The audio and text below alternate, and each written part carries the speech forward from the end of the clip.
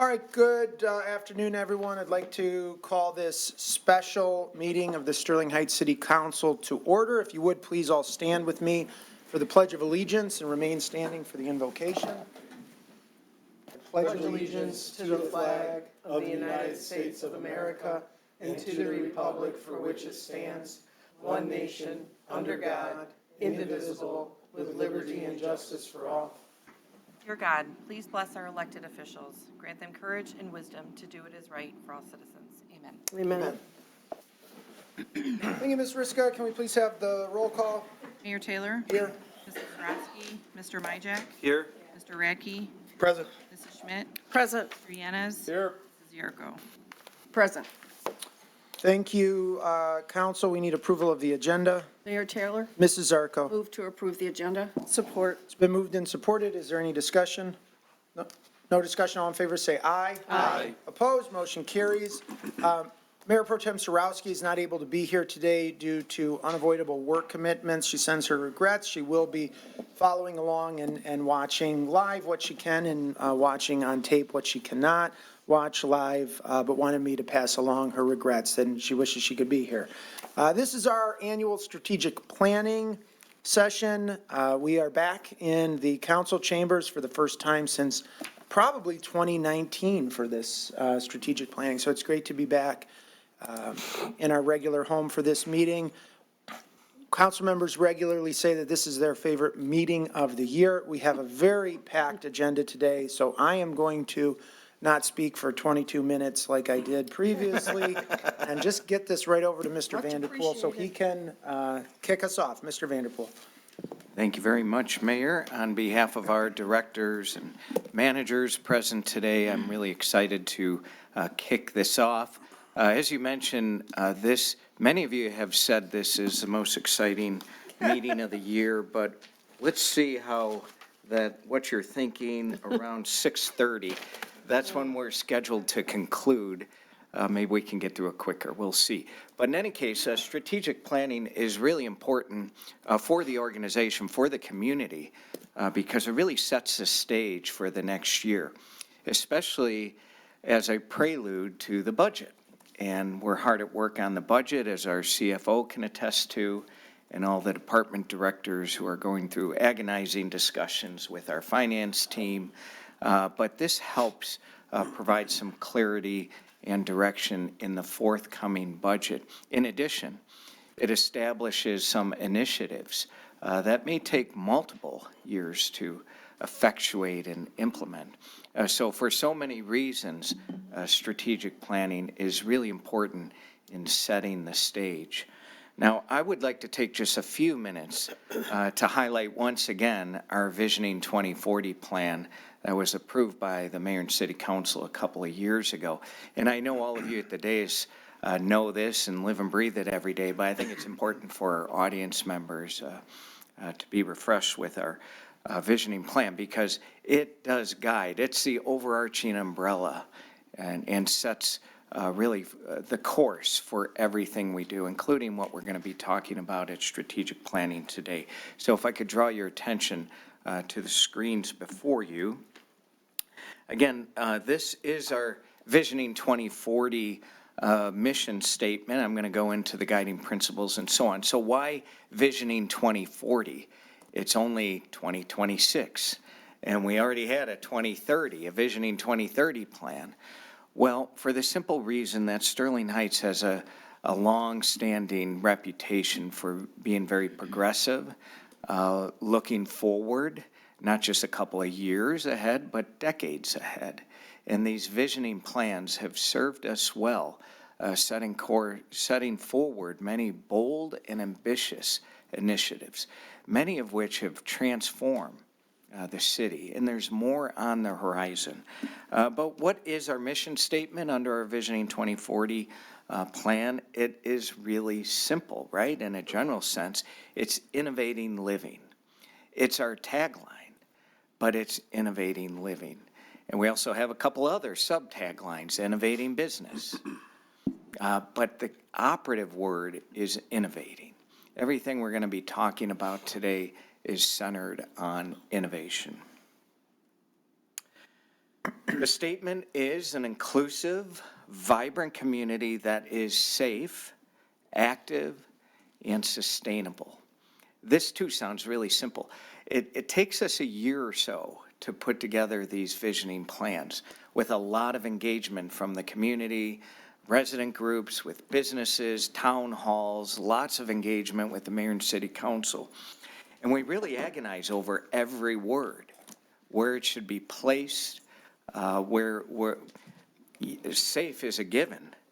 Active, what does that mean? We're going to be talking a lot about activity today. Sustainable, of course, it speaks for itself, but there's so much under the sustainability umbrella. Inclusive. We live and preach this every day. It's what our city's best known for. Inclusivity. It's not a bad word in Sterling Heights. It's all that we do. We live and breathe it every day. We want to be a welcoming community, and everything you're hearing today is also centered on inclusivity and vibrancy. So let me breeze through our principles. In terms of public safety, it's a public safety initiative that is equitable. Let me say that word again. Equitable, responsive, and proactive. Sustainability, a city that is exceptionally maintained, sustainable, and environmentally responsible. All those operative words, I think you would agree, we work really hard on that. Exceptionally maintained. It's not just litter pickup, it's snow plowing. And I think you can attest to, we set the gold standard of snow plowing. But that's part of maintenance of the community in a cutting edge way. Enriched living, educational.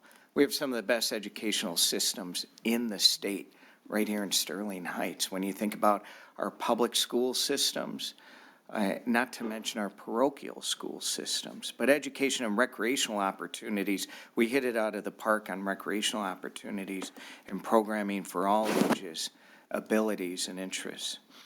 Neighborhoods that are plentiful and diverse, that have plentiful and diverse housing and green spaces available for existing and new residents. The mayor and council has spent an incredible amount of time focusing on our housing needs in the city. And you see a lot of those developments underway as we speak. It's not just single-family housing, it's multifamily housing. It's low to moderate income housing. It's workforce housing. All the housing needs that are in high demand in Sterling Heights because our city's continuing to grow. In terms of connectivity, a city that's engaged with residents and businesses through innovative channels and technologies. We can access close to 100,000 people with a click of a mouse now. We weren't able to do that 10, 15 years ago. Our communication with residents and businesses has enhanced significantly, and it's so important, and we're always looking for ways to raise that bar even higher. Business innovation, we have been on the leading edge with this, with our Velocity Center, working with our large businesses, working hand in hand with stakeholders like Connect Macomb and so many other entities, Michigan Economic Development Corporation, our county team, and so on. But in terms of business innovation, we want to have a city that's a destination for entrepreneurs, high-tech, and emerging industries as well. We want to have distinctive areas that are vibrant, attractive, with unique offerings and focal points. You see the focal points all over. I think we've excelled in this area over the last 10, 15, 20 years just with our public art program. Not many cities can lay claim to the public art program that we have right here in Sterling Heights. And it spans the spectrum from smaller pieces to the large halo out on M59 and everything in between. And we're going to have more of it. We're going to have more on Metro Parkway. We're going to have more on the city campus, all of which you're going to see and hear about in the forthcoming budget as well. In terms of mobility, we desire a city that's accessible and connected with a robust system of pathways and trails.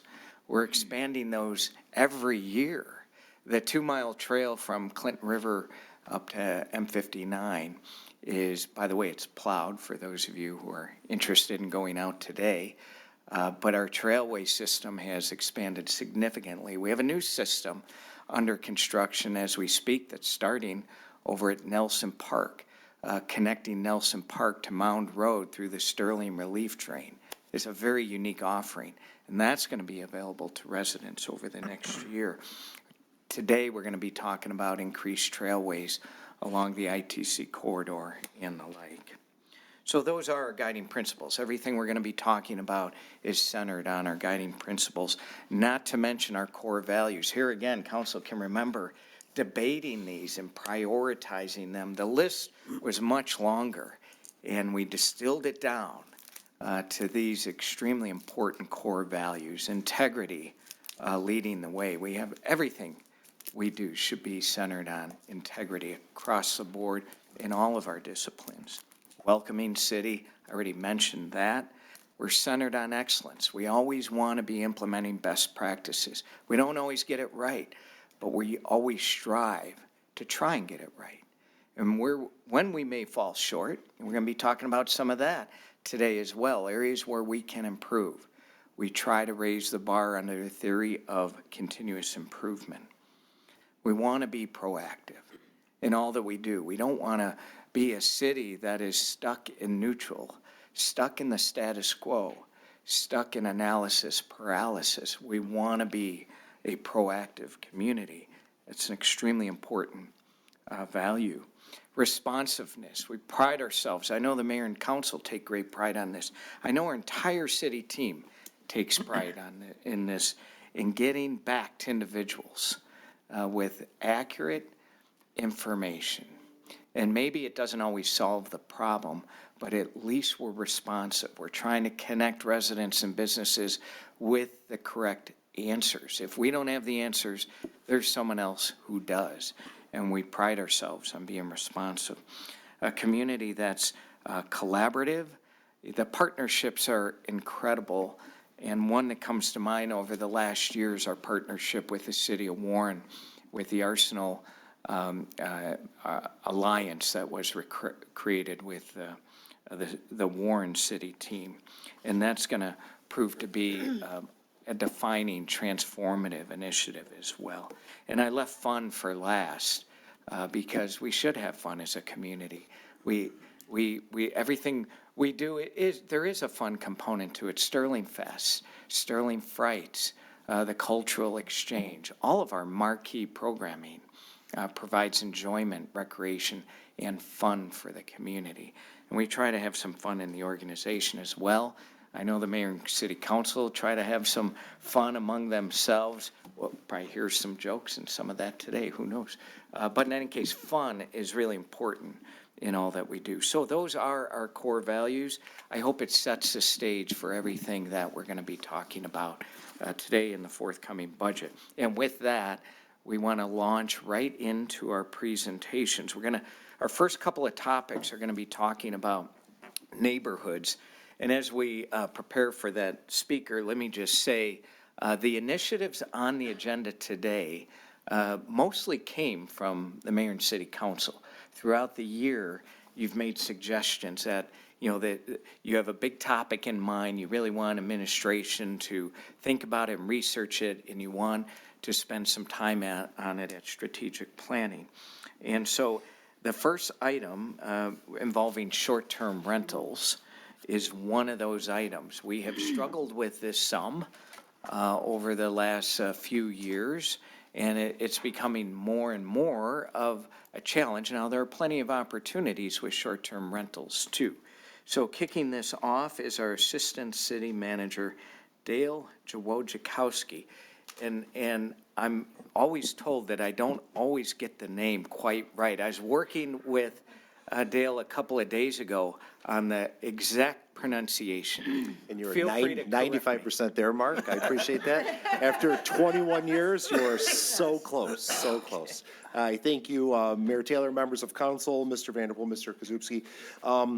Thank you for everybody for being here today for strategic planning. As you know, the topic of short-term rentals has been debated across the state. Some municipalities have banned them, and others have moved to license and regulate. Over the past couple of years, in my previous role as police chief and now as assistant city manager, I've been dealing with short-term rental issues, questions, and problems. I know many of you on council have been directly contacted by residents and rental owners with their own unique perspective on this policy issue. Short-term rentals are residential homes used for commercial purpose of renting for less than 30 days. When renting a home for a short duration, the home becomes similar to a commercial hotel, motel, and other temporary lodging. Municipalities may allow or prohibit short-term residential rental properties. Currently, in Sterling Heights, we do not allow short-term residential rental properties. Our zoning code is permissive, and short-term rentals are not expressly a permitted use in a residentially zoned area of the city. The question comes up, how many short-term rentals do we have in Sterling Heights? It's hard to get a concrete number. Homes, apartments, condos, and individual bedrooms are advertised on many websites, including Airbnb, VRBO, HomeAway, and Zillow. Our best guess is somewhere between 70 and 100 properties are being advertised for some type of rental on a daily basis.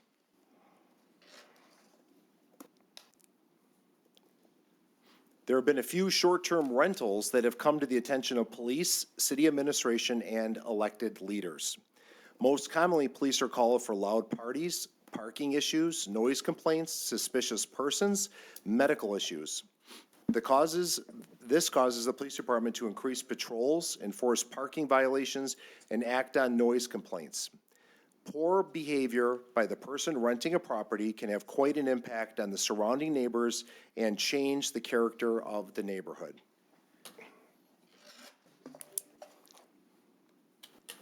I think everyone in this room, including council, knows this house, and this is a specific enforcement problem that I would like to cover. This is Grandma's Fun House. This is a rental home in Sterling Heights, actually a beautiful home, colonial home, with a pool built right into the back of the house that became a rental. The neighbors on this small court in Sterling Heights came forward with complaints about the property being rented and the continuous quality of life problems it caused. Police had to respond to the home numerous times for civil matters, parking issues, theft, and we actually assisted another agency, another police department, on securing a wanted individual who was staying at the rental home last year. After numerous attempts to track down the owner, a cease and desist letter was sent out to the property owner, advising him that the short-term rental had caused substantial nuisance and was not allowed per Sterling Heights zoning regulations. As far as arguments about grandfathering in a home or the home was always used as a rental, any argument that older existing rental properties should be allowed to continue renting is not valid due to case law. And the fact that the Sterling Heights City zoning ordinance has never allowed short-term rental properties to be operated in residentially zoned areas of the city. The courts have also ruled that there is a difference between short-term rentals, which operate like a hotel, and long-term rentals, and the city's right to treat them differently. And with that, I'd like to turn it over to the city planner, Dr. Jake Parcell.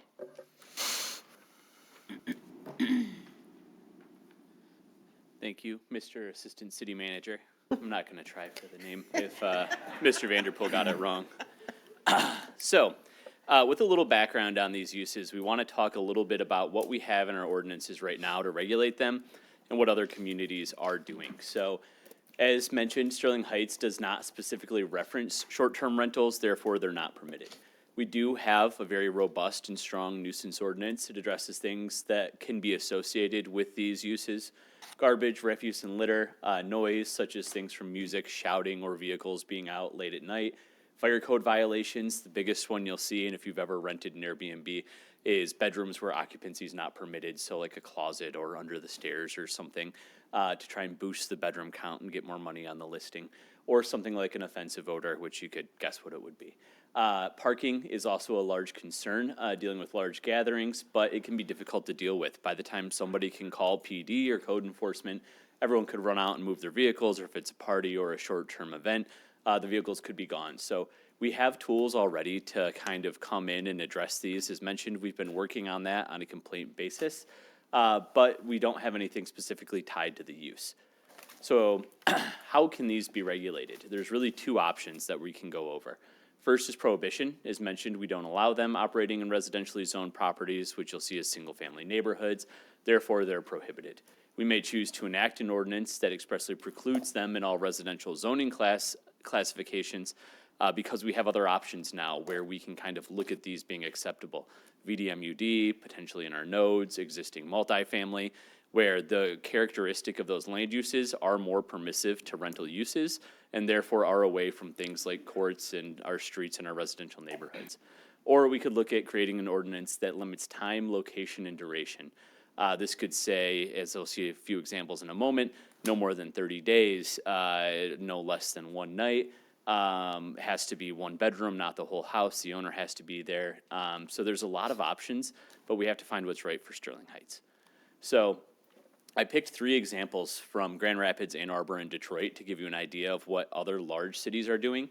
A few years ago when I first worked on this for Planning and Zoning News, every example ordinance that I pulled was mostly from West Coast resort towns where it was dealing with fireworks, where people are going for holidays, where people are going up north and they don't want the influx of people because their infrastructure is not able to hold that many people coming in for just one weekend. These are comparable cities in terms of size and scale, so we can kind of see what examples they've pulled from and how we may want to implement them. So Grand Rapids defines these as accommodations for less than 30 days. They permit 200 licenses annually citywide, and then in residential zones, they're restricted to 1 room with a maximum of 2 adult guests plus children. Therefore, you're not seeing kind of the effect that we've seen where people come and they want to party at a location for a night. Owners must reside on site during the rental, and whole home rentals are banned in the residential zone, so a single-family neighborhood, and non-owner occupied properties require special permits through the city. So in this instance, it would be taking the place of working with the clerk's office and PD to regulate and ensure that we have licenses for them. Ann Arbor also kind of has a similar look at where they put them, as I just mentioned, where they keep them away from single-family residences. 30 days or less is what they have here. There's no cap on the amount of licenses, but you do have to pay $500 per unit and do an annual fire inspection for a non-principal residence.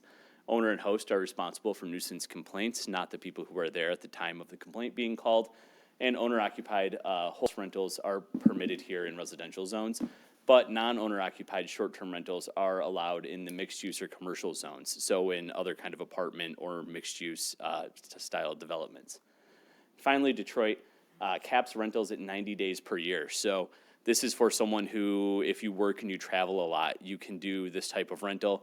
That's basically 3 months of the year. You can rent your property out. Therefore, you can monetize your property and pay your mortgage when you're not living there.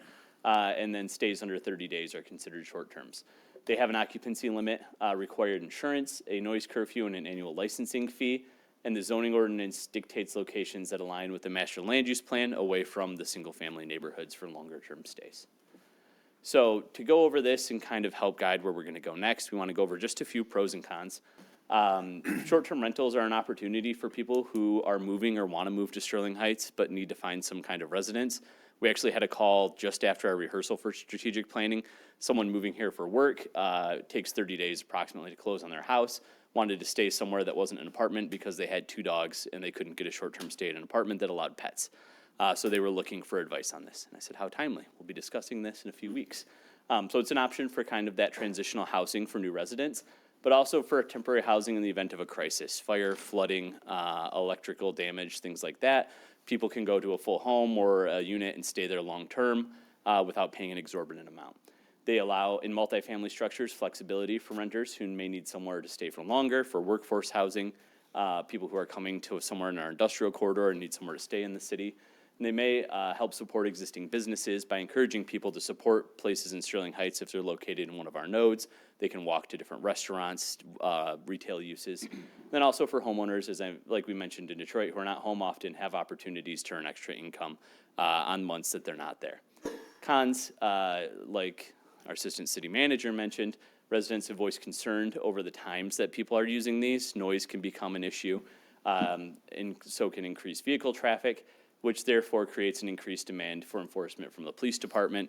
And we'd like to thank our police department for the slide. It was actually provided by them on what it takes to enforce on these, how many different routes they'd have to take, how often they have to go back to the uses if there are calls coming in. So it can be a burden on our police department to do that. They are also difficult to track. As we guess, there's between 70 and 100, but you can put one up and take one down on Airbnb or Vrbo in just a matter of minutes. So it can be difficult as they change over time, or if you don't list it for a full year, you only list it on certain days when you're gonna leave, it can be hard for us to continually go in there and refresh. Short-term rentals may remove viable homes from the housing supply if they're being reserved for these uses. So say someone owns 10 homes in the city, that's 10 homes that cannot be purchased if they're only using those to rent out. So even if they're for a rental and they're not booked up year round, they're kind of just sitting vacant. And finally, we are doing our best to address a lot of the instances that I have discussed here through the hotels that we're developing. We've brought in several hundred hotel units since I started here 3 years ago. They may be a very permanent option for a short-term stay, not maybe as much as a 30-day stay, but they are along our industrial corridor. They are spread out through the city, and we do have more that are under site plan approval that may be coming in the next couple of years. So that is a viable option to come to Sterling Heights and stay also. So given all this information, what's next? City administration would like to provide a report to council in the next 2 to 3 months regarding the state of short-term rentals in the city and kind of formalizing our findings, and then outline the 2 potential options for regulation. One is leave them prohibited, begin to enforce on cases that are creating nuisances or gathering complaints, such as the example today. Or 2, work with the city attorney's office to regulate short-term rentals through a simple ordinance, allowing for licensing and controlling for these nuisances formally. The best regulatory solution will be simple and direct. Because these are easy to proliferate and hard to track, we want something that is not overly onerous on city staff or the people who are trying to do this, because we want to make sure it's very clear, very direct, and being relayed to the property owners. So with that, we are open for questions and comments. Thank you. So Mayor, what we've done is left time for council feedback on each of these topics. And then, of course, at the end of strategic planning, there's ample time for council feedback and resident feedback on any items not covered on the strategic planning agenda. So at this time, we'd welcome your thoughts and comments on the short-term rental ideas. Okay, council, any discussion, comments, or questions? Mrs. Zarko. I'll start. Short-term rentals, they've been a problem throughout the state for a while. And I know that MML has been working with the lobbyists at the state level to put some type of state legislation in place. And the only thing is that short-term rentals mean different things to different communities. And as Dr. Parcell said, at one time, we were just concentrating on the tourist areas because people were using them for vacations. But we knew that eventually it was going to come down to other communities that maybe aren't vacation spots. But I just wondered if some of the interest now in Sterling Heights is to own these properties is to some of the events that are happening throughout the area, whether it be probably in Detroit, when we have these big events where people are looking for a place to stay and they want to be in a home rather than in a hotel. And that would be for some of the events like the draft and some of the other, events that we have that draw a lot of people. It seems that the legislators get to a point that they're ready to cross the finish line with some kind of state legislation, but the biggest opponents to anything is the real estate industry. So that's where the block comes in. And then with the term limits, you also have a change in legislators and you start all over again. So it is a problem. I think that this should be regulated by home rule. In other words, we know what we want in our city and we should be able to decide how we put the ordinance in place or the restrictions in place, and being able to welcome people that might want to do this, but still have control over what's going on in those homes. So I appreciate all the forward thinking on this, and we'll just keep an eye on it and see what we can do and help make sure that we get what's best for the city. Nothing further. All right, thank you, Mrs. Zarco. Council, anyone else? Mr. Yanis. Thank you, Mr. Mayor. Through the chair to, there you go, come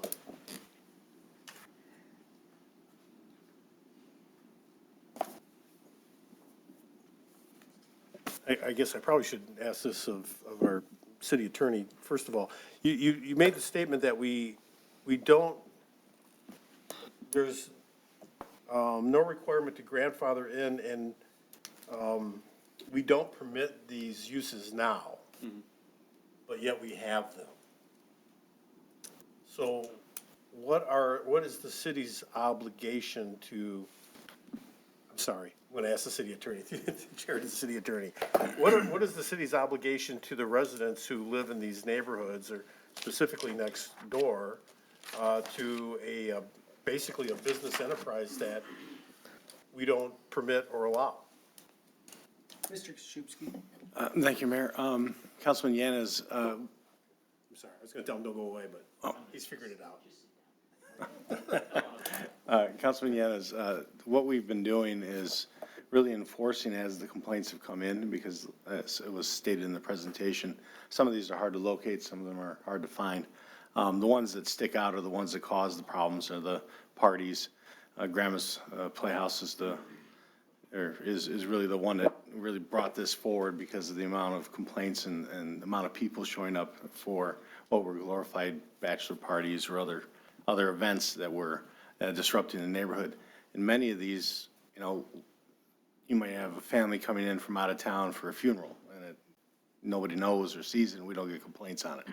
But when we get complaints, our obligation is to go to those places and make sure that they're not renting out the units anymore.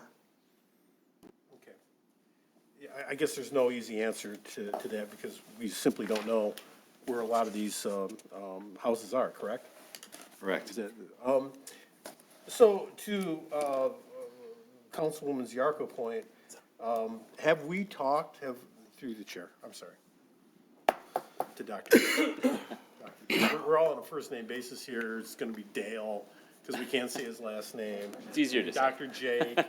Have we talked to our corporate citizens, the Fords, Chryslers, GMs? Are their employees using short-term rentals? And they bring an engineer for a project for 90 days, 120 days.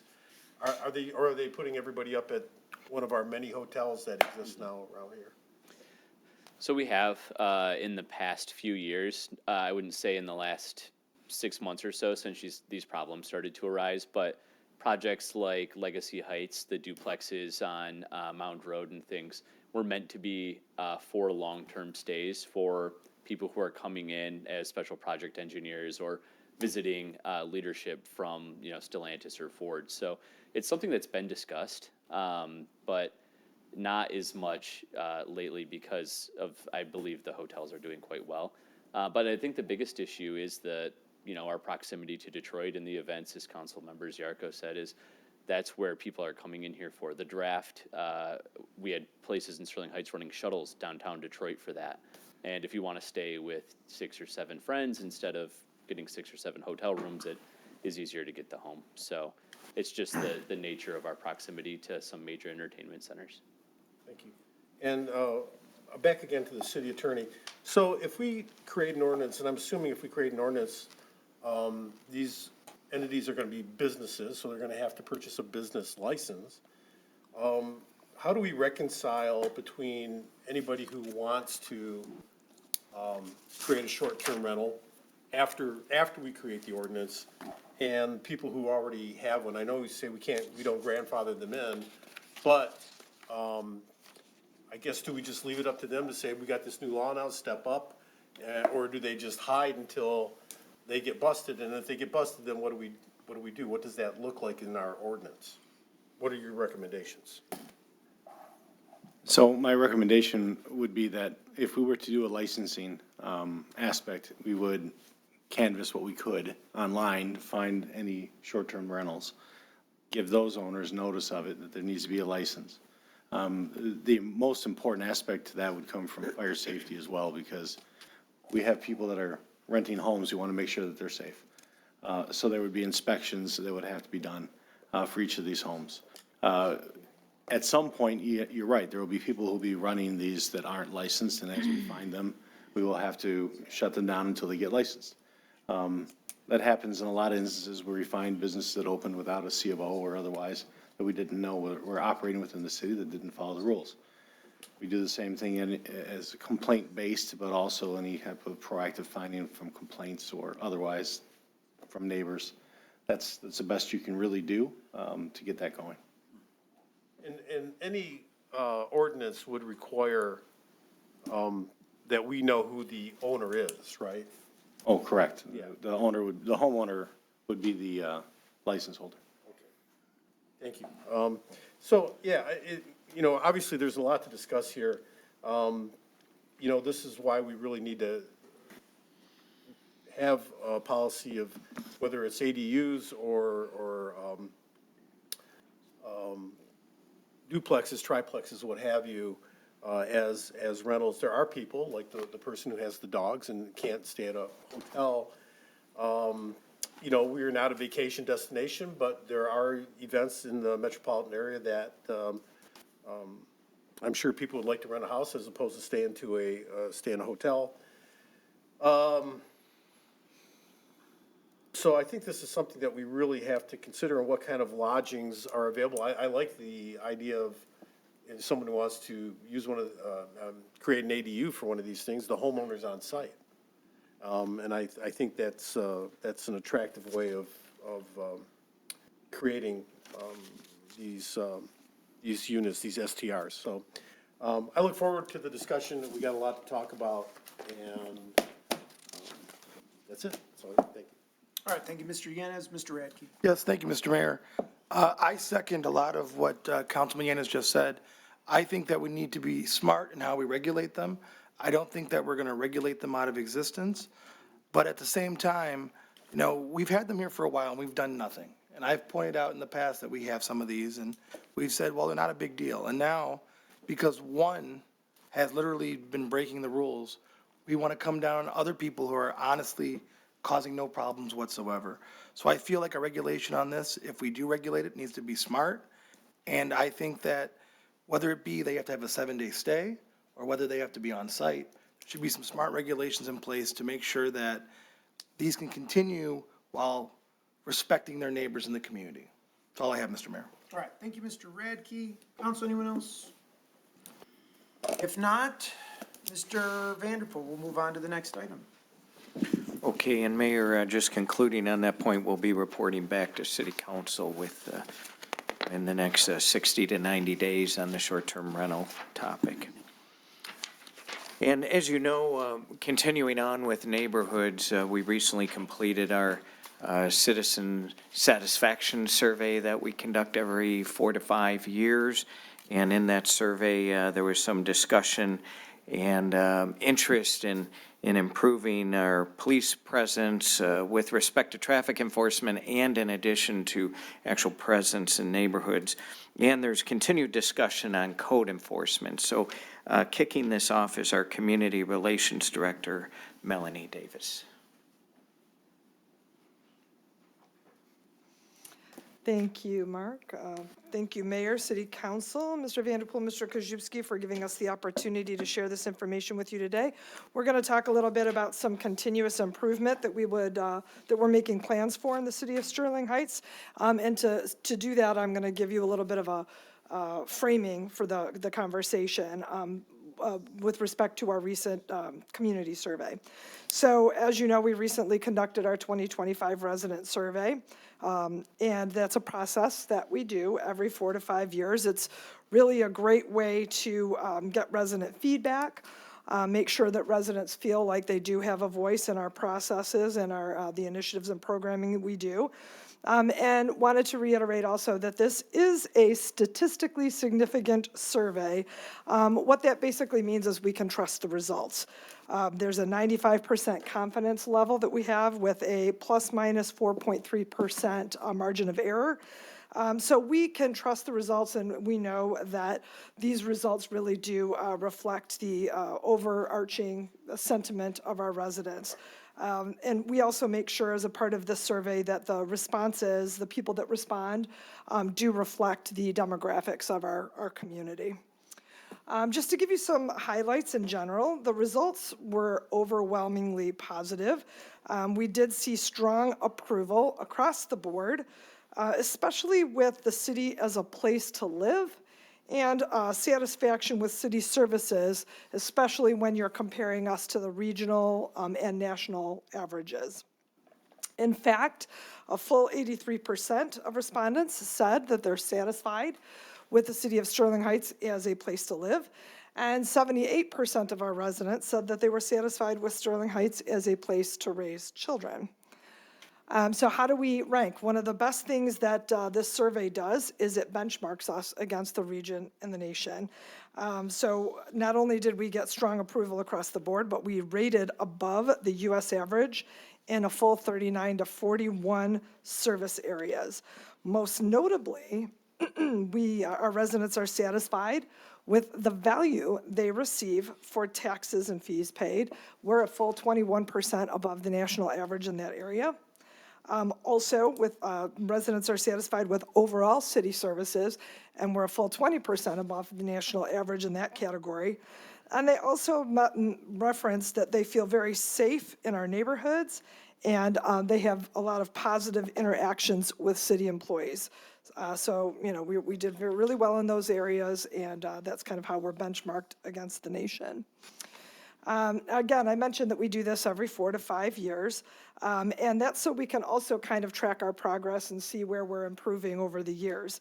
This year, there were some notable areas where we saw increased satisfaction over the 2021 survey. Some areas where we really shine include 2 areas for the public library. One was with respect to children's programs, and the other was with respect to reference services. Our residents also say that they were really impressed and satisfied with employee responsiveness and the accuracy of our answers and information that we're providing. And I just wanted to point out that, Mr. Vanderpool, in your opening remarks about our Visioning 2040, responsiveness is one of our core values. So I was really happy to see that there, because I love when we have that proof that we're walking the talk. That's really important. And last but not least, people are very satisfied. We showed a big increase in Sterling Fest, our annual festival every year. So we know we're heading in the right direction with that. But one of the most important things that comes out of this survey is that they do what they call a satisfaction importance analysis. And that basically means that they take all of the areas where people say, they kind of like look at where people say they're satisfied and the percentage and the priorities there, but also what people think are the most important areas. So not just how satisfied they are, but how important they feel that area is. And while we would love to say that everything is 100% in every category, one of the main reasons you do surveys isn't just to highlight, how well we're doing, although, we certainly love to see that, but also to show you areas where you can, continue to grow. And our mission for the city is innovating living, after all, and, part of innovating is continuous improvement. So there were 3 key areas that came out of the survey that we thought we could focus on this year based on that satisfaction importance index. And the first of that was with respect to residential property, specifically looking at things like debris signage, grass, and weeds. The second was with respect to traffic in terms of congestion, general traffic congestion, and enforcement of local traffic laws. And the third was police visibility, especially in the neighborhoods. So first up, to tell you in a little bit more detail about how we're going to be engaging in continuous improvement in these areas is City Development Director Jason Castor.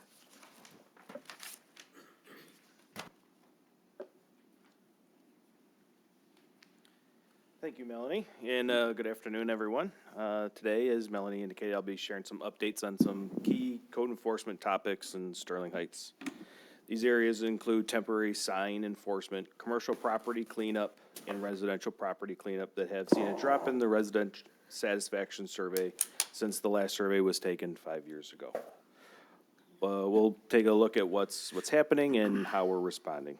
Overall, the city results were very positive, and even code enforcement received some favorable feedback.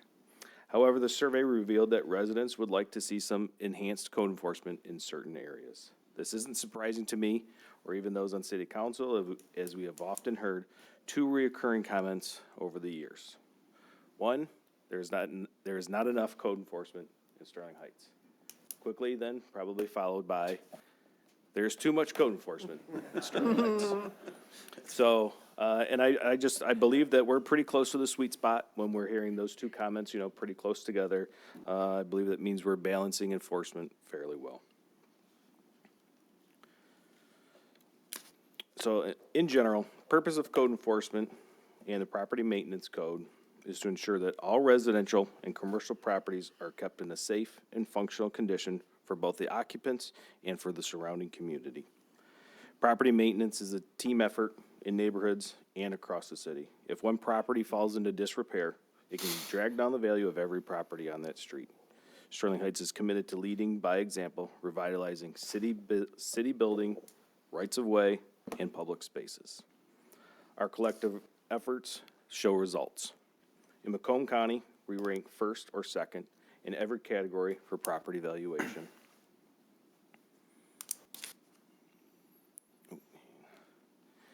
And statewide, we rank in the top 5 among 1,773 municipalities. This is impressive and reflects the hard work of our community and property owners to maintain their properties.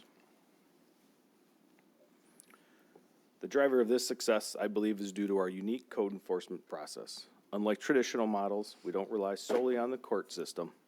Instead, we utilize our Board of Ordinance Appeals, or BOA. We have 2 boards that are made up of dedicated resident volunteers and combined hold 22 meetings a year. They hold the flexibility to either grant an owner more time or ask for a cleanup. By keeping these decisions in the hands of the residential board, we can achieve faster results, keeping the city well maintained. Our process is incredibly efficient. At about 98% of the properties who receive a violation are cleaned up prior to making it to BOA. Additionally, for the 2% that do make it to the Board of Ordinance Appeals, they clean up prior to having our contractor service the property.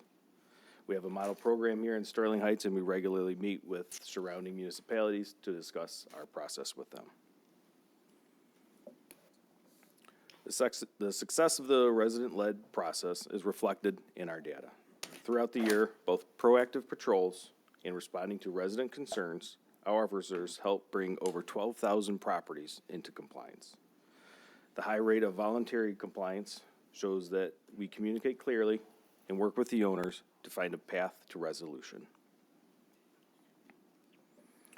Shown here are the residential survey results showing how residents rated our services. The 3 circled areas are where we are near or below regional averages. And those topics include enforcement of sign regulations, commercial property exterior maintenance, residential property cleanup. Interestingly, code enforcement hasn't dropped in these areas, and in fact, in some cases, it has actually increased.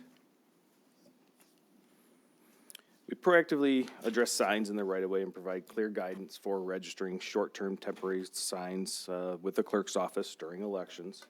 Not all cities regulate signage in the right-of-way, and without guidelines, these areas can become cluttered. In addition to daily monitoring, we schedule special weekend inspections to enforce sign regulations when activity is often the highest. One recent success in this avenue is we involved a persistent violator, placing hundreds of signs in our right-of-way. After years of effort and collaboration with another city helping us to identify the owner, once identified, we issued 3 civil infractions, and the violator finally agreed to stop, saving our city from further clutter. Now, we do receive a fair amount of complaints regarding signs. I believe this is in part due to the fact that Sterling Heights is a battleground state, so we often see a increase in signage, especially political or issue-based. While most signs comply with size and location rules, they can still cause tension amongst neighbors. To address this, we regularly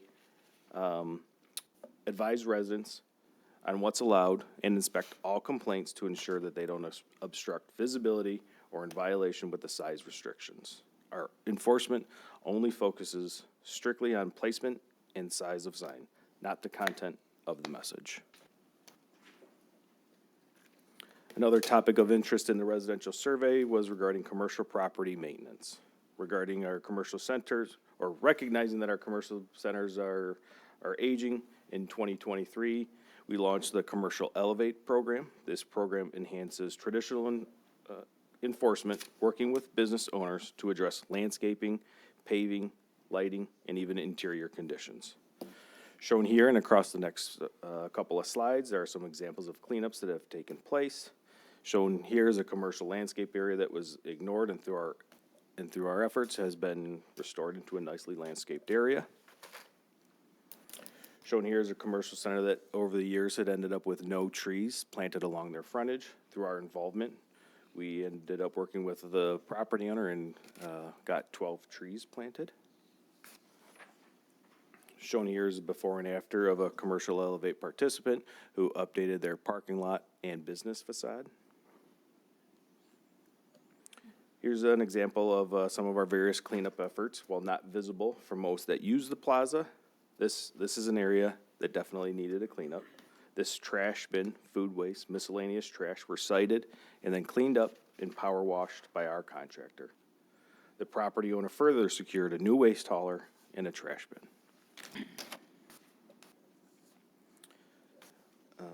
So here are also just a couple examples of our Commercial Elevate cleanups from inside the buildings. The picture on the top shows an electrical panel that was blocked by stocked items. The owner complied after discussing it with the code officer. And while doing the Elevate inspections, the code officer will investigate public areas. Where you see here what could be confused as a storage room was actually a bathroom. We've seen a real success with the Elevate program. Property owners have worked with us on major upgrades, facade renovations, new parking lots, refreshed landscaping, and even signage improvements. These are big-ticket items, often costing hundreds of thousands of dollars. We work with the businesses and support phased improvements over multiple seasons to make them manageable. Knowing the commercial corridors are highly visible, we will continue our Elevate program with an extreme focus on our commercial corridors. Shifting back to our neighborhoods, one of the most frequent violations we cite involves outdoor storage and miscellaneous debris. These issues range from scattered tools and equipment to larger bulk items, tires, and appliances, which can impact the character of a neighborhood. This is an area our officers focus regularly on to maintain property maintenance standards. Throughout the next few slides, you'll see examples of completed cleanups illustrating the significant difference these cleanup efforts can make. Residential cleanups can vary in size and scope. While our 15 officers are proactive and constantly patrolling, they simply cannot see everything from the street. Because visibility is limited to the public rights-of-way, we occasionally rely on public's eyes and ears to help us identify issues that aren't visible during a standard inspection. Once we're notified and can document the violation, we will move quickly to work towards a resolution. Monitoring tall grass in the city remains constant, as shown by the trend line on the graph of properties that have been cited for violations of the ordinance. This graph illustrates the number of properties that were ultimately serviced either by the owner or our contractor. The number of properties that are serviced by our contractor are about 25 to 30% of those that are cited. Shown on the right is a backyard that was neglected with grass that was over 4 feet tall. And a remarkable before and after photo shows that the property now has full use of their backyard. We want to make sure that reporting an issue is as easy as possible. You can notify code enforcement through several convenient channels. You can send an email to code@sterlingheights.gov. You can call our office directly at 446-2360 or use the C-Click Fix app on the city's homepage. Regardless of how the report comes in, our code officers will inspect every complaint and work with the owners to find a resolution. In conclusion, code enforcement remains a partner in supporting the city's 2040 vision, keeping Sterling Heights vibrant and attractive for years to come. While the work is often challenging, we occasionally receive positive feedback that reinforces the dedication of the code officers.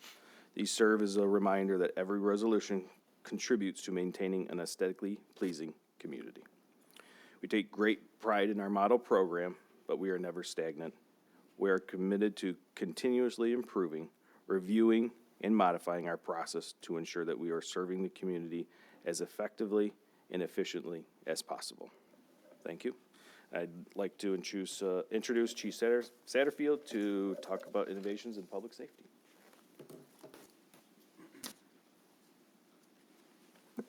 Thank you, Jason, and thank you, Mayor Taylor and members of City Council. So I'm going to talk about two aspects of the citizen survey that involve the police department. This chart shows a section of the satisfaction survey that was presented here a few months ago. The scores are the percentage of the people that gave a rating of very satisfied or satisfied, which is a 4 or 5 on the 5-point scale. So for the topic of enforcement of traffic laws, 50% of the people surveyed were highly satisfied with the police department. And these rankings are directly in line with the national average and 1% below the North Central region average. The second category is in regards to visibility of police in the subdivisions, where we ranked 3 percentage points higher than the national average and the North Central region, but we're always striving to improve. These are the two categories I'm going to discuss today, starting with enforcement of traffic laws. Every good police or military program must have an acronym. And for our traffic initiative, we've developed CLEAR, or CLEAR, which stands for Community-Led Enforcement for Accident Reduction, using data to guide the enforcement efforts. The CLEAR initiative aligns with the Vision Zero 2050 project and will assist our traffic calming task force. It will also provide the citizens of Sterling Heights a voice on where enforcement should be taking place.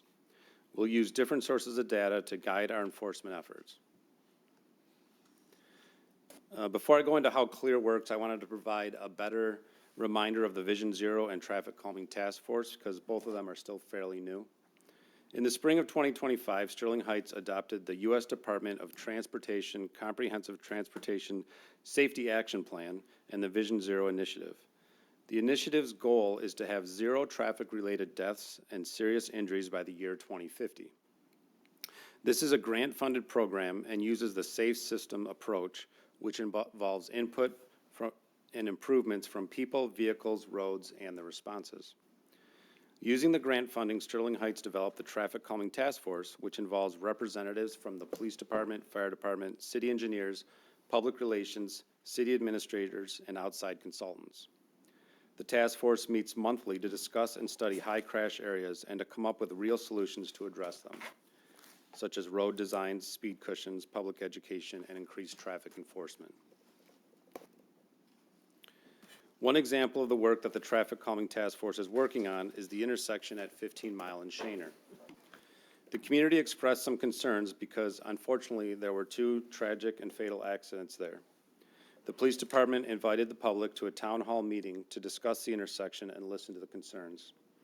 The Traffic Safety Bureau did a deep dive into the crash data at the intersection and brought all that information back to the Traffic Calming Task Force. The task force is now in the process of implementing changes to traffic flow by prohibiting left turns from the private drive in that area and increasing directed enforcement. This intersection will continue to be studied by the task force in the coming year. That's just one of the examples of the Traffic Calming Task Force. So how does CLEAR fit in? How will it work? Remember the acronym that stands for Community-Led Enforcement for Accident Reduction, with the key part of it being community-led.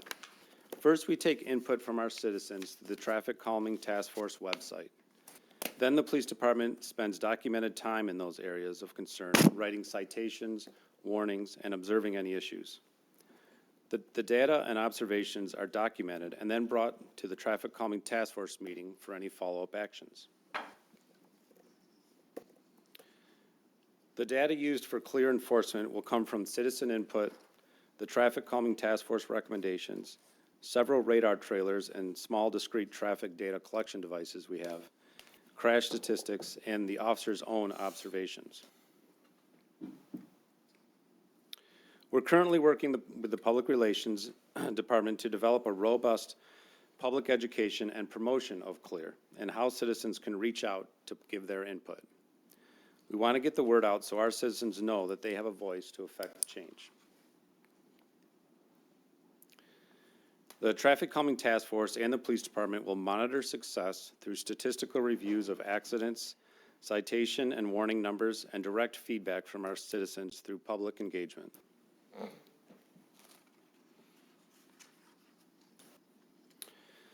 Because traffic enforcement and accidents have been a bit of a hot topic since I became chief last July, I wanted to let you know about some changes that have already been made to address the concerns.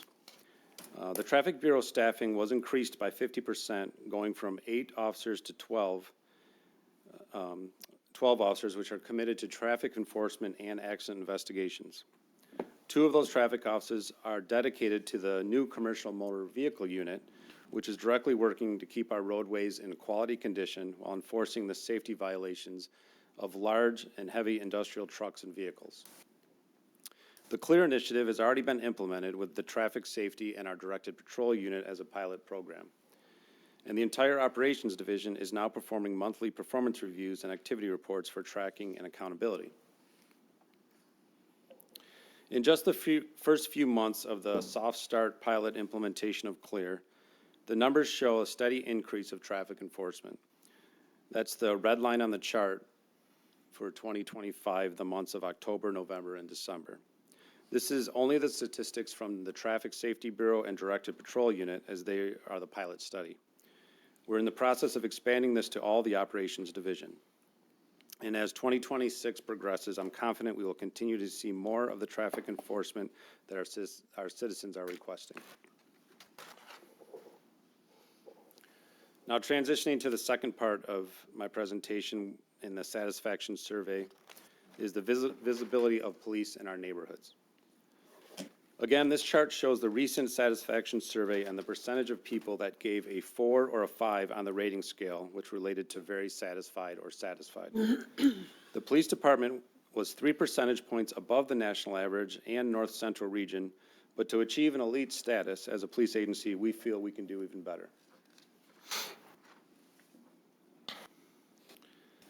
So the plan to let our citizens know we are patrolling their neighborhoods is quite simple, and that's to get into the subs and show that we were there. Oftentimes, officers drive through subdivisions, but the residents are sleeping, they're at work, or just didn't know that we were there at all. So we created this courtesy crime prevention notice for officers to leave behind and point out what they saw.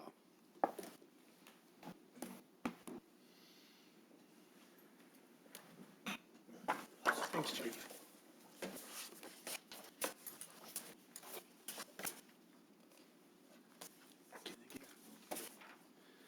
Officers patrol a subdivision or a commercial area and notice a crime hazard such as open garage doors, valuables left unattended, broken windows, or any other crime hazard. The officer will then fill out this crime prevention notice and leave it on the home or vehicle, giving notice to the homeowner that the police were there. The notice provides a tip or reminder on how to prevent you or your home from falling victim to a crime. The officer then logs this activity on his daily activity log, which gives me as an administrator a way to track progress of the program.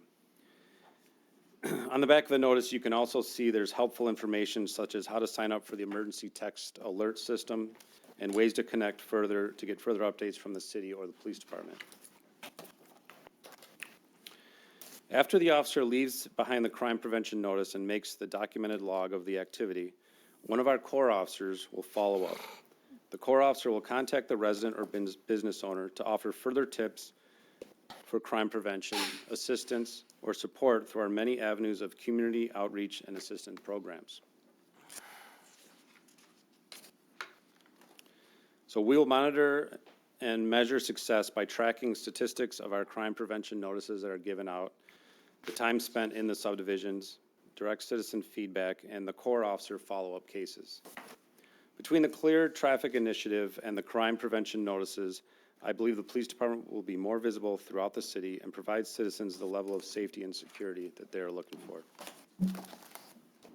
We are open for any questions or feedback.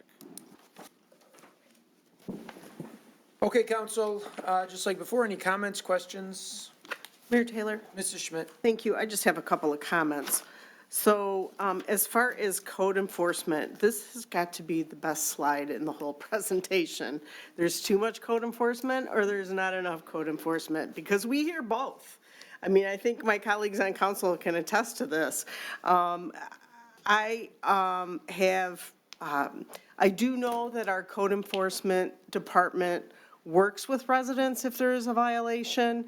It takes a very long time to be presented to the board. And I commend our city for working with residents and trying to get it so it doesn't reach that point. I don't know what the right answer is to that, if we should increase or decrease, but I think we're doing pretty good on it. And really, our residents are the users of, the C-click fix. So they let us know. And as far as the crime prevention notice, this is phenomenal. I really like this.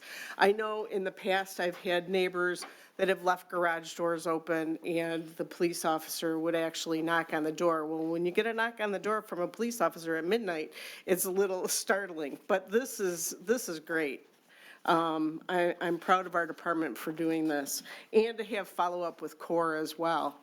As far as visibility in our neighborhoods, I'm excited about that. The chief and most of council was at that forum with our neighbors, talking about traffic safety and intersections and neighborhoods, and you listened and you responded, and I appreciate that. As far as our accidents and enforcement, that is something that we're working on. It's a work in progress. It's always going to be a work in progress, but we are trying to make our community safer, and I appreciate that. So, nothing further. All right, thank you, Mrs. Schmidt. Mr. Radke. Yes, thank you, Mr. Mayor.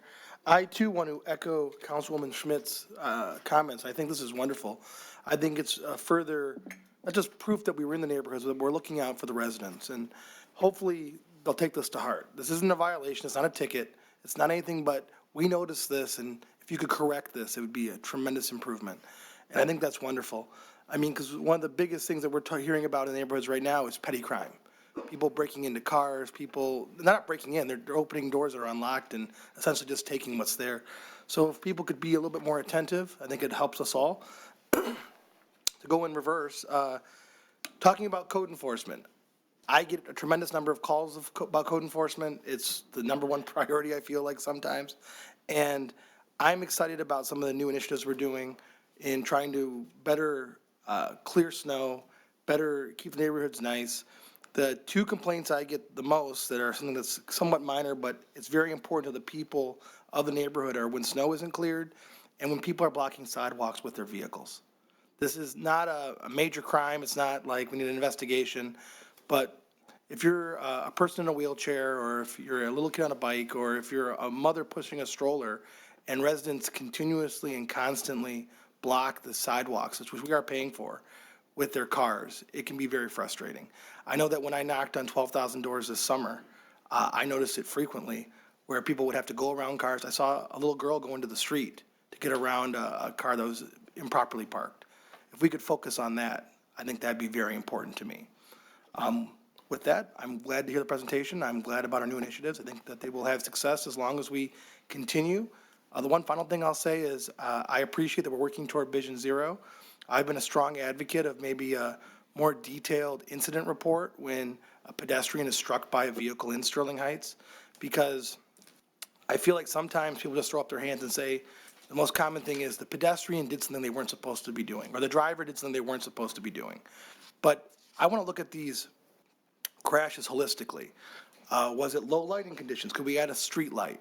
Is it the crosswalk is improperly marked, or the light is mistimed? Let's look at this from a 500-foot perspective, because it seems to me that a lot of these crashes happen with pedestrians in the same places at the same time, doing the same thing. So if it's constantly happening, what can we do to prevent it in the future and alter our infrastructure, our enforcement, maybe the crosswalk, whatever we need to do to make people safe? That's what I'm all for. So if we could have that more detailed report, I'd be very appreciative. That's all I have, Mr. Mayor. Thank you, Mr. Radke. Mrs. Arco. Thank you, Mayor Taylor. I too want to say this is a great idea. And I'm so glad, not just for what's on the front, but what's on the back. So it's a lot of information there, and I think residents will appreciate this, and the more we talk about it, the more they become familiar with it, they're going to be looking for these hanging somewhere and making sure they're doing everything the right way. The other comment I have is at the left turn at 15 and Shaner, which seems like something, or no left turn, seems like something so simple that could be implemented.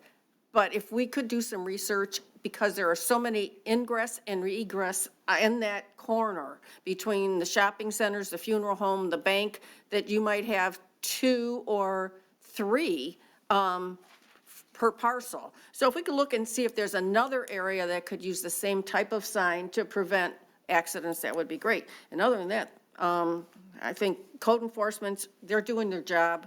We know it's, either not enough or too much, depending on what side you're on.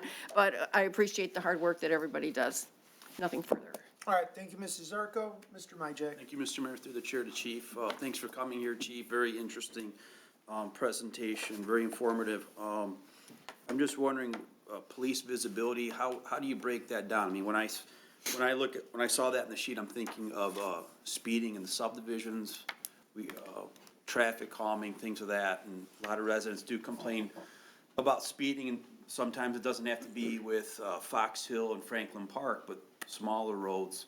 So I was wondering if you could elaborate on that, and what classifications are there that fall in police visibility? I think they're mainly just looking for the police in their subdivisions to get that sense of safety and security, even, in the summertime when there's kids out and about riding bikes or playing, just having police presence.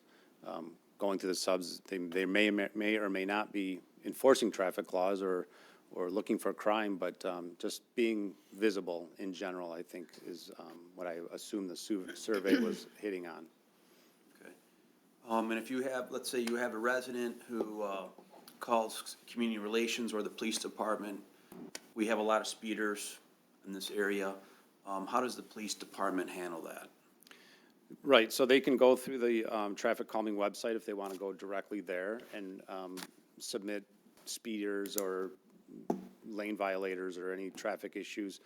And then that'll get through to our Traffic Safety Bureau, and we can directly start putting enforcement efforts in those areas. And then once we do some enforcement, we can report back, how many vehicles were stopped or warned, and then report back to the Traffic Calming Task Force to see if there's additional actions that want to be done in that area. Okay, so does the police department respond to every call where they would actually send out a vehicle there and look for speeders 100% of the time, or? Oh, I would say definitely manpower permitting, that there's going to be, if it's an emergency or if it's something directly happening now, definitely call 911 and let us know. If it's just a problem you see that on occasion and you want to do it through the website, and we can spend some time there, but if it's something happening, we will definitely send an officer right away as long as we have the manpower. Great, thank you, Chief. And then one other question to the chair. Is Melanie Davis here? Oh, there she is back there. Hi, Melanie. I'm just curious with your, this survey here, very good, very interesting, and I guess very factual when you talk about statistics and things like that. One thing I hear a lot about residents are taxes, that they've gone up so much. For myself, in the last 5 years, I think my taxes went up 22%, something like that. And we know a lot of that is because of appreciation of the house value. That's the reason for that. But I'm wondering, did you hear that at all with the survey that you've done? This is great. It's positive when the residents said that their taxes and fees rate 20%, 21% above the USA average, and that's great. I'm just concerned about taxes going up a lot, obviously. And again, there's a lot of things that we can do with that. Those are uncontrollable, right, with houses going up. And if you could comment on that and what your survey might have said.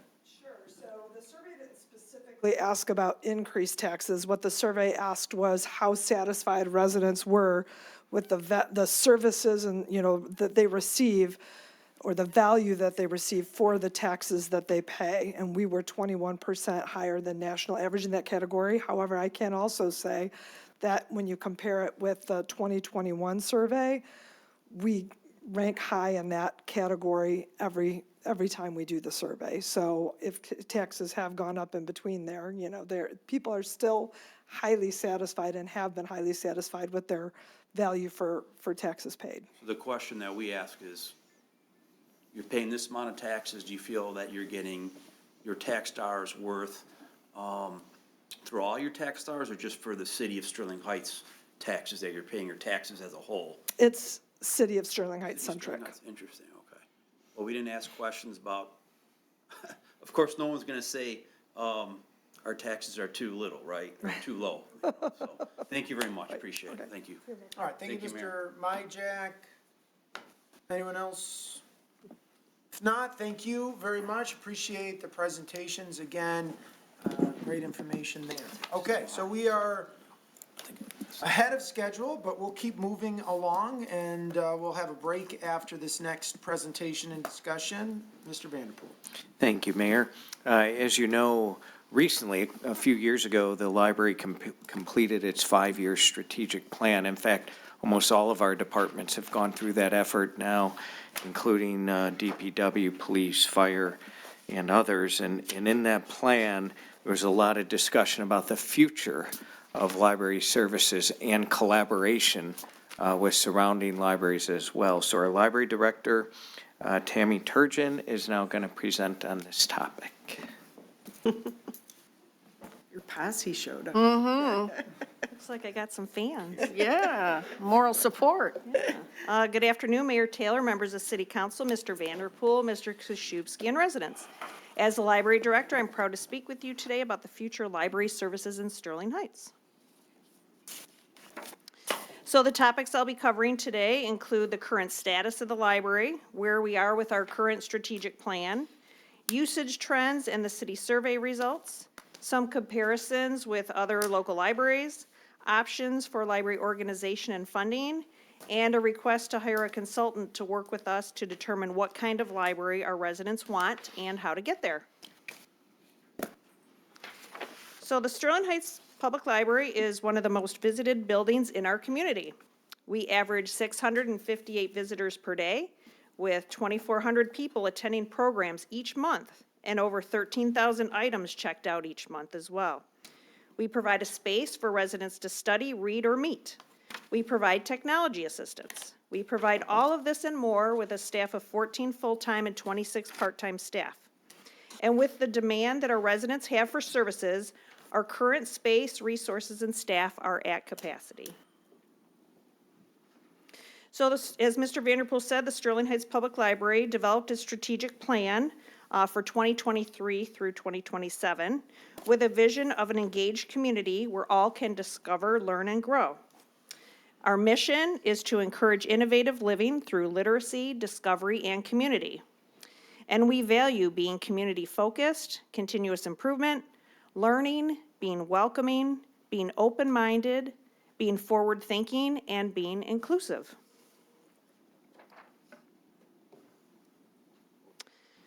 So we are currently in our 4th year of working through our strategic plan, and I've listed our 5 focus areas that include elevated resources, supported staff, outreach and partnerships, aware community, and adequate funding. So we have had much success during our first 3 years of working our plan. Our highlights for elevated resources include a large investment in digital materials through Libby and Hoopla, the addition of our Library of Things collection, an expansion of programming, improved access to materials through our Stack Map software, visual displays of materials, a 3D mapping of the library, and librarians' use of collection development software, as well as our updated children's area with our dramatic play area funded by the Suburban Library Cooperative.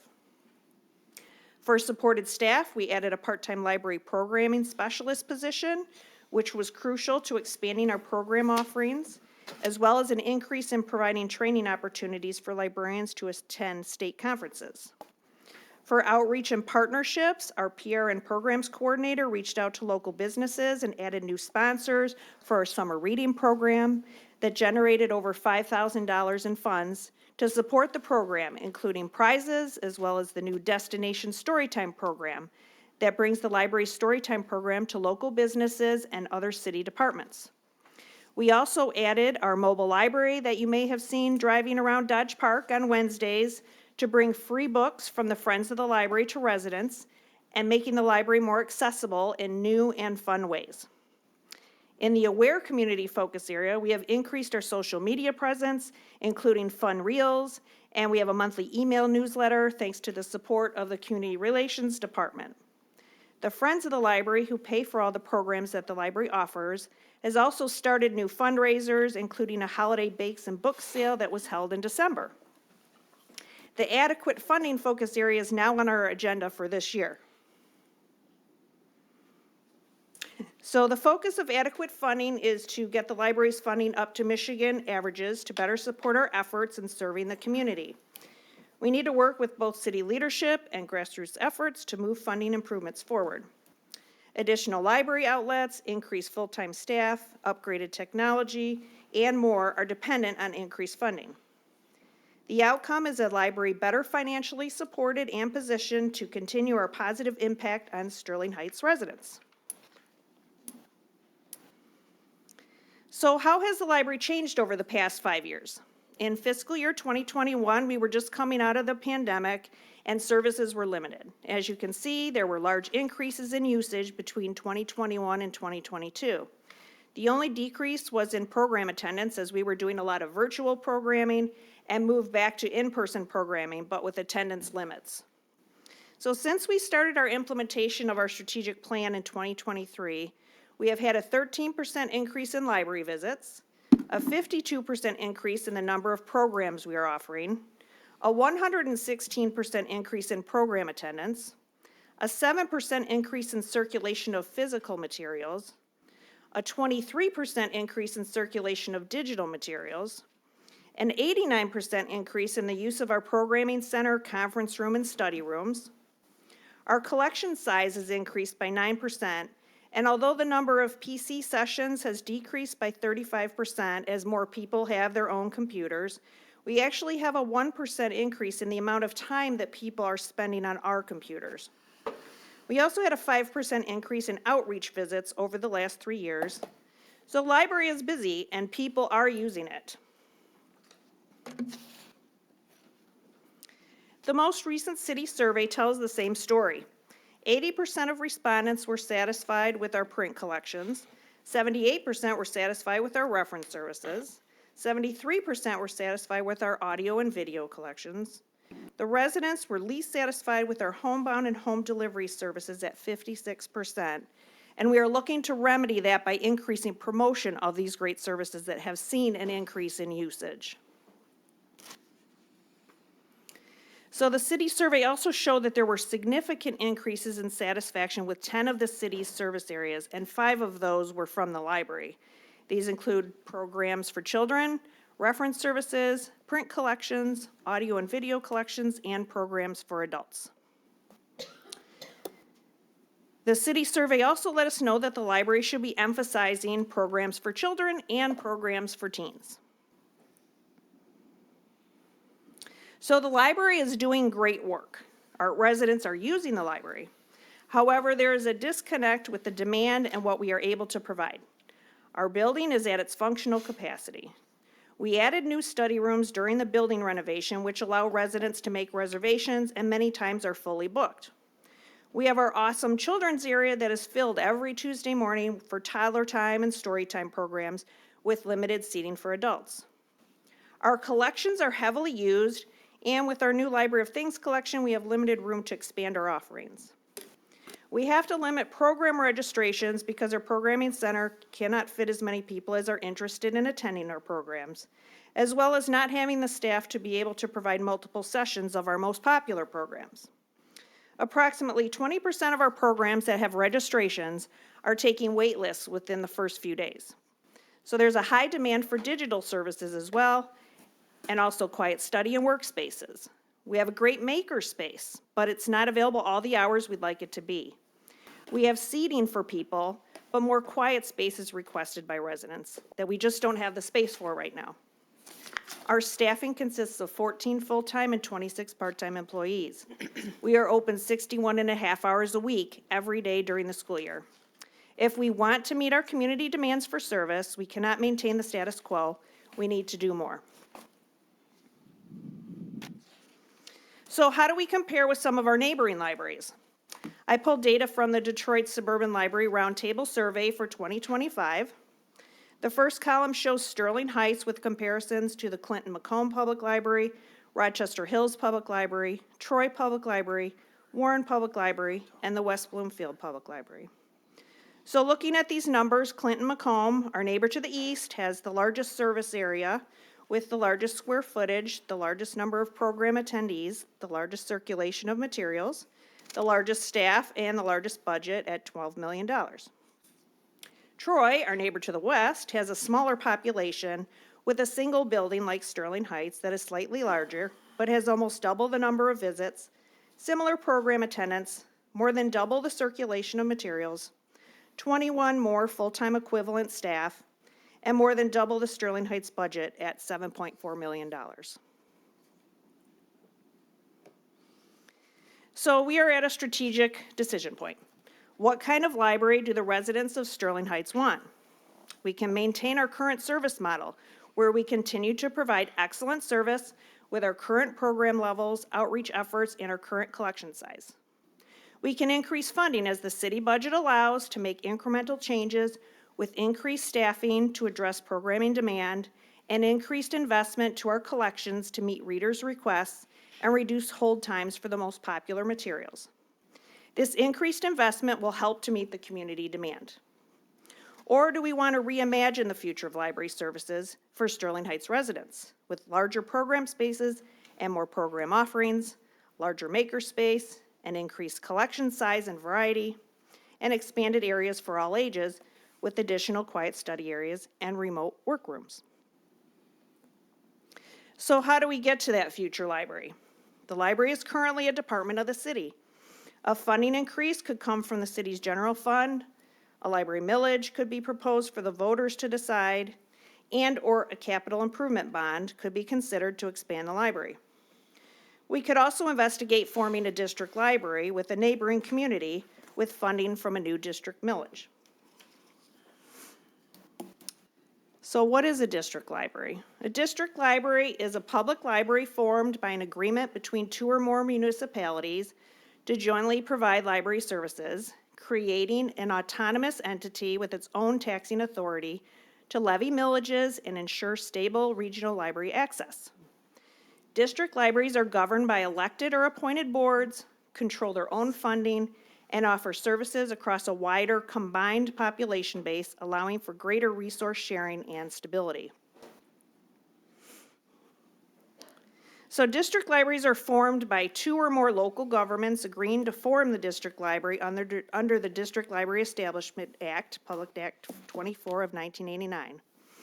The municipalities and current library boards discuss and plan the new entity, and the governing boards pass resolutions to join the district. Potential partners for a district library for Sterling Heights would be any of our neighboring communities that we border. Key characteristics are that district libraries operate independently from individual municipal control, answering to their own district board.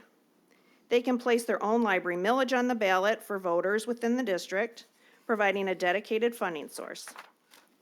They serve multiple communities, offering economies of scale and more robust services, often with multiple branches. They are governed by a board, elected or appointed, whose members serve for set terms as defined in the district agreement. Local examples of district libraries are the Clinton-Macomb Public Library, the Mount Clemens Public Library, and the Romeo District Library. So in the library's budget request for next fiscal year, I'm proposing that the city hire Rethinking Libraries, a library consulting firm that worked with us on our strategic plan, to do a library service model assessment. The first phase would be to do a legal assessment of possibilities and requirements. Then there would be a staff discussion, followed by modeling possible future options. Next, they would involve the community with an engagement component to get resident feedback. And finally, a review by city management, city council regarding how to move forward. The consultant's proposal is a cost of $10,000 to $25,000, depending on how many phases the project works through. There'd also be the added expense of working with a library law specialist during the first phase, which could add another $5,000.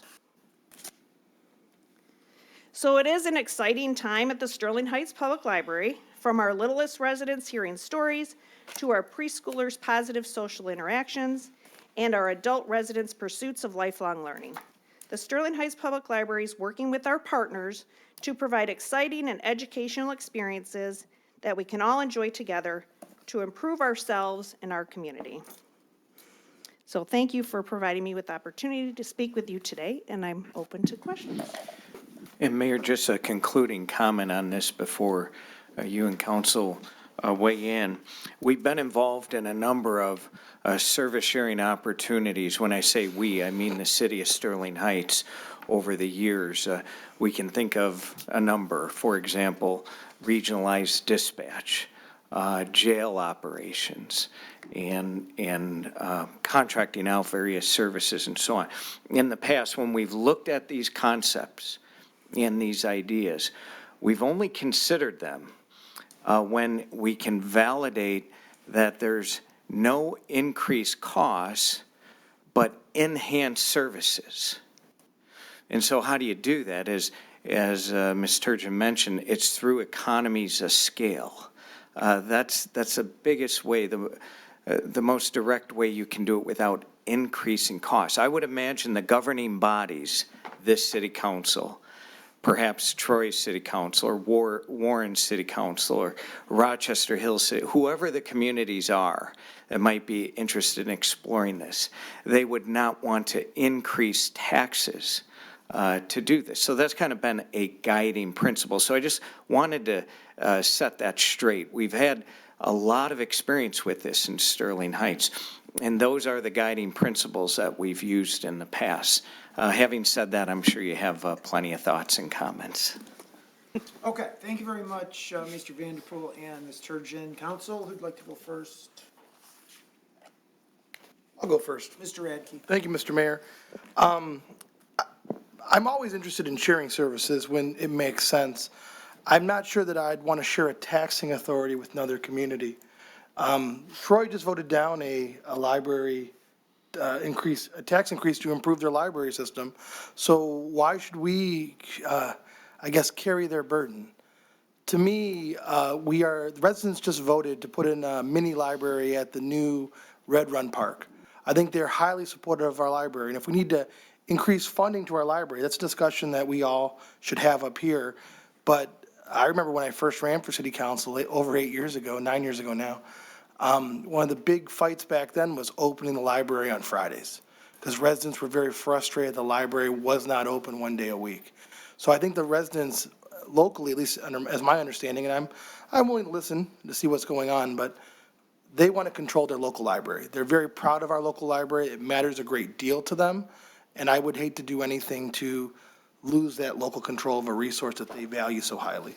So I'm open to listening, but I can't see at this point creating an authority that could increase taxes. So that's all I have, Mr. Mayor. All right, thank you, Mr. Radke. Mrs. Zarko. Thank you, Mayor Taylor. Just to be forthcoming, the library is my favorite department in the city, and I say that all the time. I actually volunteer there on Wednesdays for 3 hours, and it's the best 3 hours of my week. It's an atmosphere where I meet a lot of residents. I have a chance to, get whatever book I want to read, share my thoughts. There's many times in the bookstore, I'm rehashing the council meeting from the day before with people that are coming in and watched it, so they want more information. So to me, I see the benefits of the library. I see, this is on a weekly basis. I see the teenagers that come in and they come from Stevenson, they come in, they use the library to study. They actually study together. They're really not fooling around. It's a great place for the meetups, like you say, the study groups. You see all of that. I'm really interested in the consulting as to, rethinking libraries, where we're going in the future. I have to say, I don't know where we would expand. That was the first thought in my mind is, yes, we need all these rooms, but where are we going to do this? And how is this different, this than the co-op that we already have with so many different libraries, actually throughout the state, where you can use your library card and, withdraw a book. So those are things that, I'd like to research, but as I said before, every department has its own skill set, and the people that work there are very dedicated, and they also are proficient in that skill set. So, and it's also, there are people that seek community relations, or they're going to see the library way before they're going to see a police officer or firefighter. So those services are so important because it's a different type of community outreach and connectivity. So that's why I think it's such an important place. What the numbers that you showed us are very positive, but I think we need to think about how we're moving forward before we make any big decisions. So I'm actually interested in this, in getting the consultants in to, help us out. Nothing further. Okay, thank you, Mrs. Zarco. Mayor Taylor? Mrs. Schmidt. Thank you. Mrs. Zarco brought up some of the points that I was thinking about, the difference between a co-op and a district. Because right now, we have access to almost every library in the state. And they have access to us. I worry about a district in that if they put a millage on multiple cities' ballots, and it passes in one municipality but doesn't pass in another municipality, then what happens? Does it fail totally? Yes. Okay. So I guess I would be interested in more information on possibilities. Not just necessarily the district, but other possibilities. And I know we are maxed out in our size, and we tried to get that millage approved many years ago. And Right before it came. And it did not pass. So, and the Red Run, the mini library there, we have to give that a chance as well. That is something new that's going to be offered. I can say I frequent the library myself, and it's kind of cool when you get your receipt now. It says how much money you've saved, not only on that visit, but in the past. And it adds up. It adds up. So I know it's a very utilized building and department, one of the best in the city, and I would just be interested in more information. Thank you, Mayor. Okay, thank you, Mrs. Schmidt. Counselor, Mr. Yanez. Yeah, thank you, Mr. Mayor. Thank you for your presentation. The library is well-loved in this city, no doubt about it. Matter of fact, you just got me a new library card. Thank you very much. I appreciate that. I got to say, especially after coming off an election, I'm going to say it tongue-in-cheek, people would just be so excited to see another millage on their tax bill. I find it very hard that would pass here in Sterling Heights. You never know. You never know. You never know. But I will tell you this, that any millage that's on any future ballot is not going to get a free pass like the PPP got. So, having said that, though, I do agree that you have a space problem, but I think the space problem is citywide. You are not the only department that has a space problem, and I do support having a consultant come in and take a look at your operation. I think that's very important. It really paid off for the fire department when we had those studies done. So I would definitely support that. But I really think the city needs to take an overall look at the entire operation and the space needed for all the departments, and how we can better use the space that we have, look at what space we need, and potentially what is it going to take to, whether we have to build a new building or what have you. But I think we need to look at as Mr. Radke said, the 30,000-foot view on this overall thing, including the library space. So I would be very supportive of a study that includes space for the entire city operation.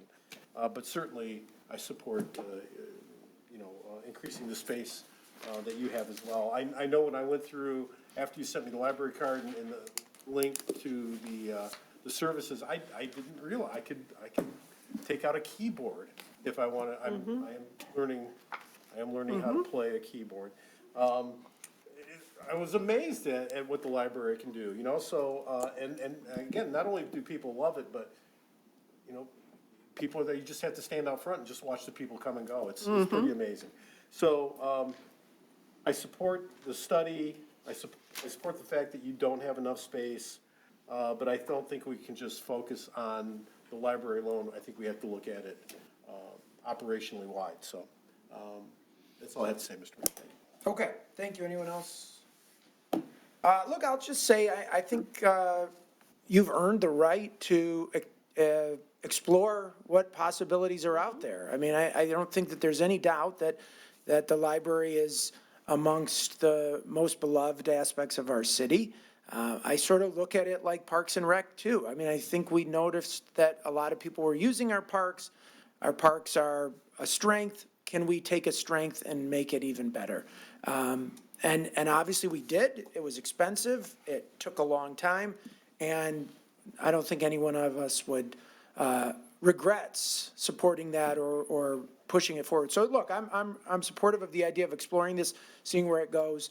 I trust that we can come up with some good ideas, and then it'll be a decision at that time. So, all right, Council, anything Mayor else? Taylor? Yeah, Mrs. Zarko. Well, it's the library, second time around. I'd be remiss if I didn't tell you that after a friend's, a library meeting yesterday, we talked about some of the programs that are coming up, and we're concentrating on the summer reading program, which is very popular. We're looking for sponsors, and there's no set amount that you would have to give to be a sponsor of the library, or donations like gift cards that could be used as prizes. And you might have gift cards sitting at home that you're never going to use because you don't frequent those places. But if you want to drop them off at the library, they'll make some good prizes for those kids coming up this summer. So that's all I have to say. I just wanted to give a plug. Okay, thank you, Mrs. Zarko, and thank you, Ms. Turgeon. And thank you to the library staff for being here, too.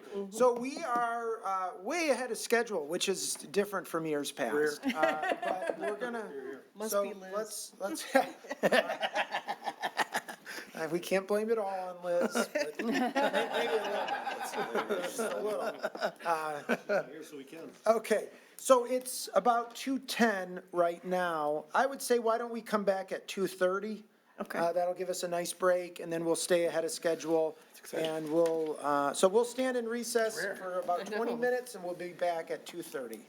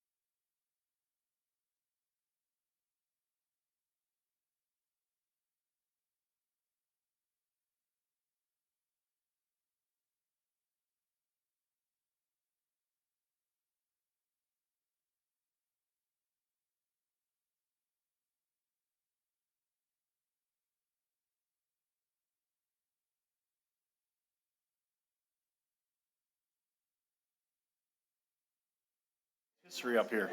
Should put it All right, either. calling this meeting back to order. We have no trouble with ice right now. I can tell you it is hot up here in the council dais. So we're going to hopefully get some relief to that. That was kind Please. Okay. All right, thank you, everybody. All right, calling this meeting back to order. We left off after talking about the library, and we're going to move on now to the Clinton River. So I'll turn it over to Mr. Vanderpool to introduce the next item on our strategic planning agenda today. Thank you very much, Mayor. Before we get into the Clinton River discussion, we wanted to take a few minutes to show a video that is part of our Look No Further campaign. It's one of our hero videos just to set the stage. We've had this Look No Further campaign underway for quite some time now, and basically we're telling the Sterling Heights story outside of Sterling Heights, because as part of our plan, we want to make sure that we're doing all that we can to capture families, younger folks, and others to our community to continue this vibrancy that we've been experiencing for a number of years now. So if you don't mind, we'd like to show the video at this point.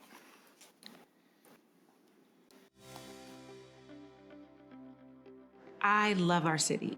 I love living in Sterling Heights because of the diversity and all of the things the city has to offer. Most recently, the community center, the splash pad. There's just a lot of stuff to do. I'm a real estate agent for Real Estate One. I'm also now a managing broker for our Sterling Heights office. I've been doing this now for about 24 years. Basically, I sell the American dream. So I chose to build my business in Sterling Heights because Sterling Heights is a large, viable city. And the main reason, though, is that there's a lot of housing in Sterling Heights. So a lot of customers, a lot of business to be had. I think Sterling Heights is a great place to choose to start your life and start your family. We met back in high school. We graduated from Stevenson, then we both went off to college, and then we got married in 2023. Our neighborhood is definitely familiar to us. It's right next door to our old high school, and there's lots of different schools around, and we have kids playing up and down our street from the day it turns warm to the day it turns cold, so it just feels very homey and warm on our street. Some of the main reasons why buyers end up choosing to buy their home in Sterling Heights is because of the lower taxes that we have, the affordability of our housing. You can get more house for your money here in Sterling Heights, and also because of the amenities that we have through the city. Definitely love how walkable it is. So from our house, I can walk to the library to go pick up a book, or I can walk to the community center to do Pilates on Monday nights. So it's really nice to be in the location that we are, to have access to a lot of amenities so close by. If you were to really take a look inside our subdivisions and our parks and our community, you would see there's so much here to offer. It's beautiful. Our river that runs along through the park system. There's so much to enjoy right in our own backyard. So over the number of decades that I've lived in the city of Sterling Heights and have been selling real estate in the city of Sterling Heights, I've seen a number of changes. I've seen changes in the development of the city, the community center that's new, that's been built up, expansion of Dodge Park with the amphitheater. I've also seen the population become more diverse over the years that I've been here. I am a part of the African American Coalition. I'm co-chair. Once I learned about the meeting, I went to the meeting and I was hooked. I wanted to know more and I wanted to serve, do more. Let people that look like me know that there's a coalition and resources for them in our city. The African American Coalition, we do a lot of things. We have recently gotten a scholarship program. We have a Juneteenth event in partnership with Thursdays in the Park. And we also have our Black History Dinner every February. A few of the neighboring cities have sat in on our meetings because they don't have a coalition like ours. I think it's exciting to start our next new chapter together in Sterling Heights, in the place that we grew up, and to have a place that we're familiar with and that we love, and be able to kind of experience it together now in this new part of our life as homeowners and residents of Sterling Heights. It's just so community oriented. I strongly recommend coming to Sterling Heights, taking a look at the programs that are available, getting involved. You will meet new people, your kids will meet new people, and it will continue on through your stay here in Sterling Heights. There's a sense of welcoming, a sense of belonging. There's a sense of community because we all come together. Sterling Heights is a melting pot. You can find every race, every language, everybody's here. We're all one. And when we come together, whether it's Sterling Fest, whether it's Juneteenth, this is the way the world should be. Look no further. Look no further. Look no further. Look no further than Sterling Heights. So Mayor and Council, as you know, these videos do not necessarily run in our city. You can find them on social media, but they're really pushed out outside of Sterling Heights. They run on Pandora, Spotify, they run on social media platforms all across the region to tell the Sterling Heights story. This is just one of many videos that have been produced now over the years, and there'll be more, so we certainly look forward to your continued feedback. And now moving on, speaking of looking no further, you don't have to look very far to see the Clinton River in just about any area of our city. It traverses a good section of our city. It really is the backbone of our community in terms of recreation and enjoyment. It wasn't long ago you couldn't really utilize the Clinton River. You couldn't fish in it. You couldn't canoe or kayak in it. There were too many blockages. Now on any given summer weekend, there are hundreds of people canoeing and kayaking down the Clinton River, not to mention fishing and so on. It really has become a focal point of our city.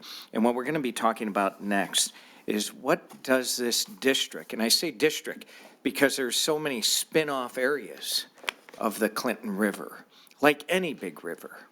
If you think of river walks and the like all across the country, places you've gone, including San Antonio, for example, and other areas that have these amazing rivers, the tentacles expand way beyond just the river itself.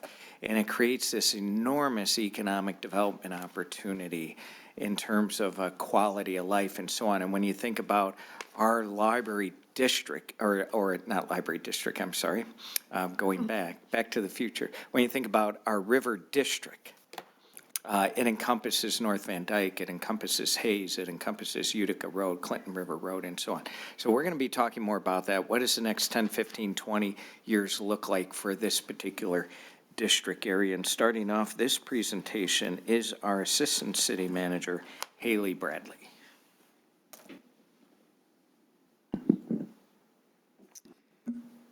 Good afternoon, Mayor Taylor, City Council, and City Manager Vanderpool. Today's presentation is about how a river conservancy model could enhance the long-term care, restoration, and activation of the Clinton River here in Sterling Heights. This is an exciting step in our strategic planning process. It is not a final decision, but is an opportunity to explore a model that aligns with our shared priorities of environmental health, community well-being, and continued economic growth. To get us started, I'm happy to turn things over to Kyle Langlord, our Parks and Recreation Director. Thank you, Haley. As we have known for many, many years, the Clinton River and its associated assets are truly a gem in our community. We are fortunate to be able to access a great river. We can cross a bridge and be transported to what feels like a different state, a different place in our country or in this great state of Michigan. More simply put, it's like being up north but in our own backyard and without having to deal with I-75 traffic. The Clinton River itself takes on many different important roles in Sterling Heights. First, it is a watershed that helps transport hundreds of thousands of gallons of water to Lake St. Clair during rain events and provides substantial overflow capacity to hold water greater in volume than what we can accommodate in the river. Our floodplains and our floodways, as we know all so well, accommodate that extra volume of water. Second, it's a natural habitat for many species of wildlife, from mammals like deer, raccoons, red foxes, to reptiles and amphibians such as snakes, toads, and turtles, to fish and insects. It is amazing to know what you can see just by heading out across the bridge and onto the trails. This doesn't even take into account the numerous tree and plant species, some of which are considered rare and in concerned status, such as trillium and pawpaw trees. And finally, the Clinton River and its associated areas serve as a major recreational hub, not just in Sterling Heights, but across the region. Canoeing and kayaking, fishing, hiking, biking, running and walking, geocaching, picnicking, socializing are just a number of the ways that our residents, our visitors, and their pets get to experience the benefits of this area. Which this is a great segue to the river's place in Sterling Heights and our park system. With 31 parks and green spaces and over 1,000 acres of parkland in Sterling Heights, no doubt that our city, since its inception, has shown the importance of green spaces for residents to enjoy. It's no surprise that a number of parks in our park inventory are located right there along the river itself. In total, almost 20%, or 6, of our parks sit along the Clinton River, including Dodge, Farmstead, Gerald Donovan, North Clinton River, South Clinton River, and Rotary Park. But while the number is small, the total acreage held within those 6 parks equals 41% of our total land acreage in Sterling Heights, approximately 440 acres, easily displaying the importance of this natural resource. Drilling down even further, within those 440 acres is miles and miles of non-motorized trails and support facilities, such as parking lots, restrooms, play structures, pedestrian bridges, and places of respite.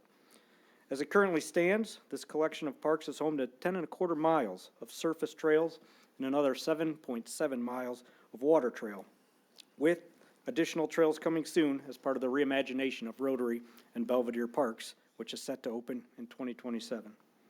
To support those facilities, these 6 parks currently contain 6 each of parking lots, pavilions, and play structures, 3 restroom facilities, 2 each of pedestrian bridges and universally accessible paddle docks, countless trash cans and benches, and so much more. But I would also be remiss not to share that while having all of these parks and amenities are necessary and appropriate for a community of our size, there is a cost, as we all know, to maintaining these areas on an annual basis. And in turn, we put forth a significant number of staff hours and contractual services committed to the maintenance of these gems.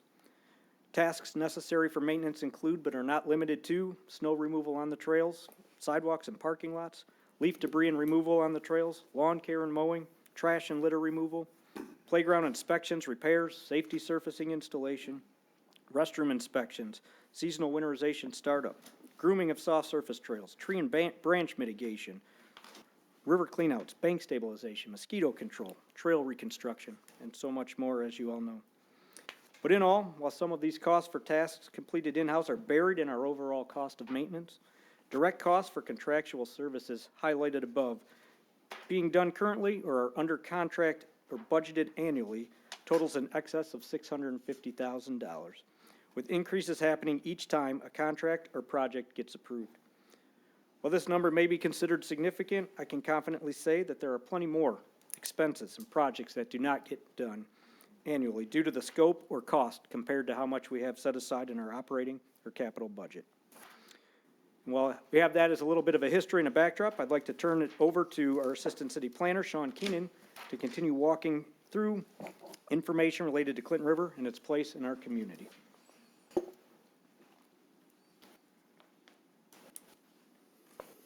Thank you, Mr. Langlois. I'm going to start out with the big picture and narrow it down to the city's corridor. As you may know, the Clinton River watershed is 760 square miles and covers 63 communities over 4 counties. It's the largest watershed in the state of Michigan by population. The main branch of the Clinton River starts in Oakland County up in Springfield Township, flows through many communities including Sterling Heights, as it goes to Harrison Township and finally outlets to Lake St. Clair. People may not know that the river has not always been as healthy as it is today. In fact, the fish survey conducted by the Michigan Department of Natural Resources in 1970 resulted in no fish being caught. A follow-up survey in 1973 was slightly better. The resulting fish count was 1.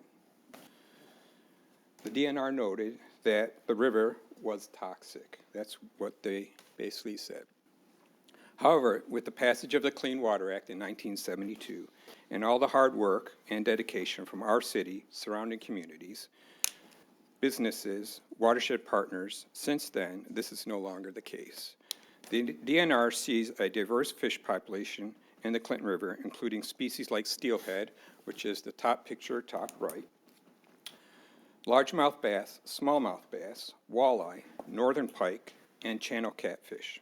Also, one fish species from the early Jurassic period, the sturgeon, has even been found swimming in our waters, as seen in the picture on the lower right-hand corner. The Clinton River provides 72 miles of scenic waterways to paddle and enjoy, and was designated an official water trail by the state of Michigan in 2020. It was the 9th waterway in the state to receive the designation due to its quality trail experience, well-marked routes, easy accessibility, and community support. The Clean Waterways is a tremendous asset to our community and the region.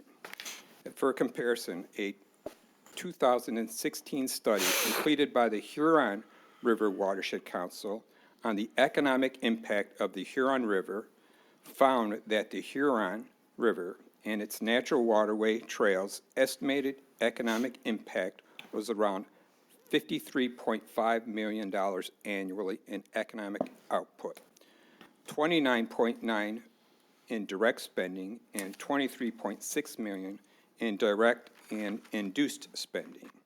It also contributes approximately $628 million in added property revenues for those properties located along their river.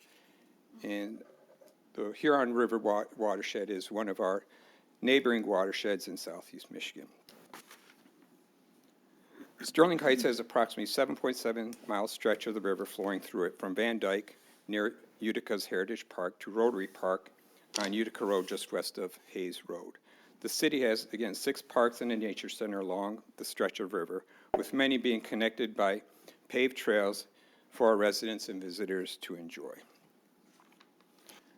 The single-family residents are a primary use along the Clinton River corridor, with an upstream northern portion connecting to the North Van Dyke Corridor District. The center portion containing 5 parks and a nature center, and the downstream southern area of the river area being home to Rotary Park.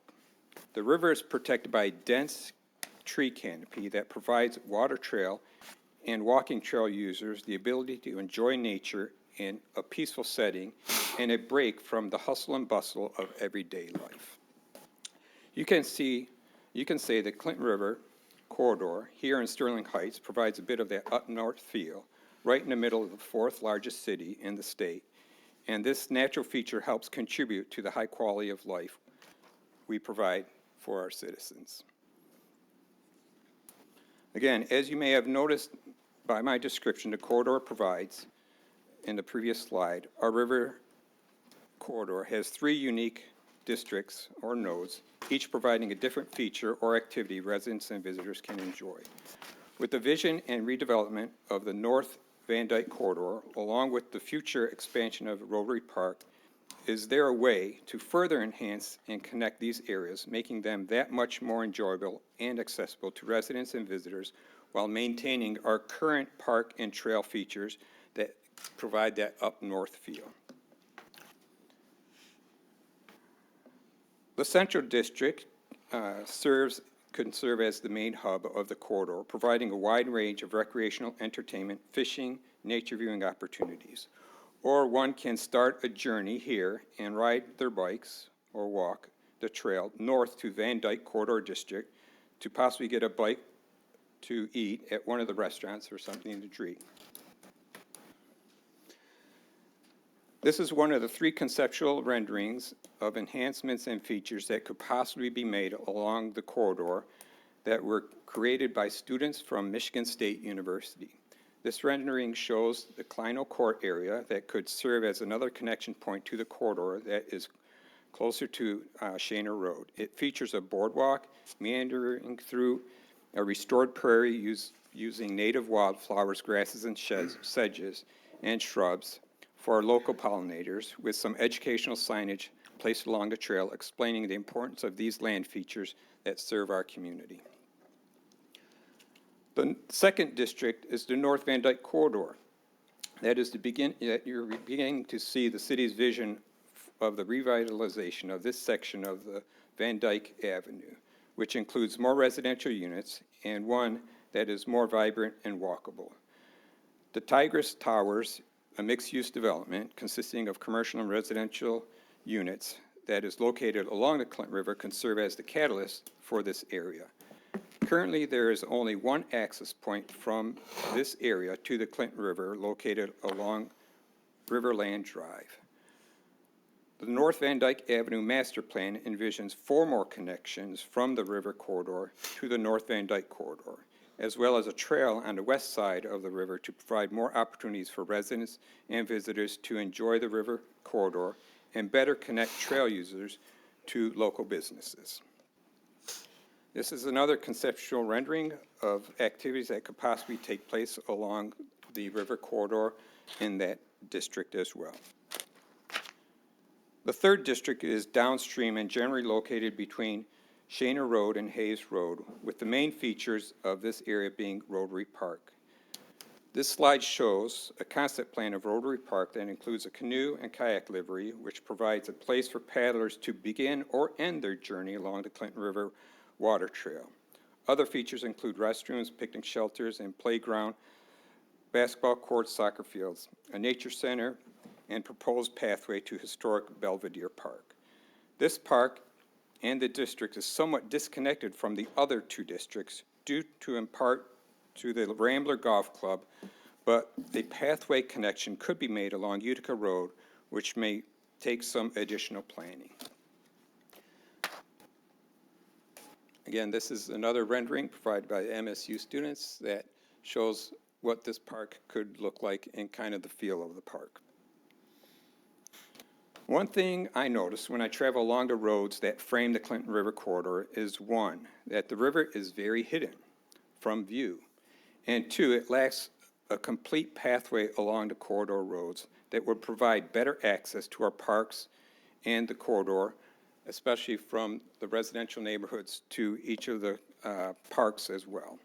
Anyone traveling the roads adjacent to the corridor may not realize there is a river nearby, and the lack of a complete pathway system limits accessibility to the corridor and the many recreational and natural assets within it. The pathway gaps along Utica Road total about 3.4 miles, while the gaps along Clinton River Road is estimated at 1.9 miles. One thing the city may want to consider is to develop a plan to raise awareness and accessibility to the Clinton River corridor. The plan could include adding features like signage and lighting that have a common theme and appearance similar to a plan that was developed for the St. Clair Shores Nautical Mile. The plan could also include placement of wayfinding signs along the pathways, along the roads, that would give direction to many assets along and within the corridor, and examine if there is a need for additional pedestrian bridges along the trail. And one way that this might be accomplished is one way to accomplish this might be accomplished is further information by the River Conservancy. I now have the pleasure to introduce Assistant City Manager Haley Bradley, who will provide more details on the Conservancy.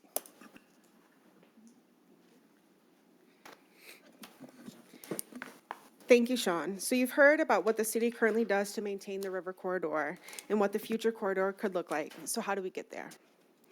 A river conservancy is typically a nonprofit or public-private organization focused on the restoration, protection, and long-term stewardship of a river system and watershed, not only for ecological health, but also for public enjoyment and sustainability into the future.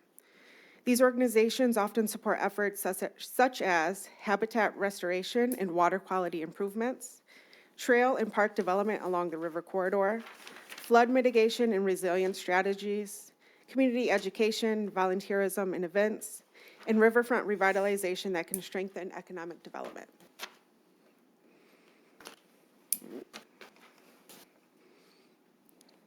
Across Michigan, conservancies have made major impacts in river stewardship and public access. For example, the Detroit Riverfront Conservancy has helped transform an industrial riverfront into a major destination through strong public-private partnerships. The Lowertown Riverfront Conservancy in Ann Arbor supports public green space and trail amenities along the Huron River, including projects like the Broadway Park West. Grand Rapids Whitewater has championed restoring the rapids on the Grand River to improve recreation, fitness, and ecological sustainability. And at the most recent MML Convention Conference, a few of us had the opportunity to take a tour and see the efforts firsthand. The Belle Isle Conservancy works in partnership with the DNR and City of Detroit by raising funds, mobilizing volunteers, and advocating for improvements while the state manages operations. We also see strong local demand through groups like the Friends of the Clinton River Trail and Friends of the Paint Creek Trail, which highlight how trail systems and river access can become defining community assets. So as Director Langlo shared, Sterling Heights already invests significantly in the Clinton River corridor. We have done great work under our existing structure, but the opportunity here is whether we want to move from maintenance mode to stewardship mode. Developing a river conservation program transforms the community's relations with this river from a mere resource to a shared, living asset vital to human and ecological well-being. The greatest risk may actually be maintaining the status quo, continuing fragmented stewardship and potentially missing out on significant external funding and partnership opportunities. Right now, river issues come to us in pieces: flooding, erosion, water quality, park maintenance, and development pressures. We handle each of these issues well, but sometimes address them reactively and often individually. A river conservancy allows us to address all of these issues proactively and together. A river conservancy is not a new layer of bureaucracy, it's a smart tool. It helps us reduce risk, leverage funding, and unlock the full value of an asset we already have. River projects don't happen in one budget cycle. They are long-term, cross-boundary efforts, and conservancies are designed to sustain momentum beyond annual budgets and election cycles. So a conservancy model could help the city advance three major categories of benefit: environmental benefits such as habitat restoration and improvements to stormwater and flood mitigation; community benefits, including expanded trail connections, more access points, and educational and recreational programming; and economic benefits such as increased property values, expanded tourism, and support for reinvestment in river-adjacent districts and mixed-use areas.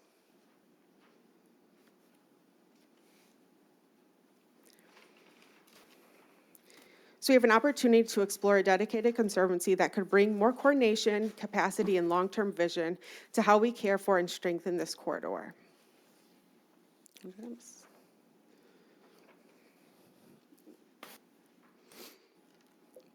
So there isn't one single conservancy structure. Governance varies across the country and across Michigan.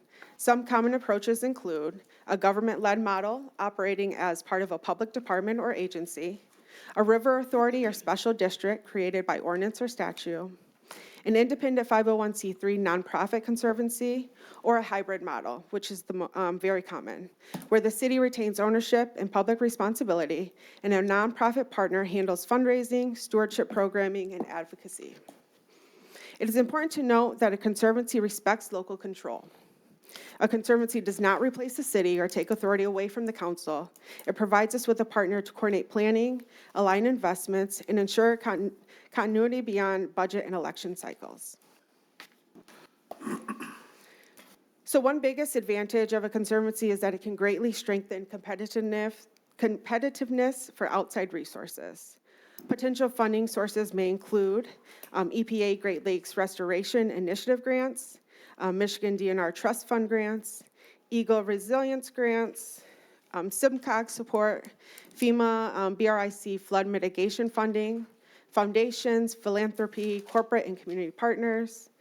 A conservation structure can enhance access to grant funding and facilitate the development of more robust public-private partnerships, thereby alleviating some of the financial burdens borne by community residents. So this is not something that would happen in a year or two. It's definitely going to take some time if this is a direction we wish to pursue.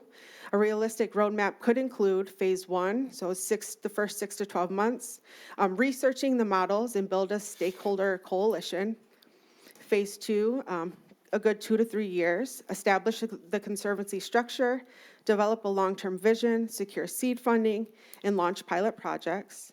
And then phase 3, over 4 to 10 plus years, scale into major capital projects and long-term river corridor improvements. Pilot projects could include quick wins, such as cleanups, pocket parks, improved signage and wayfinding, and identifying new river access points. Long-term projects could include river walks, wetland restoration, greenways, stormwater infrastructure upgrades, and waterfront redevelopment. So success means a healthier river, increased recreational access, leveraged external funding, and permanent coordinator river stewardship for Sterling Heights. A Sterling Heights River Conservancy would provide the structure, capacity, and partnerships needed to transform the Clinton River from an underutilized asset into a defining feature of the city.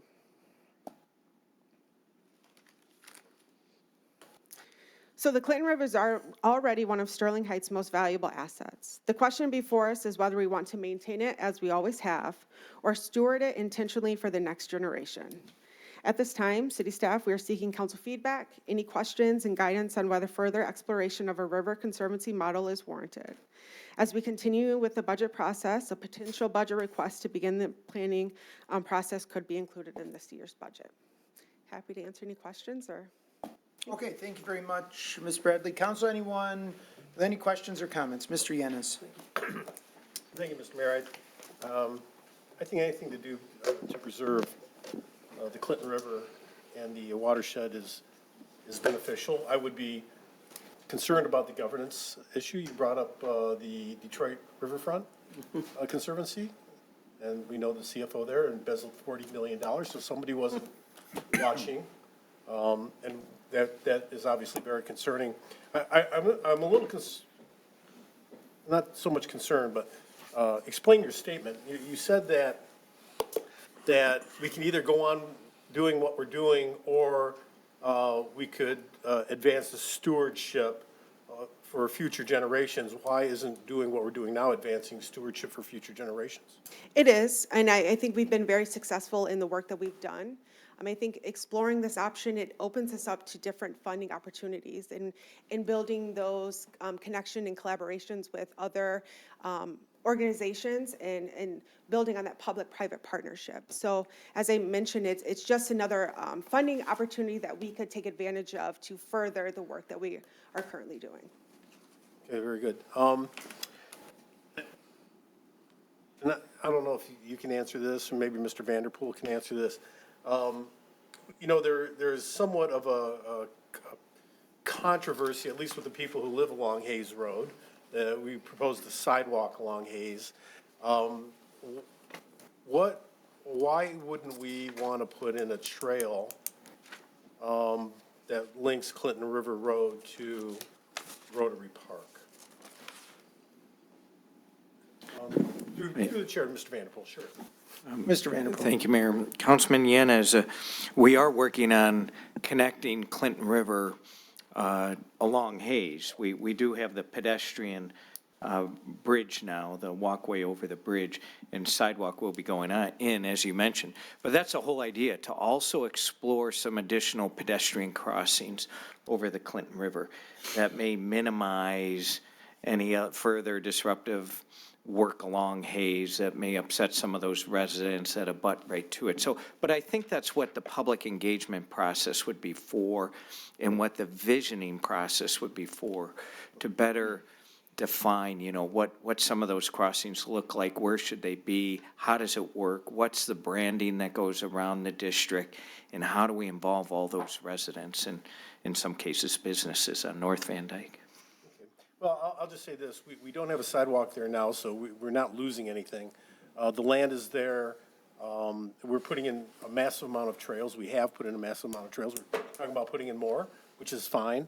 But I certainly think that it wouldn't hurt to price out what it would cost to put a trail in off of Clinton River Road that runs behind the golf course to Rotary Park and see what that would cost us. You know, trails, I would assume trails require less maintenance. You don't have to plow them when it snows and replace the flags when they crack. And they're asphalt and not cement. So I would like to see what it would cost to actually have a trail put in off of Clinton River Road down to Rotary Park. I'm assuming a bridge would have to be put in, though, to cross the river to get to, all the way to Utica Road. That would be obviously an extensive cost, but I'd still like to see what it would cost out to do that. Having said that, I think Conservancy is a good idea. We could definitely do more with the river and the property. I think putting that property in the hands of people who really care. You know, I've done quite a bit of work with Clinton River Watershed Council, and I know the people who have been involved in doing river cleanups and so forth. You know, these are, they're willing, they have the ability to organize and bring people out to do cleanups, to do other things, and leverage other dollars as well. So I think this is a good idea. I'd like to see it fleshed out under all the governing agencies, what would be the best model. But overall, I think this is well worth the discussion. Thank you very much for your presentation. If I can just to touch on your concern with the governance models, there are plenty that we can explore, and that's, I think, why it's so important in that first phase where we take our time and explore which option works for us. I think there are a lot of examples of other conservancies across the state, in other states that we can learn from and see which model would work best for our community. Thank you. All right, thank you, Mr. Yanez. Mr. Radke. Yes, through the chair to Ms. Bradley. Have any other communities expressed an interest in joining a conservancy if we create it? We haven't had those initial conversations, but I think that would definitely be a part of our strategic planning process to see if the Clinton River impacts a lot of communities in the area. So that would definitely be a part of that whole planning process. You know, I have some real, I guess, concerns only in the fact that we are talking today about creating any number of new groups and agencies, but without buy-in from other communities or the local area, we're just spinning our wheels. I mean, the city won't create a land bank, which we could manage ourselves, because that's too much work. Then we're up here saying we should create a library authority and we should create a river conservancy, which all would require work. I find it to be kind of disingenuous that for some reason one thing is too much work, everything else is let's go do this work. So to me, I have no problem with the conservancy. I have no problem with trying to raise money. I have real concerns about who manages it, because as with the Sterling Heights Community Foundation, I don't think our community foundation is managed well. I think that is detrimental to the city. You know, we can talk up here of raising more money and bringing groups together, but if we don't put on a successful pathway and manage it successfully, then it's just one more boondoggle that then gets in our way when we need to do things around here. So what I would say is I'm in favor of better wayfinding throughout the city. I think that our city signage is not up to par. I think that we could do a lot better just directing people around the city through wayfinding. So I'm in favor of better wayfinding. And I'm in favor of more sidewalk, both on our major streets and additional pathways, trails, and connections for pedestrians to the Clinton River. Again, it's always interesting to me, we won't take a sliver of sidewalk in a neighborhood to link up to a park because that could offend two residents. But then the city comes up here and says, we're going to take these major pathways so that we can get from here to there. Either we should do one or the other. But we shouldn't say it doesn't work here, but it does work there. So what I would say is I'm interested in seeing where this will go. I think that a conservancy could be an effective tool, but I think that a lot of the ideas being presented today need regional buy-in. And without regional partners, we'll just be spinning our wheels. That's all I have to say, Mr. Mayor. All right, thank you, Mr. Radke. Sorry about that. Council, anyone else? Mrs. Zarko. Thank you, Mayor Taylor. You know what, I consider this the meeting of possibilities. It doesn't mean things are actually going to happen, but I'd be in favor of the research and what the conservancy would, you know, how it would help us. And let's look at the successful ones rather than ones that maybe haven't been as successful. You know, but I think it can happen. But I will have to say that I have to agree with Councilman Radke when he says that there are nonprofits out there and everybody's looking for the same dollars from the same people. And that's going to be the challenge as far as getting those dollars. But if we're eligible for grant funding through this, it's not actually, it wouldn't be a corporation or anything. It would actually be state dollars or federal dollars in order to establish this conservancy. So I'm in favor of the research. So that's it, nothing further. Okay, thank you, Mrs. Zarko. Mayor Taylor? Mrs. Schmidt. Thank you. Through the chair to Ms. Bradley. So you talked about the hybrid public nonprofit partnership being the most common. Where do we find such nonprofit partners? We currently have them in the Clinton, different, like the The watersheds watershed. and other nonprofit organizations. Whatever model we decide to pursue, I think that's making sure that we maintain some level of control is important, and we can do that through board appointments. I think there will be a governing board that could oversee this conservancy, and having city council be allowed to make appointments to that, but then also having the conversations with our regional partners and making, I think a lot of people or organizations have good interest and intentions for the Clinton River, just making sure through this process we build those, have those conversations and build those working relationships so that we're functioning together. Well, I have to say, I share some concerns as far as getting other communities on board. In the past, we've had projects that other communities were on board until we did our part of the project, and then they all backed out. So, I need something concrete from, those other communities. I use the river, I kayak the river, I love the river. It's our gem, one of our gems in the city, and I think all we can do to enhance that and enhance people's enjoyment of it, I'm all for. However, I'm cautious about that. I am open to having, the research done and getting the information to make a better informed decision. Thanks. All right, thank you, Mrs. Schmidt. Anyone else? If not, thank you. Ms. Bradley, Mr. Langlois, Mr. Keenan, appreciate your presentations. All right, we'll move on to the next item. Mr. Vanderpool. Thank you very much, Mayor. Continuing on, we are doing all that we can in the area of urban forestry. As you well know, we're planting 15,000 trees all across the city. We're planting trees in our parks. We've established the community garden. We've established a butterfly garden, and the city council's approved a business landscaping ordinance and so on. We're doing so much in this area, but there is more we could do, and that's what this topic is all about. And our city attorney, Mark Kazubski, is going to lead us off. Good afternoon, Mayor, City Council, Mr. Vanderpool, and everybody present today.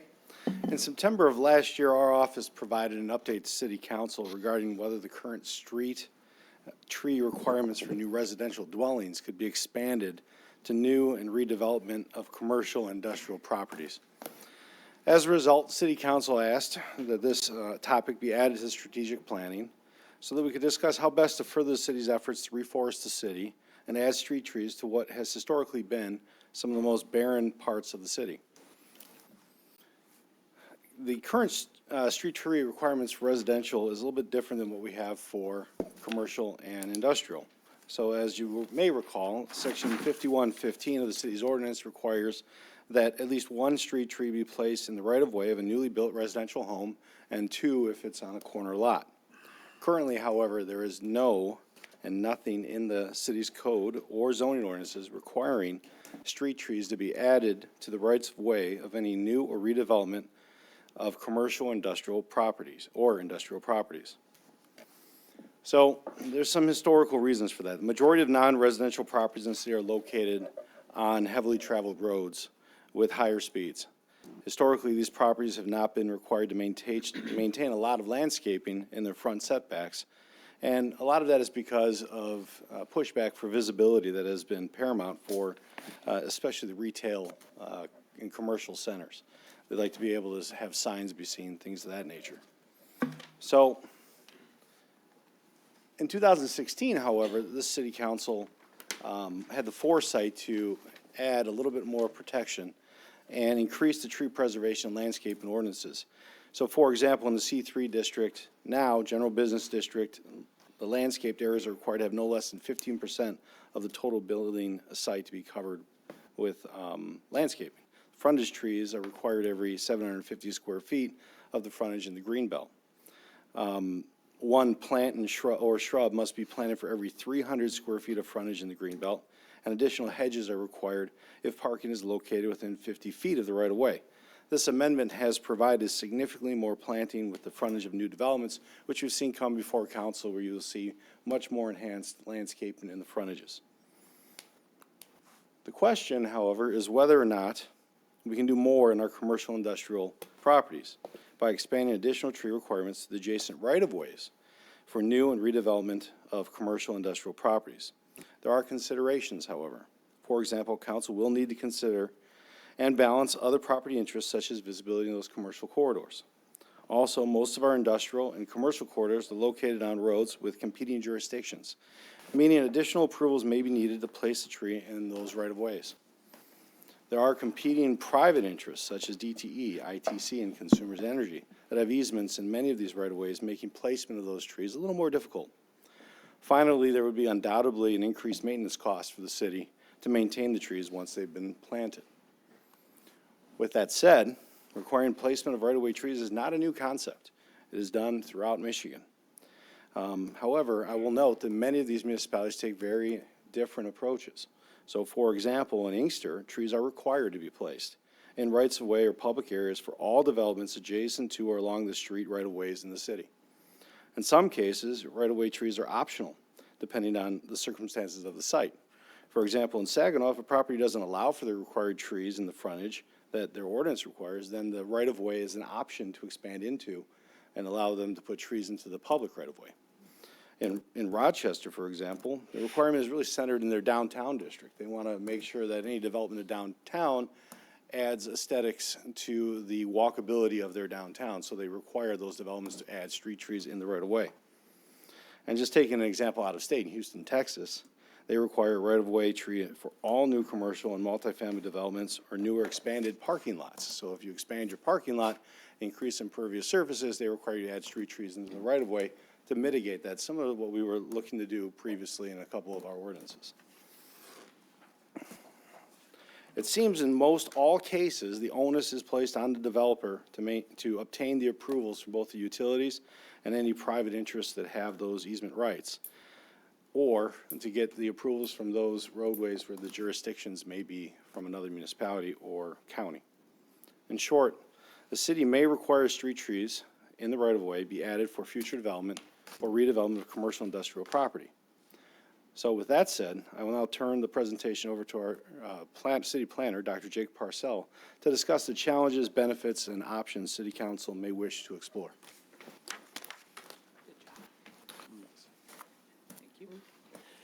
All right. Thank you very much, Mr. Kazubski, Mayor Taylor, members of council. While unfortunately Ms. Weinberg wasn't able to be here today, I do want to give her credit for the presentation she made and for the wonderful script that I am about to read to you. So, now that we have the legal understanding and the various considerations for why requiring the right-of-way trees should be planted by the private property owners, we're going to dive into some of the reasons why we should consider this. As you're aware, the city has a goal of getting our tree canopy to 40%, kind of our magic number. The goal is an action included in the Climate Action Plan that was adopted by City Council about 8 months ago. And to reach this goal, we need to plant significantly while also maintaining our current tree canopy. We're doing great strides with this, with the Pathway to Plan and Preservation millage, which is funding the planting of the right-of-way tree requirements for every single-family residential home. However, with this substantial investment in mind, we still need to do more in some of the industrial and commercial areas to meet the 40% goal. Another strategy that helps us get closer to this goal is to increase plantings in the right-of-ways in front of these properties. So you're probably wondering what we need to do to increase the right-of-way plantings in these commercial industrial properties, but the scale of the need has to be understood. Per our GIS department, utilizing data from our street tree survey that was conducted in 2022, there are approximately 575 industrial properties and 1,097 commercial properties that do not have a single right-of-way tree. While there is a total of approximately 1,672 properties that don't have this tree, it's not to say that we'd need to plant one in front of every property, because best practices generally show we'd want to plant a tree every 30 feet where it does allow. So we'd be looking at the length of the roadway for each parcel when we'd be examining different site plans and landscaping plans. And it may not calculate out to one tree per property, but we would follow best practices for that. So this slide here shows some of the census tracts in Sterling Heights that feature commercial and industrial properties with their lowest tree canopy coverage. You'll see it ranges from 7 to 14%, which is lower than the 19 to 23% that we currently have citywide as an average. Comparing this to our overall canopy coverage, which is on a complete average of 21%, you see that a lot of these areas, mostly in the industrial corridor, are significantly lower than others in the city. If you look at a heat map also, you'll see that that area kind of is much more red than the surrounding ones because there's such a lack of vegetation there. One reason, here it is, that we would like to specifically target these areas is to combat that urban heat island effect. Many commercial and industrial properties are primarily comprised of impervious surfaces, particularly in the industrial corridor. These areas absorb and then remit heat that is hotter than rises the temperature to be hotter than the surrounding area. As you see, the industrial corridor, which is right in the middle of the screen there, kind of to the left of Van Dyke, where it curves, without the street signs, it's a little tricky to see sometimes. But this is where these are heavily paved. There's a lot of roads, a lot of outdoor storage, potential storage of equipment. So trees are one way that we can use to help reduce these temperatures, especially along sidewalks or where pedestrians walk, especially because a lot of discussion we've had with council with new projects is making sure that there are sidewalk connections and appropriate safe ways for people to walk to work in these areas, and that also presents a landscaping opportunity for us. Trees provide many benefits to Sterling Heights and should be recognized as essential infrastructure. They aid in reducing greenhouse gas emissions, increasing biodiversity, improving air and water quality, and helping with stormwater management. Currently, approximately we have 43,758 street trees, and we will get a benefit from these trees of approximately $4 million over the next 20 years in the form of carbon dioxide uptake, stormwater mitigation, flood prevention, and air pollution removal. So understanding the problem, there are a few options that council could investigate and direct staff to work on. From the most intense, the first tier could be requiring property owners to plant right-of-way trees anytime site plan review is triggered. This can be based on our ordinance for site plan review whenever work is done that needs to modify the site, the structures on site, or the roads and walkways on site. This could include when the property owner is doing something as simple as a full parking lot or reconstructing a large building addition. The next tier could be when... Go back. Oh. That was an accident, sorry. When site plan is conducted just for impervious surfaces.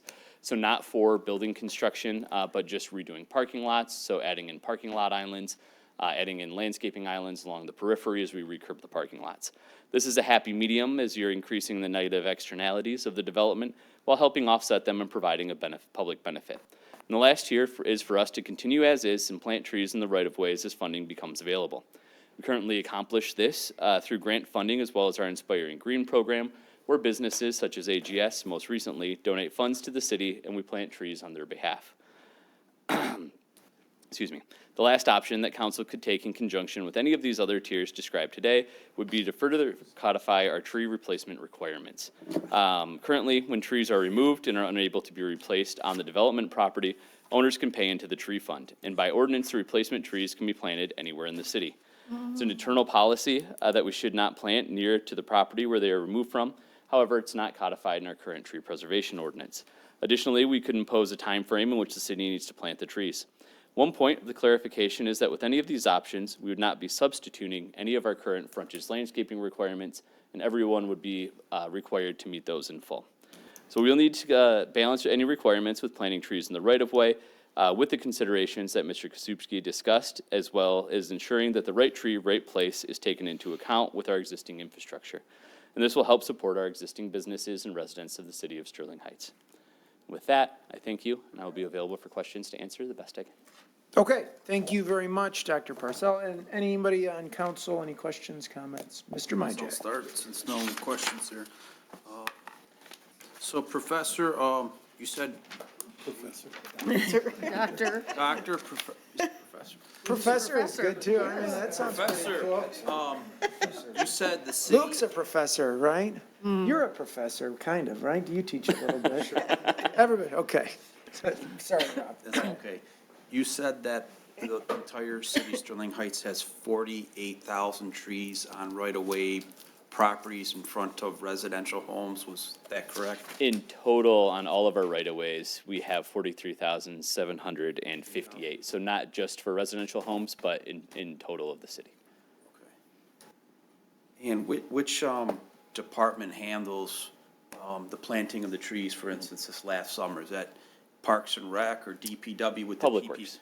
So Public Works does that? Okay. And for the millage-related, it is really a collection of people from throughout City Hall. So Ms. Weinberg, Assistant City Managers Bradley and Wojciechowski come in and they work with DPW, reviewing what tree is best, where it should be planted, if there's utilities, and then working with DPW to upload it into our software so you can track it in real time. How many trees did we plant this summer approximately? I believe we do 2 planting cycles a year of roughly 1,500 trees, and then it will come out to 19,000 trees, I think, when we're done with millage funds alone. I do know we've gotten several $100,000 of grants in the past few years as well that is aiding the tree replacement as well in the city. You said 19,000 trees throughout the life of the millage. The life of the millage is 15 years, is that I right? believe that's correct, yes, but we are front-loading the tree plantings, Right, so they have right. room to mature, so they'll be done over the next 6 to 7 years. Okay. And another question, the goal is to have 40% canopy tree coverage. We're currently between 19 and 23%. Yes. Over the life of the millage, 19,000 trees that are budgeted for this, where would that get our tree coverage to? And I know the number exists, but I don't have it off the top of my head. I know that it is short of the 40%. Right. Mostly because the millage does only go for the single-family residences. So the big outlier still is kind of the commercial plazas, the commercial or industrial areas that need to be addressed. Right. But we also have to be cognizant, I mean, this is great, I'm agreeing and love what we're doing with this, but we have to be aware, one thing you said was to maintain existing tree canopy. So that means obviously if we have new homes, apartment complexes or whatnot, that could destroy trees, right, and eliminate that. So that's something that I'm sensitive to, and I want to hopefully preserve as much tree canopy coverage that we have. Thank you, Mr. Mayor. Thank you, Mr. Majek. Mr. Radke. Thank you, Mr. Mayor. I'm so happy to see this presentation. It's something that I spoke about last year and asked for it to be added to strategic planning. I am in favor, if you go back one slide, I think it's helpful, either the site plan and increasing impervious surfaces. This first came to my mind, one, because we are planting already in our residential neighborhoods, but there are so many other areas of the city that are completely bereft of trees. For example, if you take Shaner from about 15 Mile and you go all the way up to 19 Mile, there are 3 right-of-way trees in the entire, there's the center, they have trees in the center, but on the sides, I counted them myself, there's 3. I have 3 on the side of my house. But maybe it's from 16 Mile then, because there's nothing between. Those are them. I know the 3 on the side. So, I know that Ms. Wright from the Planning Commission and I actually went out and we counted them. And there was, it might have been from 16 Mile? Maybe 16 Mile, 16 Mile correct. north, I but there could was do only that. 3 actual right-of-way trees. You have the GIS, so you can look it up and tell us. But this is a very big concern. And the concern is that these areas of the city that don't have any right-of-way trees, they don't have almost any trees in general. And those increase the heat for the rest of the community at large. And I remember reading an article in the New York Times that said that in areas where they have this heat displacement, where it can increase the average heat around the area about 5 degrees. And this can lead to heart attacks, it can lead to stress in the community, it can lead to a lot of negative externalities. And because we've never required trees in these areas, I think this is like a very easy thing to correct. We're not asking anyone to go out and plant today, but if they want to redevelop their land or add more impervious surface, which will increase their heat island effect, I think it can't hurt to make them decide that we're going to plant some greenery. This greenery also, in commercial areas especially, can increase walkability. And on every street where you plant a tree, it slows speeds, from the fastest streets to the slowest. So some of the fastest streets in our community, like Skinner, which passes a school, have almost no right-of-way trees and is considered way too fast. I knocked almost that entire area around Shaner, and almost every resident there will say, Shaner is too fast. We need to slow it. And we are almost at our wit's end because state law says that speed limits have to be posted at the 85th percentile, I believe, of what traffic moves at. But it's a residential area. It has a school on it. So anything we can do, including adding trees, will, I think, benefit the community at large, the heat island effect, the walkability, and it just makes our community look better. I have driven all around this state, and I think we have a tremendous industrial base in Sterling Heights, but we've kind of gotten into this thing that says that somehow with industry, we can't have any greenery at all. And I think other communities have squared this circle and have decided that even with tremendous industry, you can still require them to just beautify the roadways around them, create a little bit of shade over the sidewalk that goes beside them. You know, Birmingham, which is not the same as us, has a railroad district, literally, and they require tree plantings, they require all of this there because they want to bridge their community. Right now, if you stop at Van Dyke and you want to go to west of Mound, there are no trees in between in that corridor. So essentially, if you're a resident who's going to walk, and I don't recommend you walk it, but we are trying to create a more walkable or bikeable community, between Van Dyke and Mound, there's almost no tree canopy whatsoever to shade you, to cover you, to make that journey even possible. And without shade and a better walkability, no one's ever going to walk it. Now, are they going to walk it in droves? They're not. But there are people who work along these corridors who walk these roads every day. We put a sidewalk on 18-mile road in an industrial corridor because workers were being struck by cars, especially in the early hours of the day. So we know people are walking along these corridors. We know they're using these corridors to drive. We know that they create an excessive heat island effect. We know that they harm our community. This is a small step to align our business community with our residential community, because the residents have already said, we're going to tax ourselves more for these trees. Why shouldn't businesses also play a role? So I am totally in favor of this. I hope to see ordinance change to codify it. That's all I have, Mr. Mayor. All right, thank you, Mr. Radke. Anyone else? Mr. Yanis.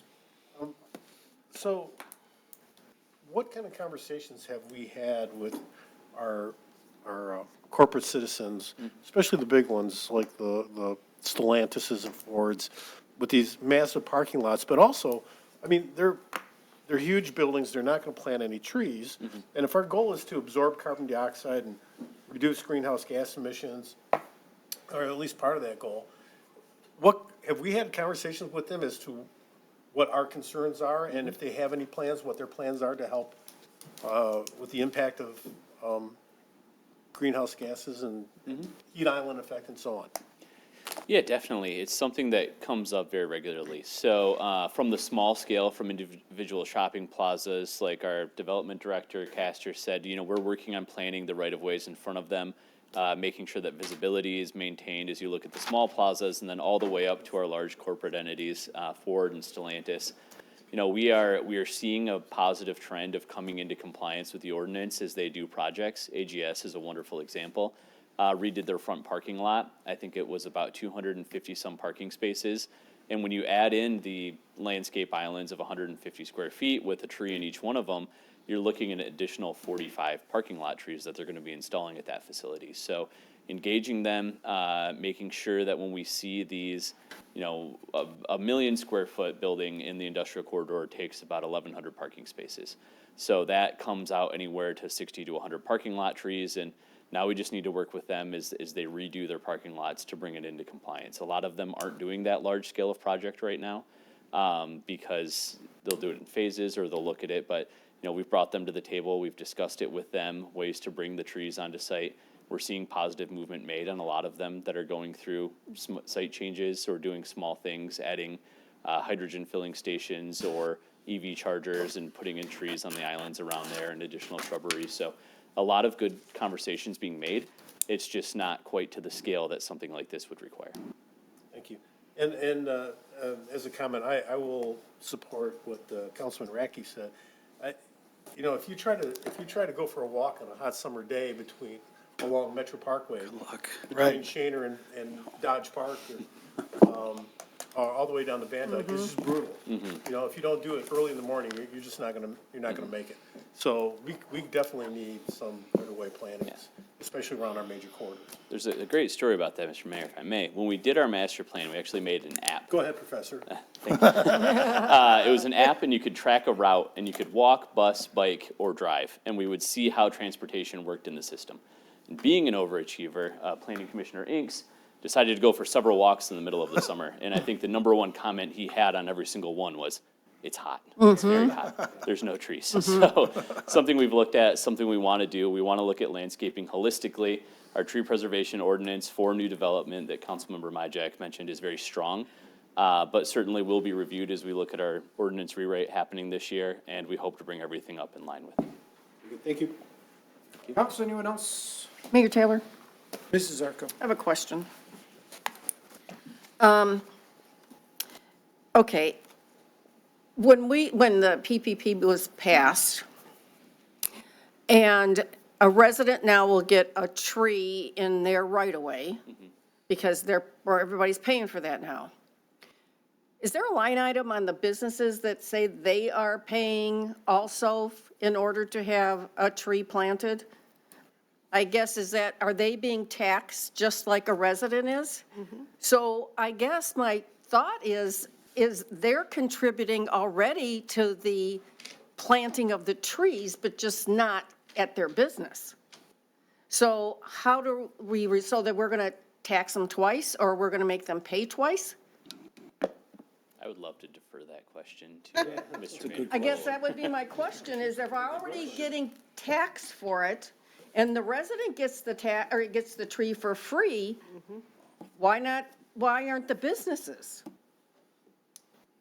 Through the chair to whoever wants to answer me.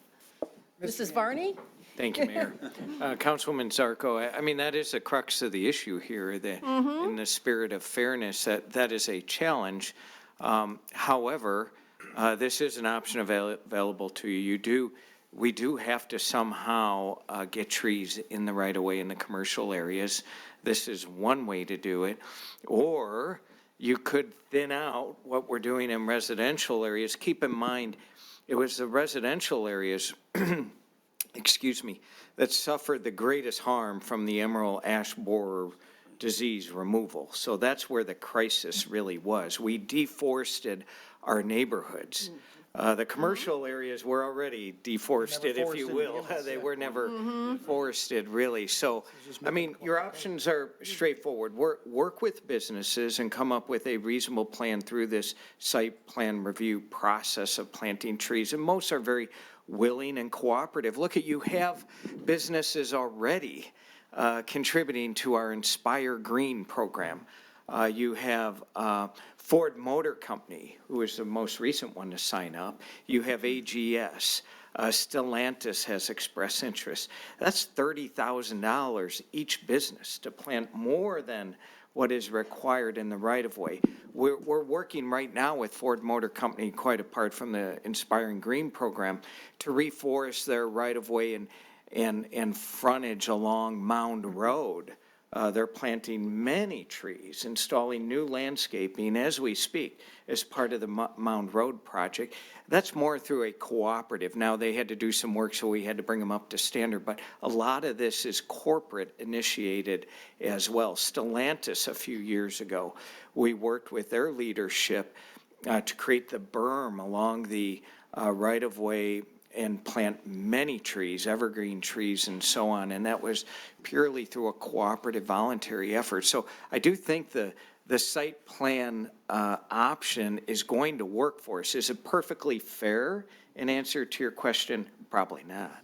Okay, and I'm just bringing it up as, in other words, businesses are paying to have people have a tree in front of their home. I like the idea, you said that if they couldn't meet the requirements, they could put into a tree fund. Yes. Okay, say they just say that, I'm short 5 trees.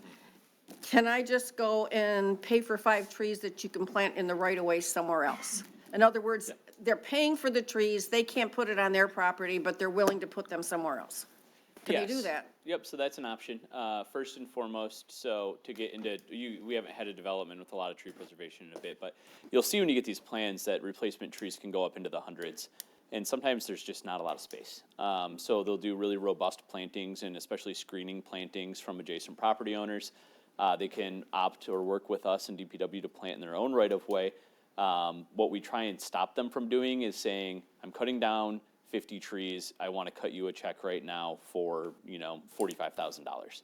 And we say, well, please don't plant them instead on site because that helps bring the benefits back to that site that's being developed. But say there's 10 of those trees that there's just not space for, then yeah, they can deposit into the tree fund and we work that through our planting schedule. Okay. Nothing further, thank you. All right, thank you, Mrs. Zarko. Anyone else? You want to talk, Mr. Van? Mayor, I just want to make one point. I failed to accentuate a legal point that I think the city attorney would like to comment on with respect to fairness. When has a lawyer ever been fair?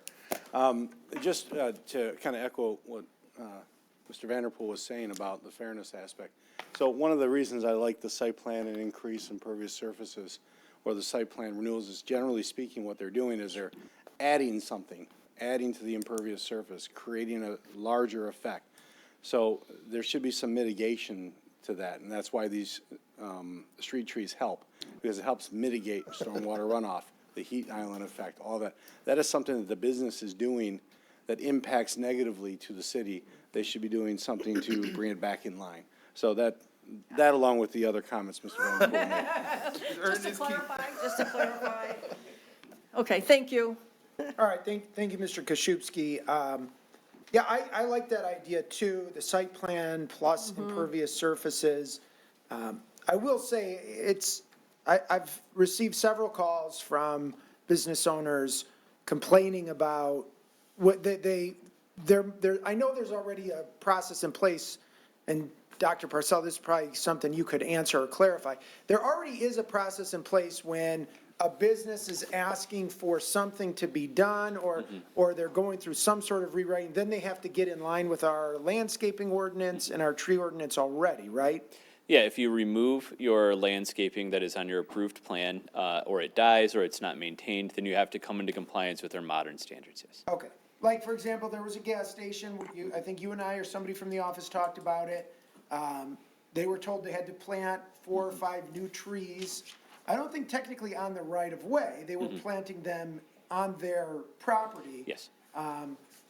But they complained that it limits visibility. So I am respectful of that there are businesses that are gonna say, once these trees mature, they're gonna remove visibility from my building or my signage or my business. And so I do think we need to be mindful of that and find the proper balance. But with that being said, I do agree that if they're coming asking for changes, particularly asking to increase the amount of impervious surfaces, tree plantings will mitigate that to some extent, and hopefully fully mitigate that. But, okay, that's really all I had. I appreciate the presentations, and it's good to see you on that side of the table for once. I don't know if have you ever done that?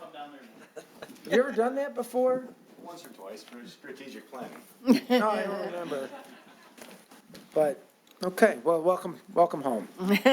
Okay, thank you. Mr. Vanderpool. Mayor, moving on to our next topic, we cannot talk enough about pathways. So our Parks and Rec Director, Kyle Langlois, is going to talk about a new extension from 14 all the way up to this area and some of the opportunities and challenges involved with that. Very good. Yes, thank you, Mark, and good afternoon again, everybody. Appreciate the opportunity to really take a first look at what a trail route could represent here in Sterling Heights, spanning the entire ITC corridor, as City Manager mentioned, from 14 Mile Road to M59. So just a little bit of history before we jump into the specifics of that. The city and our Parks and Recreation Department, we first established a non-motorized plan really in 2016 when we went through the process of creating our first ever non-motorized master plan to go alongside the Parks and Recreation Department's 5-year master plan. So the initial plan was pretty rudimentary when it came to the non-motorized portion of that. We had some maps, we had some suggested actions to enhance non-motorized transportation within the city, but again, it was pretty low scale.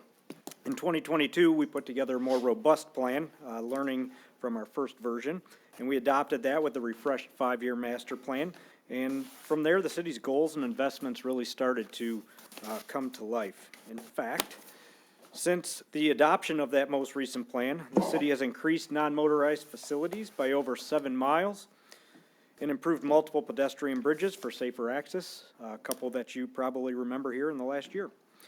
In the coming fiscal years, an additional 6+ miles are already in the works through approved funding sources or expected grants, putting us at just about 45 miles of established non-motorized trail network once all is said and done. Undoubtedly, the city should take great pride in these steps taken to improve non-motorized transportation routes. But the existing plans and the new non-motorized plan that will cover 2027 to 2031 highlight the next real opportunities for city administration and the city council to consider as we look at annual funding allocations through the operating and capital budgets. As expected, based on the agenda title for this item, one of those opportunities for consideration and future strategizing is indeed the establishment of a trail spanning the entire north-south greenbelt along the ITC corridor, or I should say within the ITC corridor. As we are all aware, the first section of this trail was completed and officially opened in the spring of 2025 with a 2.5-mile asphalt trail spanning the northernmost section of the corridor from Edison Court to M59. I, as the Parks and Recreation Director, can stand here in front of you today and say this has been nothing short of a successful venture. We've seen heavy use from the community already. You can see in the pictures how many people we just gathered for a ribbon cutting that were just on the trail that day, utilizing the trail. I'm sure some came out because we had a ribbon cutting, but a lot were just out on the trail, biking, walking, enjoying their time. This trail will become even more populated with non-motorized travelers as our businesses at the northern end get reestablished alongside the redevelopment of Lakeside Mall. For discussion today, though, is the linkage across the Clinton River, then down to 14 Mile, as depicted within the graphic on the screen. In total, this would add approximately 3.5 more miles to this non-motorized trail, bringing us to a total of just about 6 miles end-to-end in Sterling Heights. When looking at this trail, this would truly be an impressive connection, as it would be the only trail route in the city that provides non-motorized access from one border to another, paving the way for a future east-west trail along the relief drain that, as you all know, we've been discussing for a couple years now. We have one part done behind Freedom Hill, and we have another section that's in the works here later this year behind Nelson Park, as Mr. Vanderpool mentioned.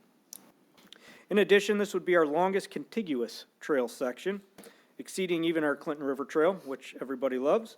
And a fun fact is this would also exceed the Detroit Riverwalk Trail, just with our neighbors to the south by about a half mile.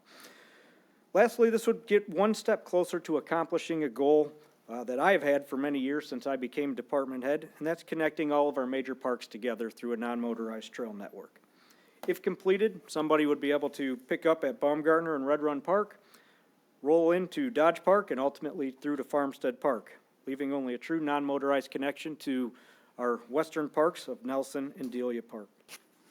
In addition, existing routes off this trail would provide a manageable linkage to a total of 12 city parks, which is pretty impressive when you think about it. While the city is no stranger to a challenging trail system from an upkeep and installation perspective, this conceptual plan has some important items to note prior to opening discussion for you all today. First, with the assumption and understanding that the crossing of the Red Run Drain is already somewhat accounted for in the Red Run Park project, the installation of the section from Edison Court south would include crossing the Clinton River and 2 other bodies of water, the Plum Brook and the Newth Drains, in addition to a major crossing of the Sterling Relief Drain area. This would likely need to be done by using multiple styles of crossings, including culverts and bridges, but whatever would be needed and required by the state and the county to best maintain water flow and our friends at ITC to remain clear of power lines. Second, finishing this connection would also require crossing 6 main roads with various traffic patterns, with the lightest presumably being Canterbury and the heaviest, I think without question, being Metropolitan Parkway. Formal engineering and surveying would ultimately dictate the types of crossings that would be needed to safely make way for non-motorized transportation. But we could expect anything from signalized crossings like we've seen put outside here at City Hall. We could see the more robust crossings like we've seen on major roads like Gratiot. That would be a signalized crossing, and I think we could expect anything up to and including a tunnel under Metropolitan Parkway to most effectively get across that roadway. Prior to starting this project too, if council wishes to move forward, a substantial amount of engineering will be required to determine resolving issues of trails traversing the watersheds, as we've noted above, but also the landfill issues found between 14 and 15-mile roads at the south end of the trail. In addition, if we aim to connect this trail directly into Red Run Park before crossing the drain, multiple easements would likely need to be secured as well. And lastly, with the city's desired Iron Belt Trail route running through Red Run Park, up Dodge Park Road, and through the city center complex, along with a potential trail to be developed along Shana Road, as is reflected in our current non-motorized master plan, the ITC route could ultimately be a third parallel route running north and south through the city. While this would be the route with the least amount of stoppages, undoubtedly, the fact that we should be considering this as part of our discussion from a maintenance and oversight standpoint, especially consider the other factors as noted above, certainly is relevant to our conversation today. But as I close on this topic today, I can confidently say that the concept of installing a path along the entire north-south stretch of the ITC corridor in Sterling Heights would be a facility that would be highly used for non-motorized trail users of all kinds, whether a serious fitness enthusiast, a resident looking to traverse the city without having to get on a major road in order to shop, get to work, or participate in a city event, or even a family just looking to get out for a casual walk or ride. This would be a premier facility. The city was able to enlist the services of Spalding de Decker to assist with preparation of this basic conceptual plan and very preliminary cost estimate for the purposes of presenting the topic today and for conversation with all of you. Speaking of the cost estimate, it is projected that the completion of this trail would equate to approximately $20 to $30 million, which hinges heavily on exactly where the trail is located within the corridor, which types of crossings we are looking at or needed to get across all the roadways and the waterways, and certainly where we kind of start and end and position the trail in between.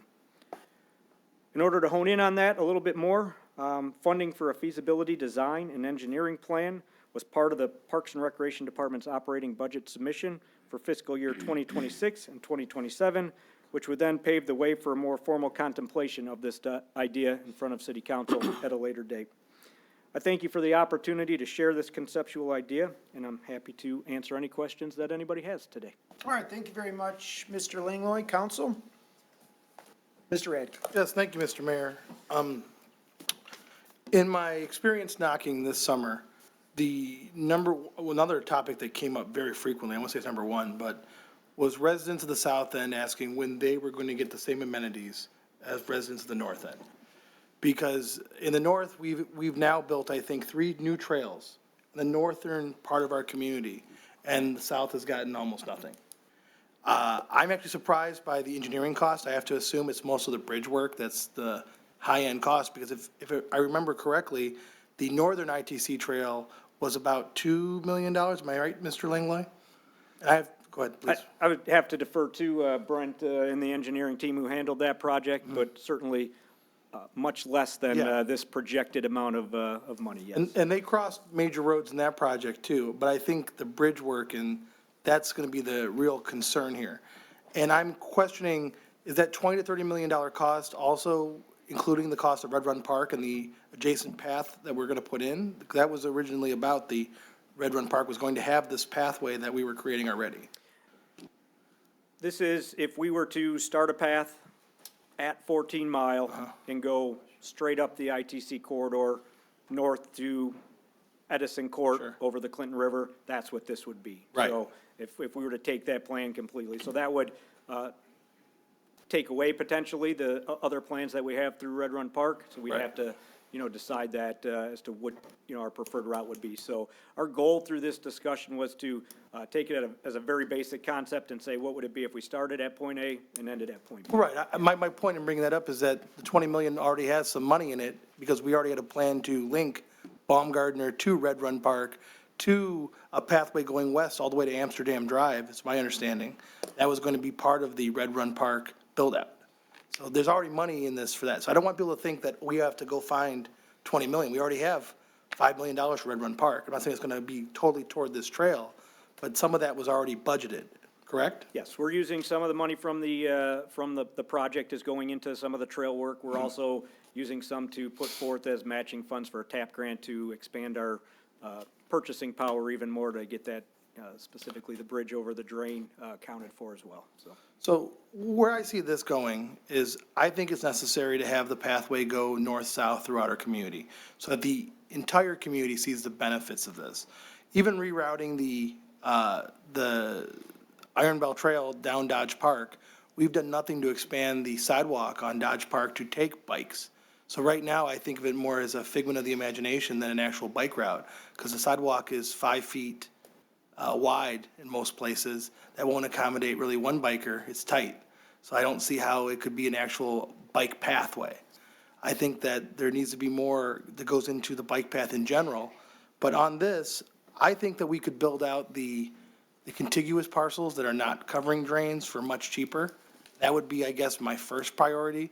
If we could build out the essential pieces and then later link the bridges to make it one complete pathway, I think that might be the smartest and most economically feasible option.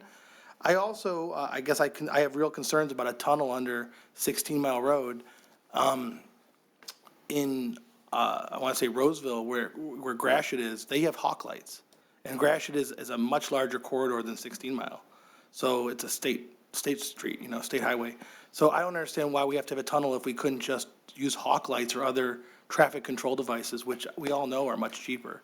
Engineering for a bridge or a tunnel is always so much more expensive than just doing the simple thing, which is using traffic lights to set a safe pathway across. So with that, I guess I'll say this. I think this is an essential project. I think it's one way to link our trails. I had always assumed that we were going to start on ITC Trail South after we did ITC Trail North. And I guess that was my mistake.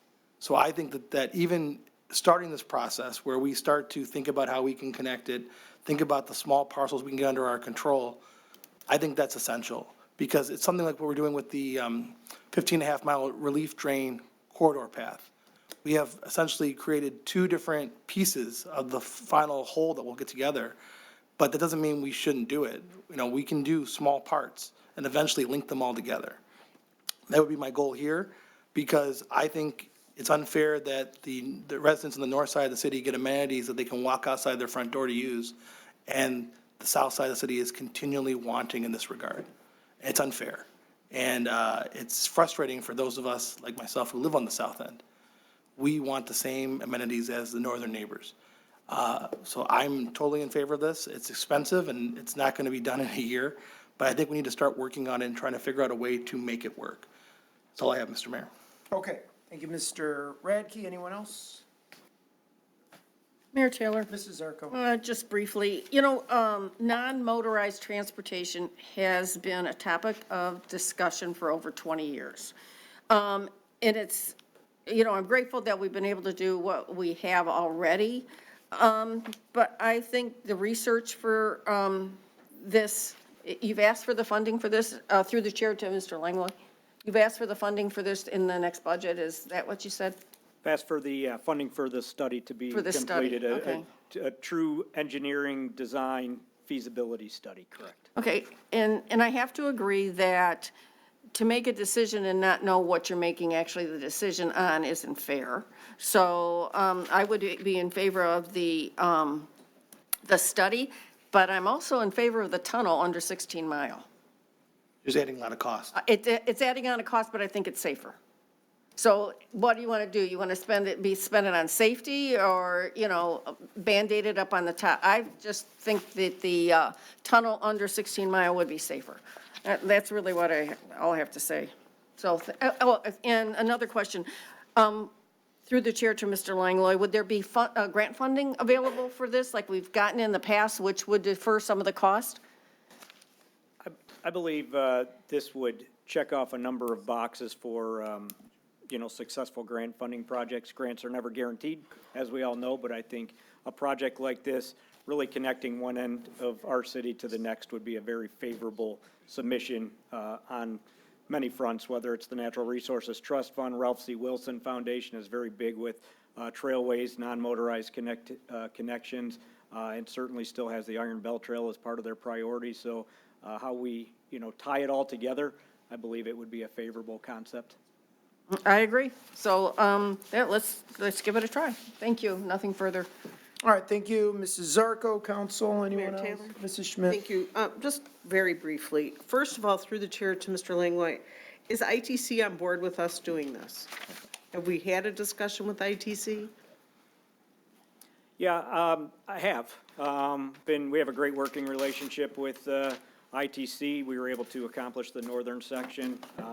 They've seen our concept plans, because our initial concept plan, even for Red Run Park, before the millage was even passed, included a trailway up, and certainly didn't want them to be surprised looking at a concept plan that showed a trail going through their section. So, yeah, we've had those conversations. Obviously, we know from the first section that they have some, some pain points that they would want to see, accomplished in terms of where the trail is located compared, in comparison to their transmission lines. But we were able to work through all of that, and they didn't have any immediate concerns that would preclude us from, continuing to talk about this. Okay.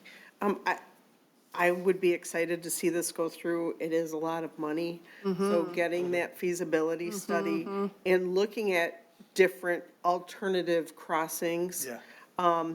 A bridge may be cheaper than a tunnel. A crosswalk, over 16 mile may be cheaper than going under 16 mile, or the hawk lights, or, just so we have options. And also, if this does come to fruition, I would have to make a motion to name that Kleino Bridge after Mrs. Koski.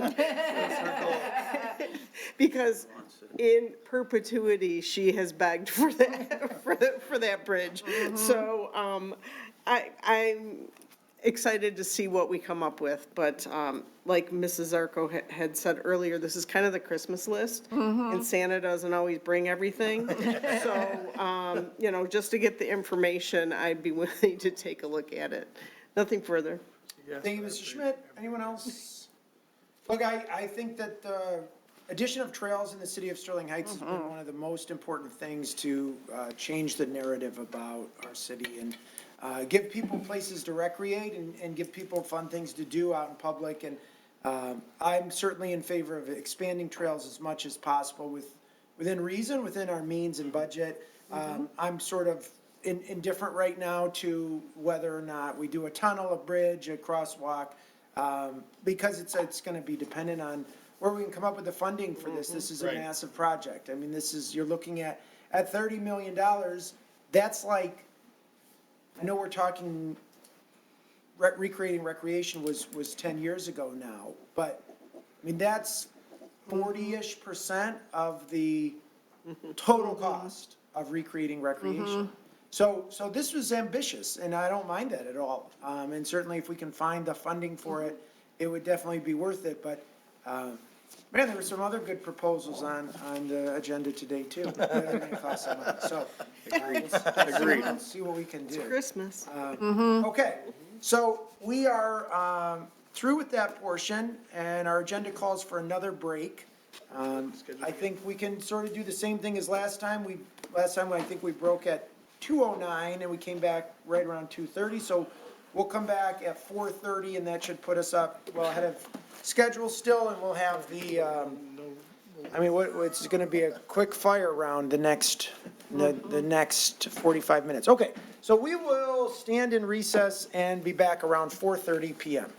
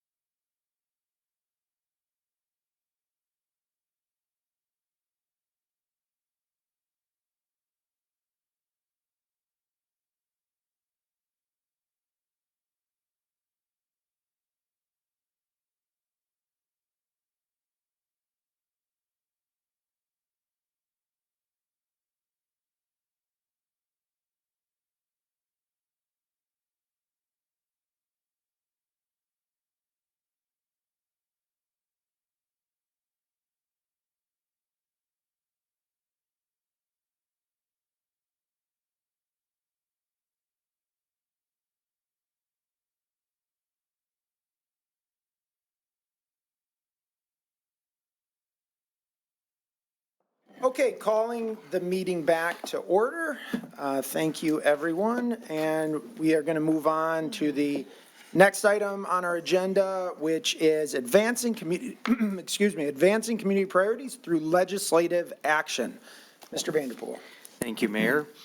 So this is the first time that we've established a formal legislative agenda that we wanted City Council to review. And this is important for a couple of reasons. First, City Council engages with elected officials at the federal and state level rather frequently throughout the year.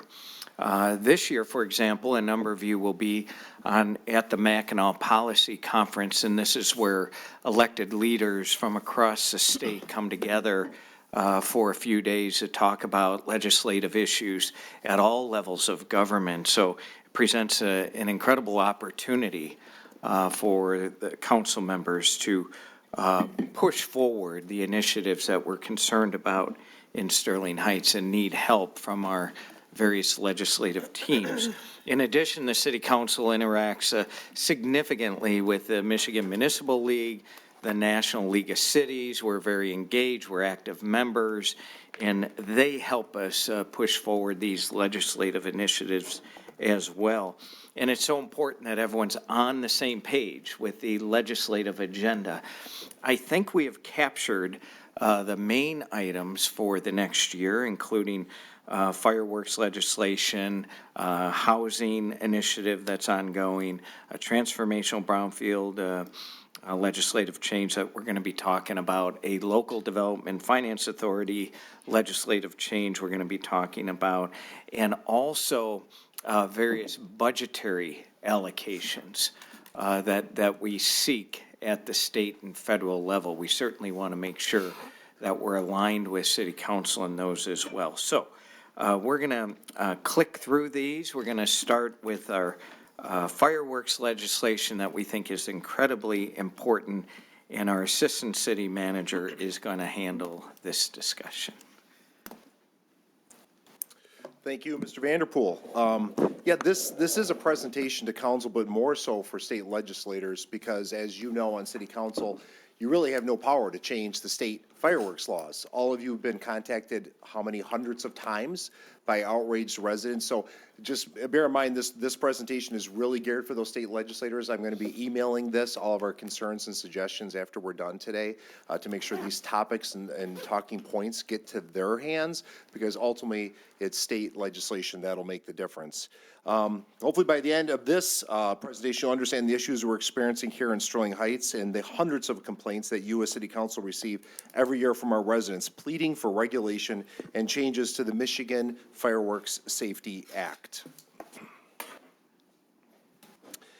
The current law in Michigan, where we're at now, these are the days that we cannot prohibit. It's 11 or 12 days per year, depending if Friday, July 5th, is on a Friday or Saturday. If it is, you get to add one extra day, so you'd have 12 days. Otherwise, it's 11 days. New Year's Eve, the weekend before Memorial Day, the week leading up to July 4th, the weekend before Labor Day.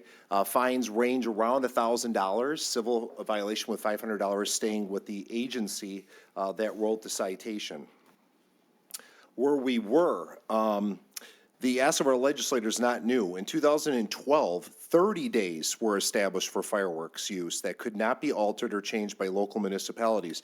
That original legislation was not well received, and hundreds of cities, townships, and villages complained, and changes were made in 2018 that allowed for the current 11 or 12 days versus the 30 days that was originally allowed through state law. So there's been a lot of change from the day they instituted this law.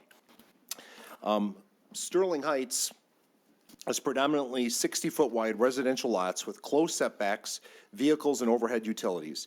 Aerial fireworks require clearance distances that far exceed typical lot dimensions. Embers, misfires, debris cross property lines, landing on roofs, creating hazards and quality of life issues for all of our residents. This is an important slide. Since 2020, we've had 1,200 calls for police and fire service due to fireworks. That's a lot of calls, a lot of vehicles, a lot of officers. Most of them are for noise, debris, fire hazards, loss of sleep, property damage, quality of life issues. A lot of them, even this last summer in my new role, I was shocked at how many people sent stuff that said they served in the military and they have PTSD issues and their house is shaking over and over and over again for days on end.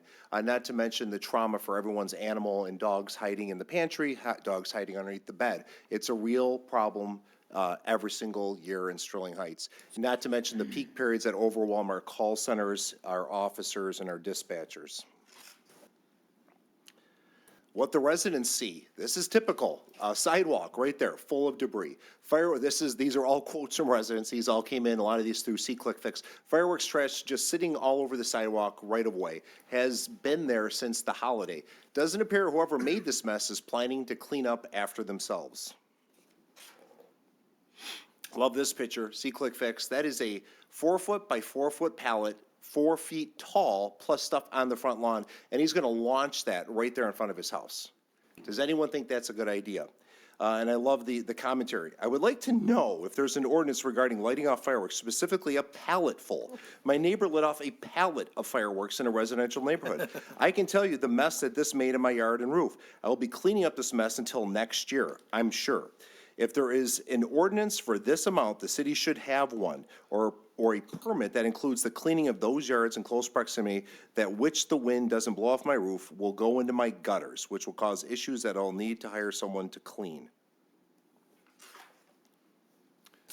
More pictures. This is another Sterling Heights See-Click-Fix.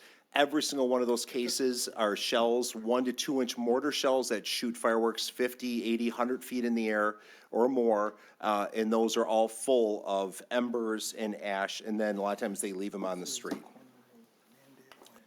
Again, smoldering, ember-filled, spent fireworks debris littering the entire city. Hundreds and hundreds and hundreds of mortar shells that go way up in the sky. Then the good people that say, I'm gonna clean up the debris in those ember-filled fireworks. I'm gonna put them right in my trash area next to my house. And they lit their trash cans on fire, their priority waste plastic trash cans completely melted, caught on fire and burnt down part of the garage.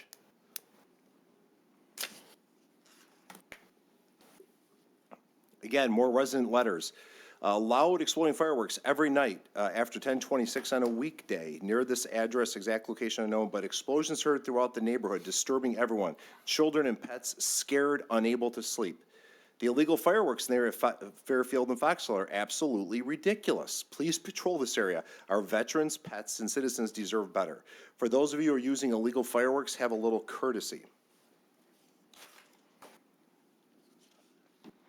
It's 10 days prior to the holiday, and the area sounds like a war zone with illegal fireworks at 10 p.m. on Sunday night. This is, once again, ridiculous. Every year this happens. Enough already. Why did the city have to give the okay to do fireworks for 7 days? What's the purpose of it? All that is needed is July 4th. That's Independence Day, not 6 days before July 4th and not the day after. People do not know how to follow the law. July 1st, people were lighting them off from 10 at night till 1 in the morning. Ignorant people are just stupid, no consideration for others trying to sleep. And there's kind of the rub. People assume that we in Sterling Heights have allowed this, when in fact the state law allows this. These are police runs. All of these I'm going to show you. These are all just in 2025. These are this year. Every single one of these runs required 1, 2, 3 different officers to show up, spending 15, 20, 30 minutes to investigate. And we have page after page after page after page just from this year of fireworks calls. Then we get into the fire runs. Mr. Llanos will like this. Sterling Heights Engine 4 responded for a non-emergency in Gianetti Drive, Sterling Heights, for a report about bush that was on fire but now out. Engine 4 found a neighbor who said that he was setting off Roman candles in his driveway when one of the fireworks shot into his neighbor's bush and caught fire. So the neighbor is lighting another neighbor's house on fire through aerial fireworks. Okay, you might say, well, that's pretty unusual. Well, then we have another one here. Engine 5 dispatched due to fireworks. Homeowner on Plumtree states fireworks hit his front window, causing the window to break. Yikes. The fireworks did not make it into the home. The fireworks were set off by the neighbor. There was fireworks debris all over the road. PD issued multiple tickets. Those are just coincidences. No, it's not. Here we are, another one. A ton of fire apparatus showed up in report of a possible structure fire. Dispatch states fireworks went off in the garage, possibly on fire. Large group of people outside. Homeowner states his neighbor's fireworks display tipped over and shot into his garage. The fireworks caused a bin on the ground to catch fire. The fire extended 4 to 6 feet up into the garage onto a standing shelving unit filled with random items. This council has done a lot. Sterling Heights City Council has drafted 3 resolutions, 2012, 2015, 2023, urging the state lawmakers to make common sense changes to the fireworks laws. So we've done what we can at the local level. We need to do more. There is ideas, there is options from other states. Other states are doing this better than Michigan. In Massachusetts, they have a consumer fireworks ban, which permits professional displays only. So basically, you cannot launch fireworks into the sky or use fireworks unless you're a professional person with a permit. That's very restrictive. Minnesota allows only non-aerial, non-explosive consumer items. That's what Michigan used to be. Remember back in the day, if it left the ground or went boom, you couldn't do it, and then that all changed? That's what Minnesota has. Ohio has another option. Ohio's put pretty extensive setbacks for fireworks. So in Ohio, you need 150-foot aerial setbacks for pedestrians or citizens around those fireworks, and 50 feet for stuff that just doesn't leave the ground. So again, these are all alternatives that could help, especially in dense neighborhoods. This chart is kind of puts it in perspective. Shows the National Fire Protection Association minimum setbacks for spectators when commercial fireworks are launched off the ground. A 1-inch mortar, like you saw on the street, all those debris, those are between 1, 2, 3-inch size, the actual size mortar tube. But for a 1-inch mortar launched from the ground, requires a 70-foot setback. So if you're a professional and you want to light off fireworks and you're lighting out just a simple 1-inch mortar, people have to be 70 foot back from that mortar. Most lots aren't even 70 foot wide. So how are you lighting off pallets of fireworks on a 60-foot wide lot? We make the professional stand back 70 feet, but the homeowner can just light them off in the middle of his front yard. It doesn't make any sense. And if you want to light off a 2-inch mortar, which we allow in Michigan, it's 140 foot back from lighting these off. Where are you going to stand to watch your fireworks in Sterling Heights if you have to be 140 feet back? This requirement makes it nearly impossible to safely launch aerial fireworks on a typical 60-foot wide residential lot in Sterling Heights. And where we're at in Michigan.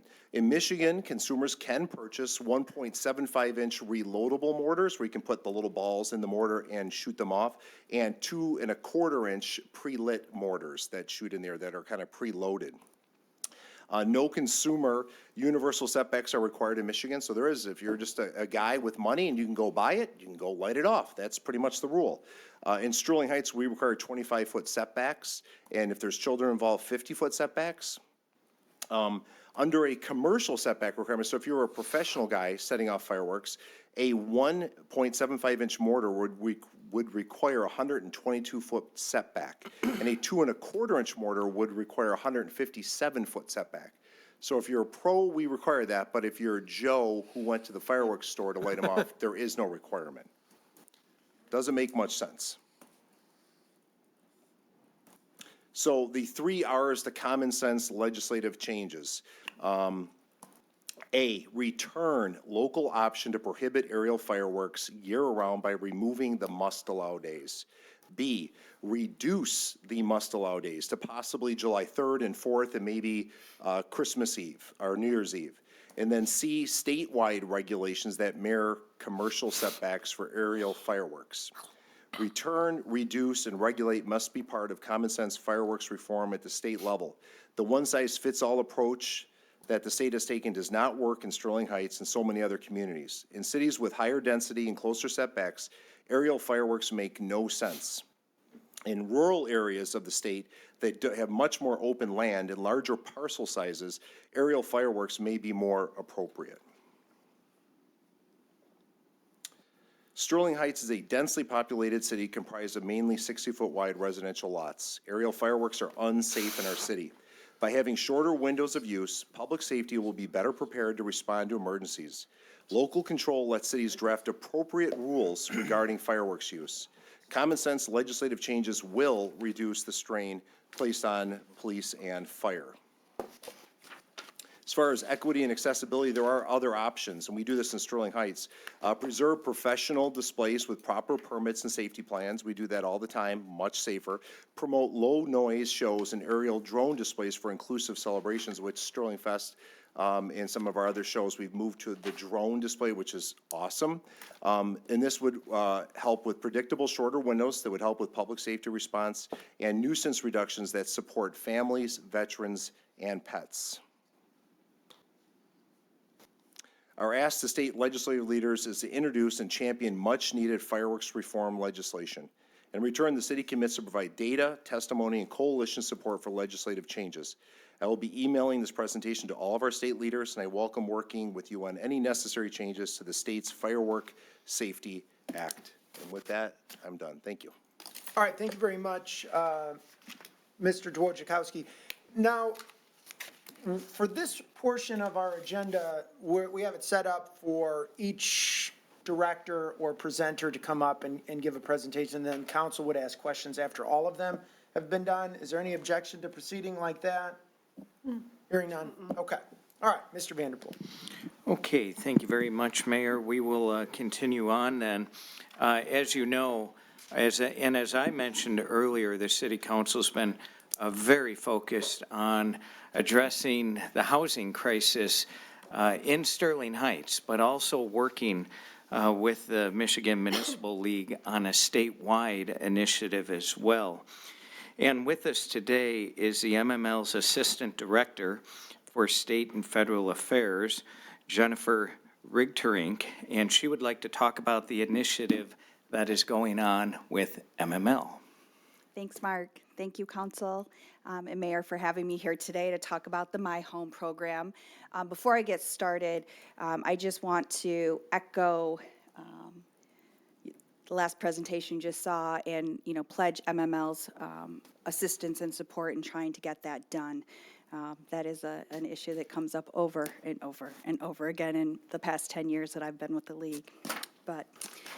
So the My Home program is a proposal that I know you've been given some brief information on in the past, but just kind of do a brief overview and an update of where we are.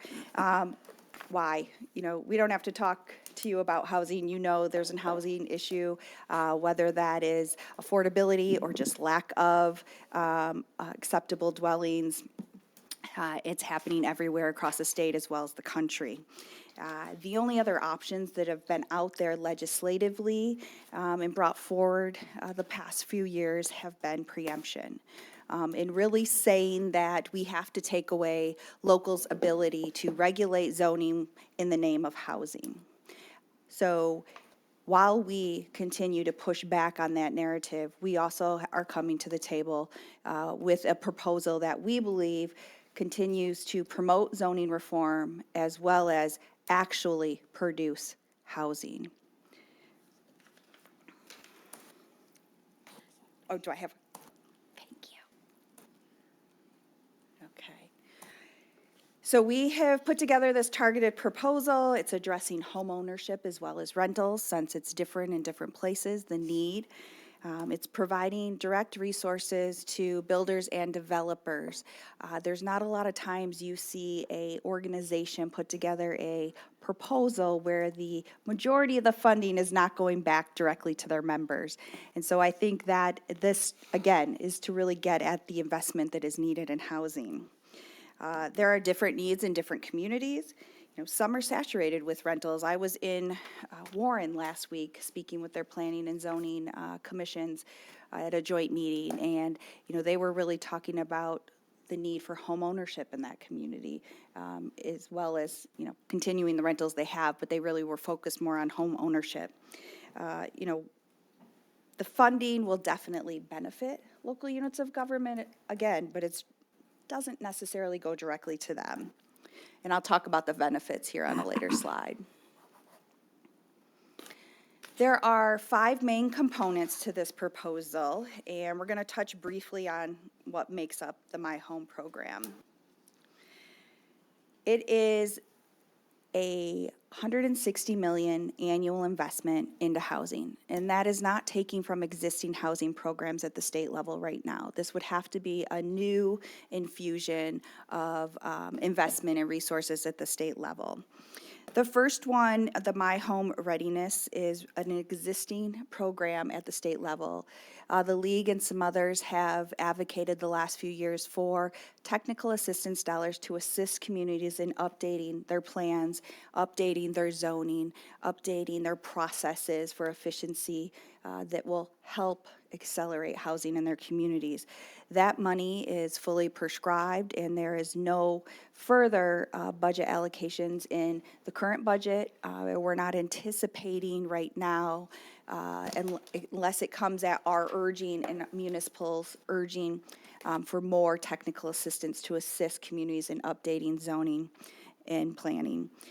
We're also adding to that a statewide matchmaking platform where if your community is deemed to be a My Home community, you would be able to market your housing opportunities that developers may or may not have otherwise known about, especially in communities where they have the lack of developers and builders, and they're really seeking those to come to their communities.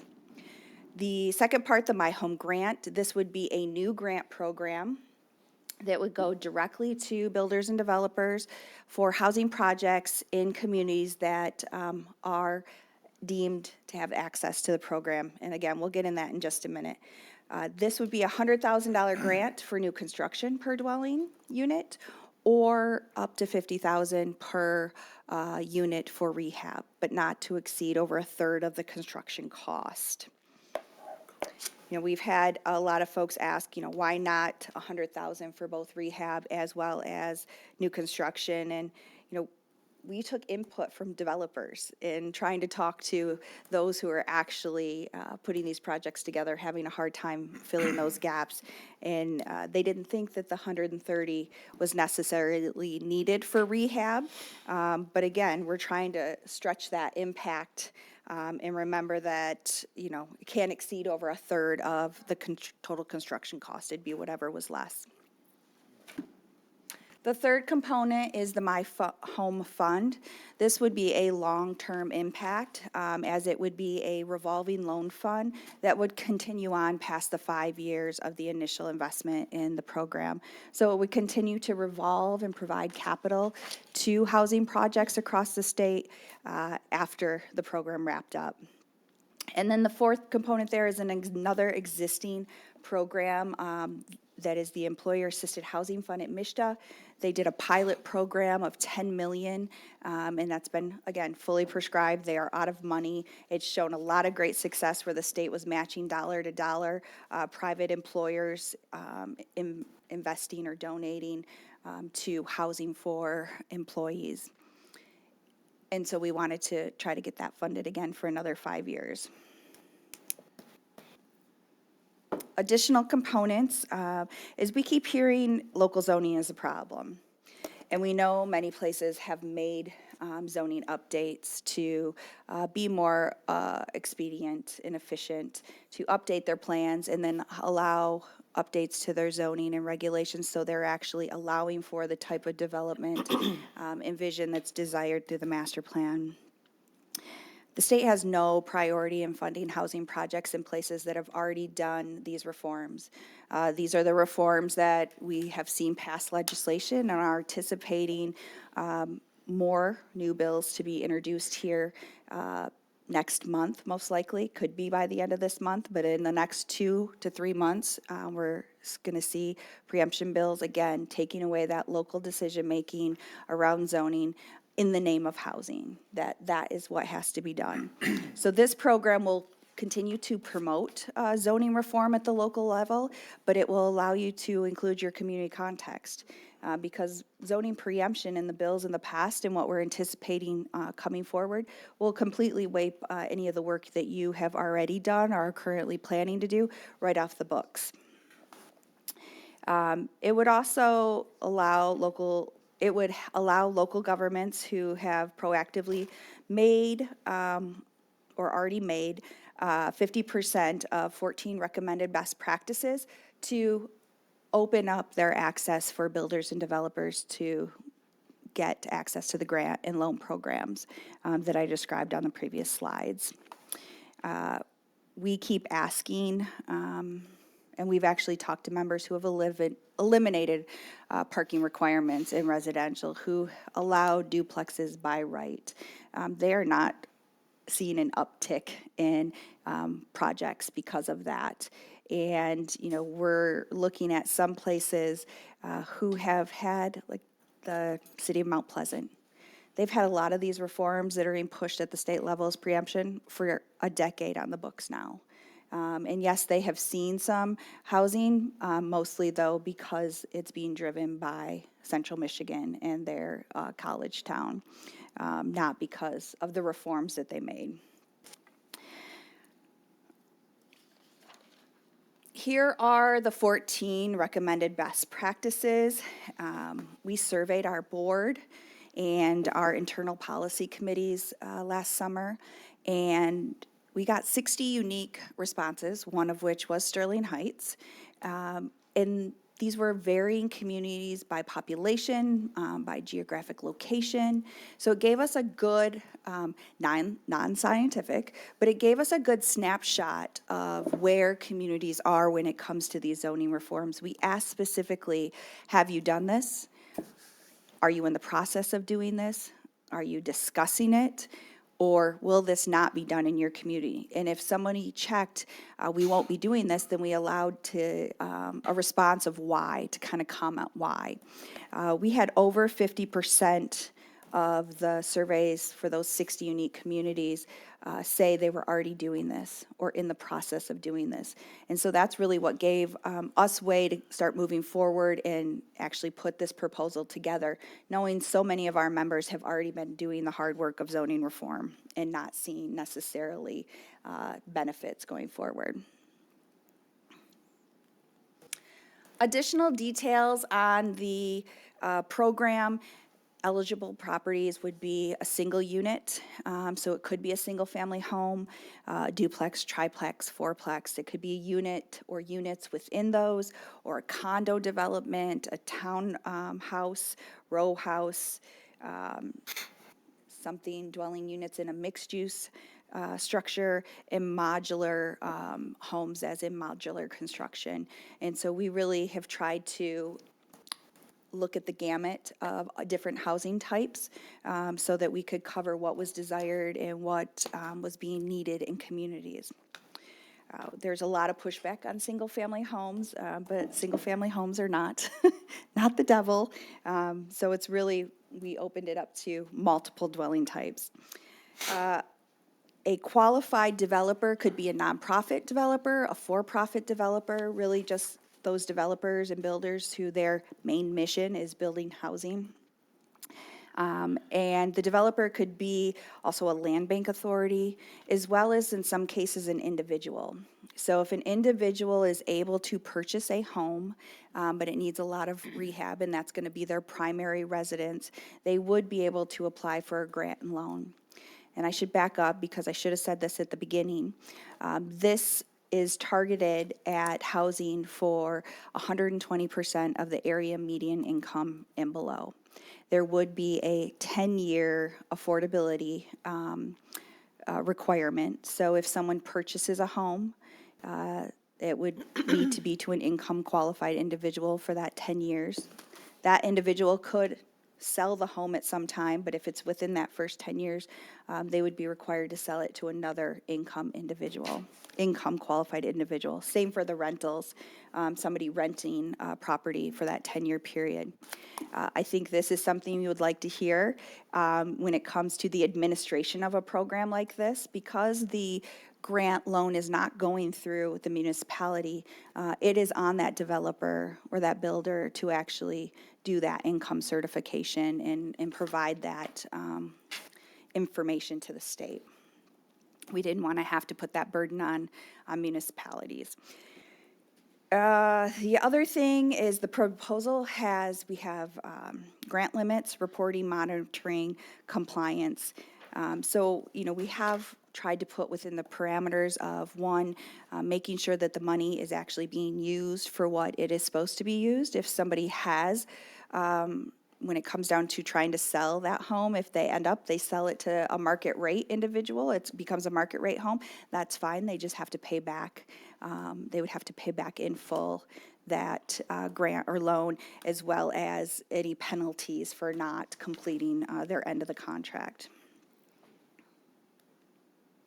Impacts, we can quantify that with a 5-year investment of $160 million, so $800 million total, will result in over 10,000 homes either being newly constructed or rehabbed. We looked at a program that the state of Ohio has put in place. When we started researching this, really took that program, chewed it up, and spit it back out to be more Michigan-specific. But looking at what they have invested and the results they're already starting to see, that's where we're very comfortable in saying that that 5-year investment from the state would result in over 10,000 homes. It'd create lasting impacts. As you know, when you make a zoning change, that's not temporary, that's something that's long-term. And again, we're going to be promoting those zoning reforms with long-term impacts that's going to help housing. It would help with this program for 5 years, but it's going to help long-term. These are just some state statistics about how this program would assist in moving the needle and helping the state achieve its goals on housing and the number of units that they would like to see. And the state hit, through their statewide housing plan, they hit 75,000 units a year earlier than they had predicted, all without preemption of local units of government. So I also think, we're really trying to talk with legislators as well as the builders and developers. Housing advocates, so important. The MML is a housing advocate. We do not build or develop housing.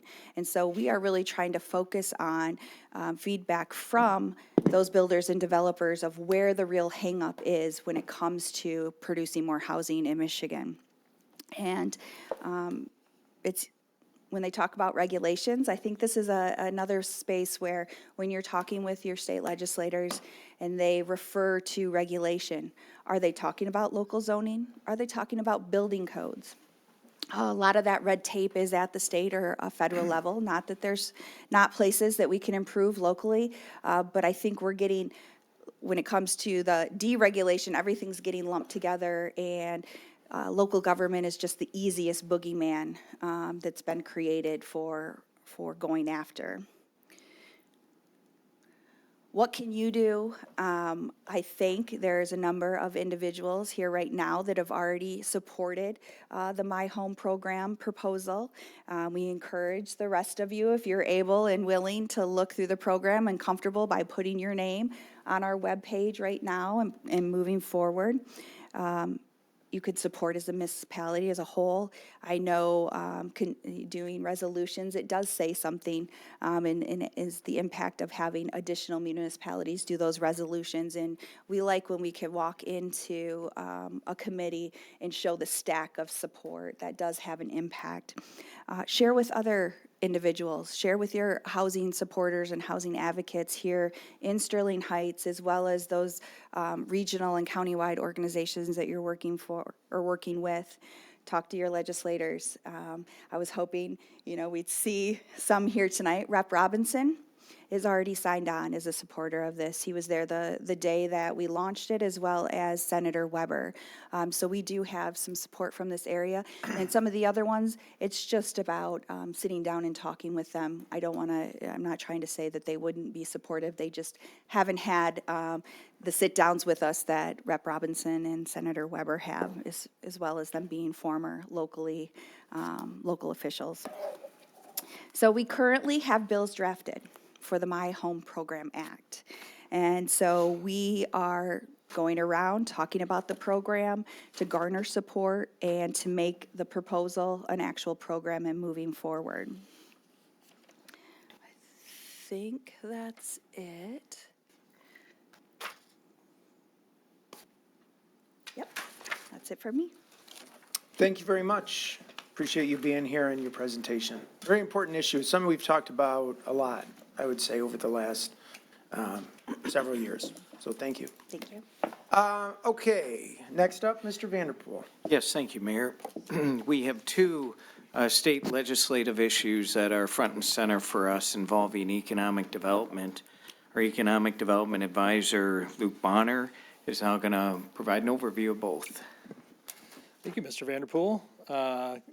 Let's see, good afternoon, Mayor and Council. Not quite evening yet. I'm going to cover a couple of pieces of legislation we've been working on for, it seems, the better part of a year at this point, for a couple of our more important economic development initiatives between Velocity and then also Lakeside. I'm going to cover Velocity first. I'm going to use the terms LDFA and SmartZone a little bit interchangeably here, so forgive me for that.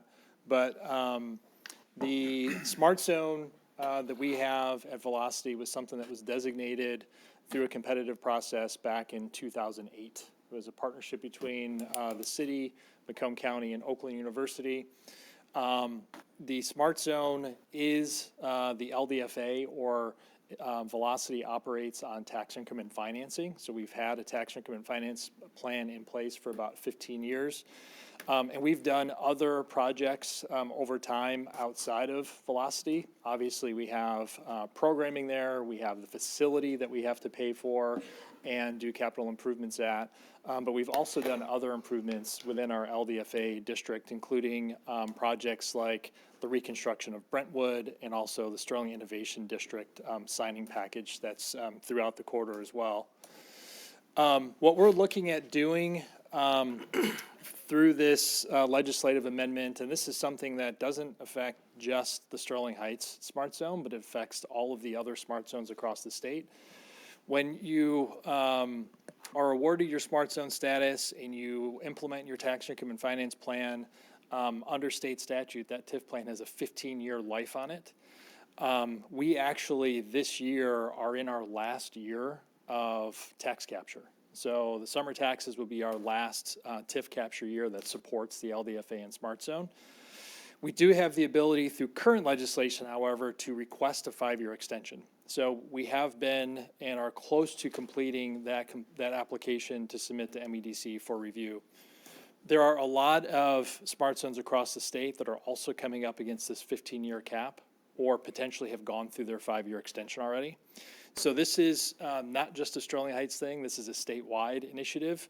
However, Rep. Robinson is the one who's introduced the legislation to amend it to allow for this 15-year extension period.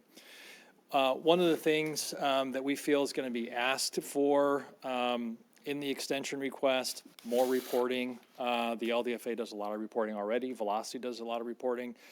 But there's also going to be an emphasis on greater regional collaboration. So at Velocity, we actually already help companies throughout the county. Some Smart Zones across the state are very hyper-focused to their city, where we have been open to helping companies all over the county. We also are embarking on a very, very strategic partnership with a second university that is very excited to have more of a presence in Sterling Heights and Macomb County. We haven't officially adopted that partnership yet. We'll be doing that in the next month, and there will be an announcement about it coming forward. So we have already been and intend to have more regional collaboration with other universities and other Smart Zones. So I just talked about some of the key amendments here. You know, one of the, and then here's one of the other ones on collaboration. One of the other things too, let me see what more slide I have. Hold on a second, sorry, a lot of slides. I put too many slides in here. And there was one thing that I wanted to cover as part of the Smart Zone. One of the things that has become increasingly important for Velocity is some of these other private partnerships. So between the Ralph C. Wilson Foundation and several banks through their CRA programs are coming to Velocity to support some of the programming. There's something else in the legislation as well. So right now, when it comes to TIF financing, we capture state school taxes and we have local tax capture. That if the MEDC does not approve additional state tax capture, or the Department of Treasury does not approve additional state tax capture, what currently doesn't exist in the legislation is for the local community to decide, well, we can continue on with our SmartZone anyways, and we'll do it with our local capture. So right now, that's not an option. So that could be the case for a lot of other communities across the state, or a lot of other smart zones across the state, where Treasury does not want to support additional state tax capture in those communities for whatever reason. So then locals would have the ability to continue on their smart zone programs without state support. And that is that for that update. So I'll just move right into the next one. Is it okay, unless you wanted to say something? Okay. One other thing I should say too is next Thursday, there is a hearing on the proposed SmartZone LDFA legislation that Mr. Vanderpool will be testifying at as well. So next is the Transformational Brownfield program update. So we have a Brownfield authority in Sterling Heights. We've approved a number of projects over the years. The last one was the Amazon Distribution Center at 14 and Mound. The Transformational Brownfield, the easiest way to explain it is it's tax increment financing on steroids. So instead of being able to capture local real estate taxes, you have the ability to capture various income taxes and sales taxes on a particular project. And that's to support the potential size of the investment. So in Sterling Heights, for example, we have over 100,000 people, so the size of the project here has to be 75 million up. Lakeside is trending to be a $600 million total project, $1 billion project when you take into account all the finance costs. So the legislative amendment, so this basically sunset last year. So the legislative amendment will increase the total transformational brownfield capture on an annual basis from 80 million to 175 million. That's based on the amount of demand for large-scale projects across the state. It also helps smaller communities because, as you can imagine, bigger projects are happening in Grand Rapids and Detroit, which basically have been sucking up all the TVP revenue. So this is an opportunity to help some of the smaller communities and larger projects that they would have there. It also helps support multi-phase projects. Lakeside is a multi-phase project. Typically, the kind of projects that MEDC has been reviewing are single projects. So like a single project mixed-use development or a single high-rise type of development. The legislation for TVP didn't necessarily contemplate a 100-acre multi-phase redevelopment project, so it helps in identifying that. There are a number of restrictions to get removed on the small communities, which I talked about. And it also helps just clarify some of the distinctions between a typical local brownfield plan and then the transformational brownfield plan overall. This is already, there are actually two different bills that were introduced. Mr. Vanderpool testified on those as well. One passed the House. However, I don't think that that bill is the one that actually is going to move forward. There's a second bill that is more likely, that's a little bit cleaner from what we understand, versus the bill that has a lot of other stuff in it. So the cleaner, very brownfield focused bill is the one that's likely going to move forward, and that should move forward at some point, and that's introduced by Representative Aragona.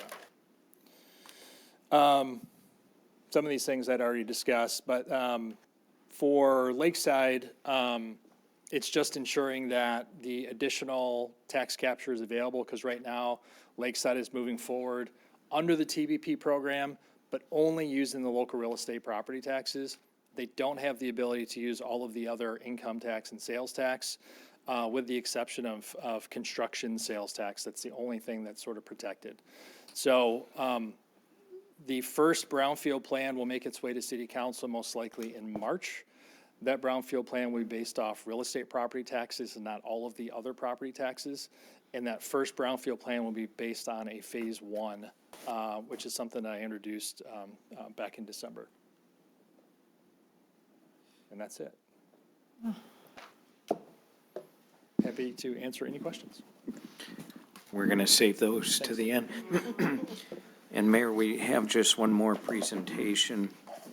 And this is, I mentioned that every year we submit projects for grant funding at both the state and federal level. And so our Chief Finance Officer Jennifer Varney is going to lead us through this discussion. All right, good evening, everyone. Either happy or sad, this is the last presentation of the day, but we are well ahead of schedule, so that's good news. So the city of Sterling Heights, with the involvement of city administration, city council, and most importantly, the residents of Sterling Heights, has been able to accomplish amazing things over the last decade. The reconstruction of hundreds of miles of neighborhood streets through the Safe Streets Millage, the building of a new community center and the reimagining of Dodge Park through the Recreating Recreation Millage, and the remodeling of city center buildings, just to name a few of the major projects we've been able to accomplish. But some of our greatest achievements have come through partnerships with the state, county, and federal legislators. Together, we can accomplish much more for our residents than we can do alone. So here are just some examples of the shared successes accomplished through working together. First of all, Innovate Mound, maybe one of the greatest examples in the last decade. This $220 million project was only accomplished through the shared vision of not only county, state, local, and federal legislators, but also residents and businesses working together to complete this monumental improvement that even spanned beyond our city limits. Clinton River Road reconstruction. This $10 million project, total reconstruction of Clinton River Road, which will break ground next year with the assistance of a $7.4 million grant from the federal government. A little while ago, the Clinton River cleanup, $4.5 million EPA grant that allowed us to clean up the river and increase recreational opportunities along this amazing, unique amenity in our community. The upcoming Red Run Park improvements will be funded not only through the Pathways to Play and Preservation Millage, but also obtaining additional funding through a grant from the State of Michigan Economic Development Corporation. Numerous public safety improvements have also been accomplished through these partnerships. The new Mobile Command Center, which will be a state-of-the-art mobile operations center for our first responders, will be funded through a grant from the state of Michigan and also through the use of state and federal forfeitures. The Police Training Center, the remodeling of our unused jail facility into a state-of-the-art police training center through a combination of state grants, forfeitures, and capital projects funds. And the purchase of a fire ladder truck through a state grant, and also the recent federal SAFER grant awarded to the fire department that will partially fund the hiring of 9 new firefighters for 3 years. These are just some of the examples of the accomplishments that were made possible by state, federal, and county legislators working together with our community for the betterment of all the citizens of Sterling Heights. And now I would like to turn it over to Assistant City Manager Haley Bradley, who will discuss additional partnership opportunities for the future.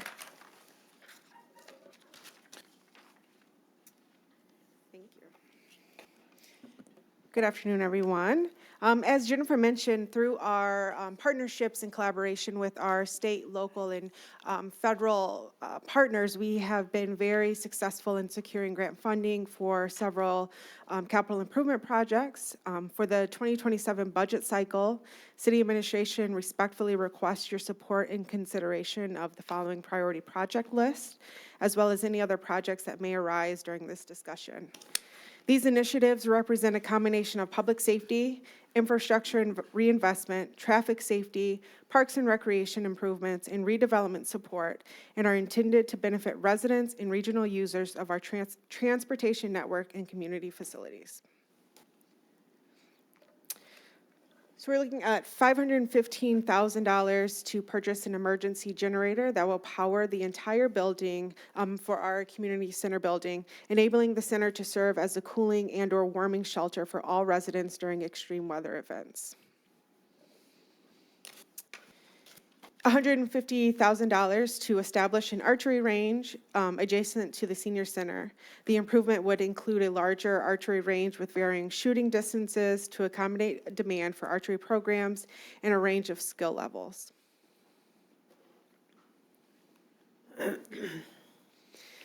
$1.2 million for the Puffin Park renovation project.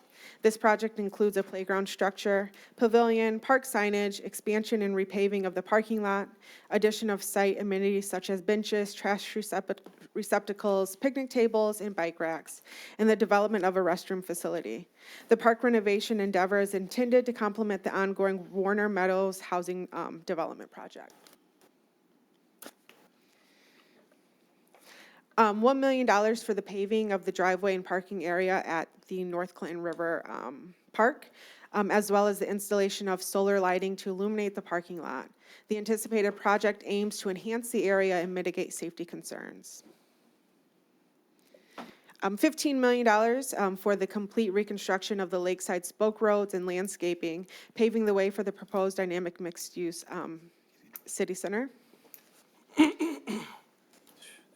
And then $30 million for the Visioning Ryan Road project. The project includes a series of traffic calming and safety improvements, including converting a 5-lane open roadway to a 4-lane divided boulevard to manage vehicle speeds and improve access management, improving the 15-mile road intersection, and eliminating left turns to reduce crash conflicts and serious injuries, constructing mid-block pedestrian crossings with appropriate signage and visibility enhancements, and installing a shared-use path to improve non-motorized access to pedestrians and cyclists. And to complement our North Van Dyke Master Plan, $20 million for the design and reconstruction of North Van Dyke Avenue from a 5-lane roadway section to a 3-lane avenue from 18.5-mile road to the Clinton River.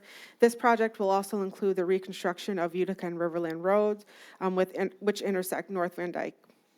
The design will incorporate a redesign of the public right-of-way to create a more walkable, pedestrian-friendly area that will also contribute to the corridor's redevelopment, promoting economic growth and higher-density residential and commercial development.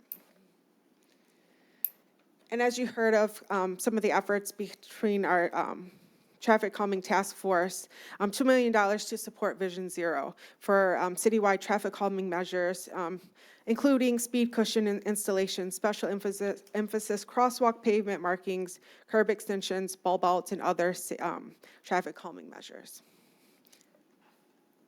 And that is all I have.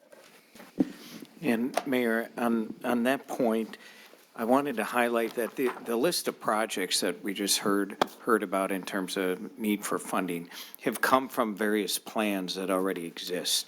For example, our 5-year road plan, our 5-year master parks and recreation plan, and other plans that City Council has seen in one way, shape, or form. The list is varied because sometimes our legislative team members have special interests in certain areas. Some have a keen interest in parks and recreation. Some have an interest in utility improvements. Some have an interest in helping Lakeside in any way they can. Thus, the spoke roads are on the list. By the way, the spoke roads are not part of the redevelopment plan for Lakeside. They're outside of that development. And so the list goes on. And so that's where these projects come from, and I thought you'd like that background. And in closing, I wanted to thank our directors and managers. They've spent months preparing for the strategic planning session.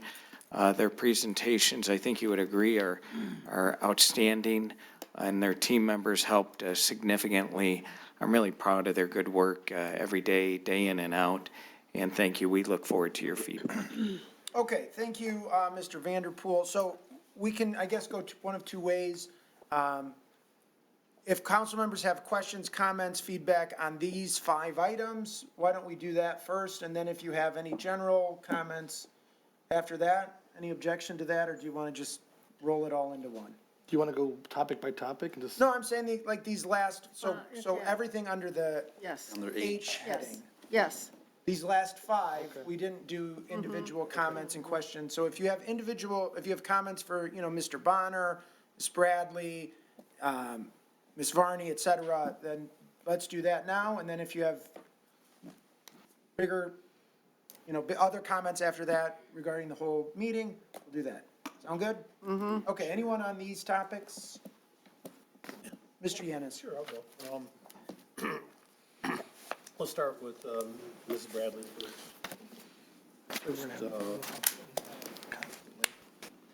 The grants are, they're sharing those grants, right? They're not 100%?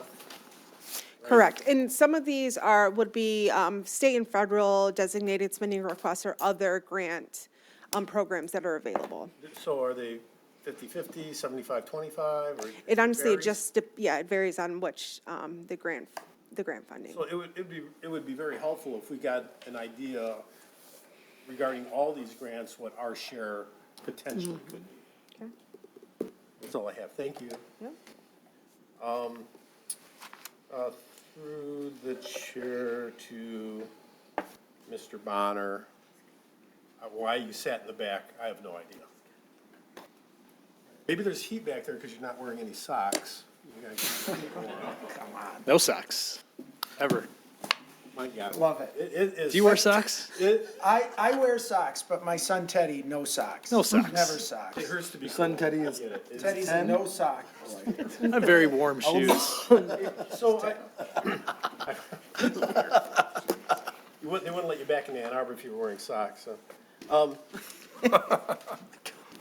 I don't have Birkenstocks on now, so. We got time to kill. Some folks got in there. God. You know what, I didn't write this down in context, it made sense to me when I wrote it down, but you talked about, and I think you were talking about the transformational brownfield. You had mentioned that additional state tax capture, remember using those words? Yes. Additional, what does that exactly mean? Is it like the additional that may come, or what does that mean? Tell me what that means. So there are two types of, under transformational brownfield, there are two types of state tax capture. There's on the real estate property tax side, there's the state education tax and the local school tax. And then under the transformational brownfield program, the additional tax capture would be state income tax on residents and workers, and then also sales tax, state sales tax. So tax generation that would otherwise go to the state that stays and is invested into the project. That's what I meant by additional state tax capture. Okay, and when you say income tax by residents, you mean the residents that live in the district? Correct. Okay. Yep, So there are no residents there right now? that's correct. It'd be zero. It'd be zero. Yeah. It'd be zero. So you said phase one, if for some reason, hard to believe that Lansing couldn't get its act together, but the potential is there.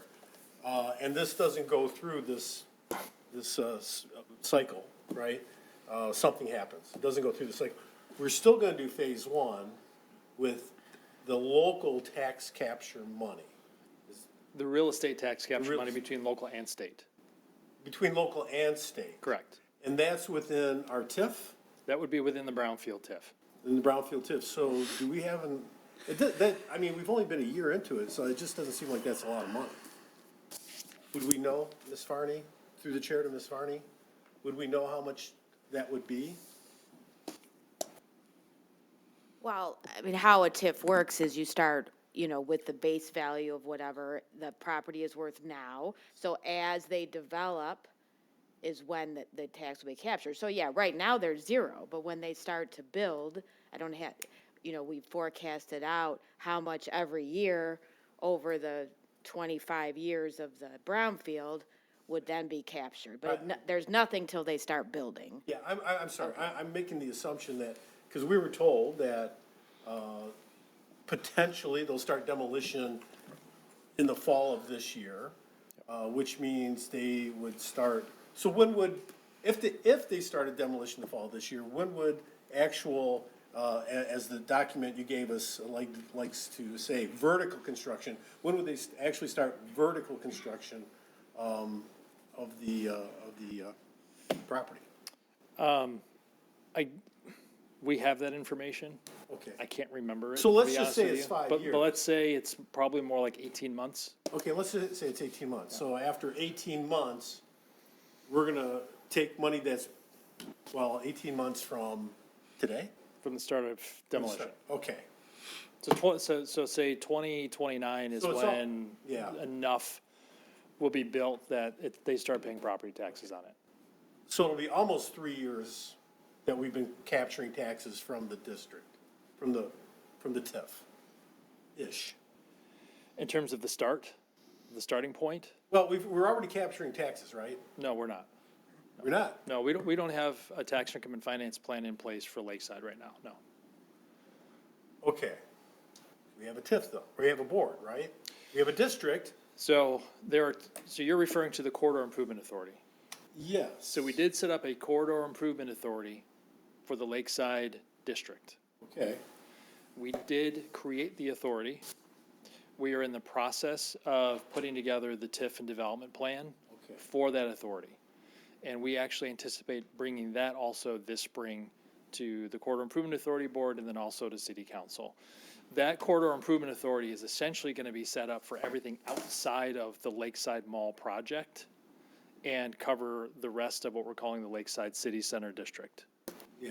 Well, I'm assuming since there's no properties in the Lakeside Center, we're going to capture tax dollars from existing properties that are in the district. Right now, we're just projecting inflationary growth off of the existing properties. Correct. Okay. Okay. I think that's all I have. Thank you. I'm all set, Mr. Mayor. Thank you. Thank you, Mr. Yanis. Mr. Radke. Thank you, Mr. Mayor. Just very briefly, you don't have to come up unless I ask you to. I wholeheartedly support the fireworks legislation. I think that we should have, I've encouraged before, asked legislator to allow cities of over, say, 90,000 people go their own way. Because this is one of the number one complaints. People don't understand how it's enforced.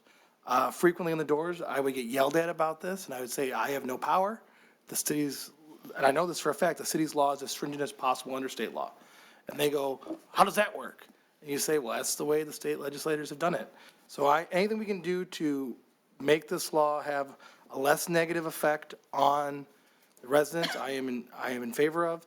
I will add one thing. I like the fireworks at Sterling Fest. I'm a minority opinion up here, I think.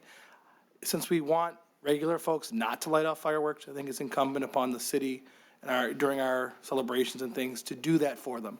Otherwise, there's just none. And what we're trying to say is let the professionals do it. It's safer. So I think that I like the fireworks. I know I'm probably the minority opinion up here. I think the drone show is kind of boring, but I support the Michigan Home Program. I think any legislation that allows us to better use land and to bring more housing online is essential. I think folks get caught up in this, is it going to be an apartment? Is it going to be a condo? Is it going to be a residence? When housing is a cycle. People right now in Sterling Heights are underhoused, whereby they're living in a small house or a condo, and they would upgrade if something was made available to them. And then that frees up their house as a starter home for someone who wants to come in behind them, which then frees up an apartment for a new resident who wants to enter our community. You know, housing's a cycle, and you don't fix a cycle by just targeting one spoke of the wheel. So we have to do all of these things to make sure that we have housing at different price points for different folks for the entire journey, because, you know, when you're young, maybe all you want is an apartment. When you're old, maybe all you want is a condo. But in between, as your family size grows and your income grows, maybe you want a bigger home or a larger lot. We need to have housing at all different levels for those folks. I think the state transformational Brownfield LDFA was explained very well. We're hopeful this project will get off the ground, though I'm told that, I guess through the chair to Mr. Bonner, that Lakeside might be scaling back phase one. Could you talk to us about that?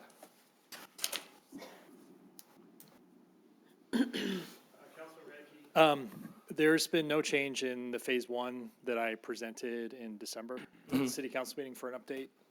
So it's still roughly, 1,300 units plus the retail, plus senior. Right. Which really kind of focuses on more like the central portion of the Lakeside Mall site. That's still the same phase one. But no hotel, no offices of any sort? Because that was originally pitched to us. I mean, maybe I'm confused. part It's of been a the- long project, so. I know. Yeah. Everyone's got deal fatigue on it, so.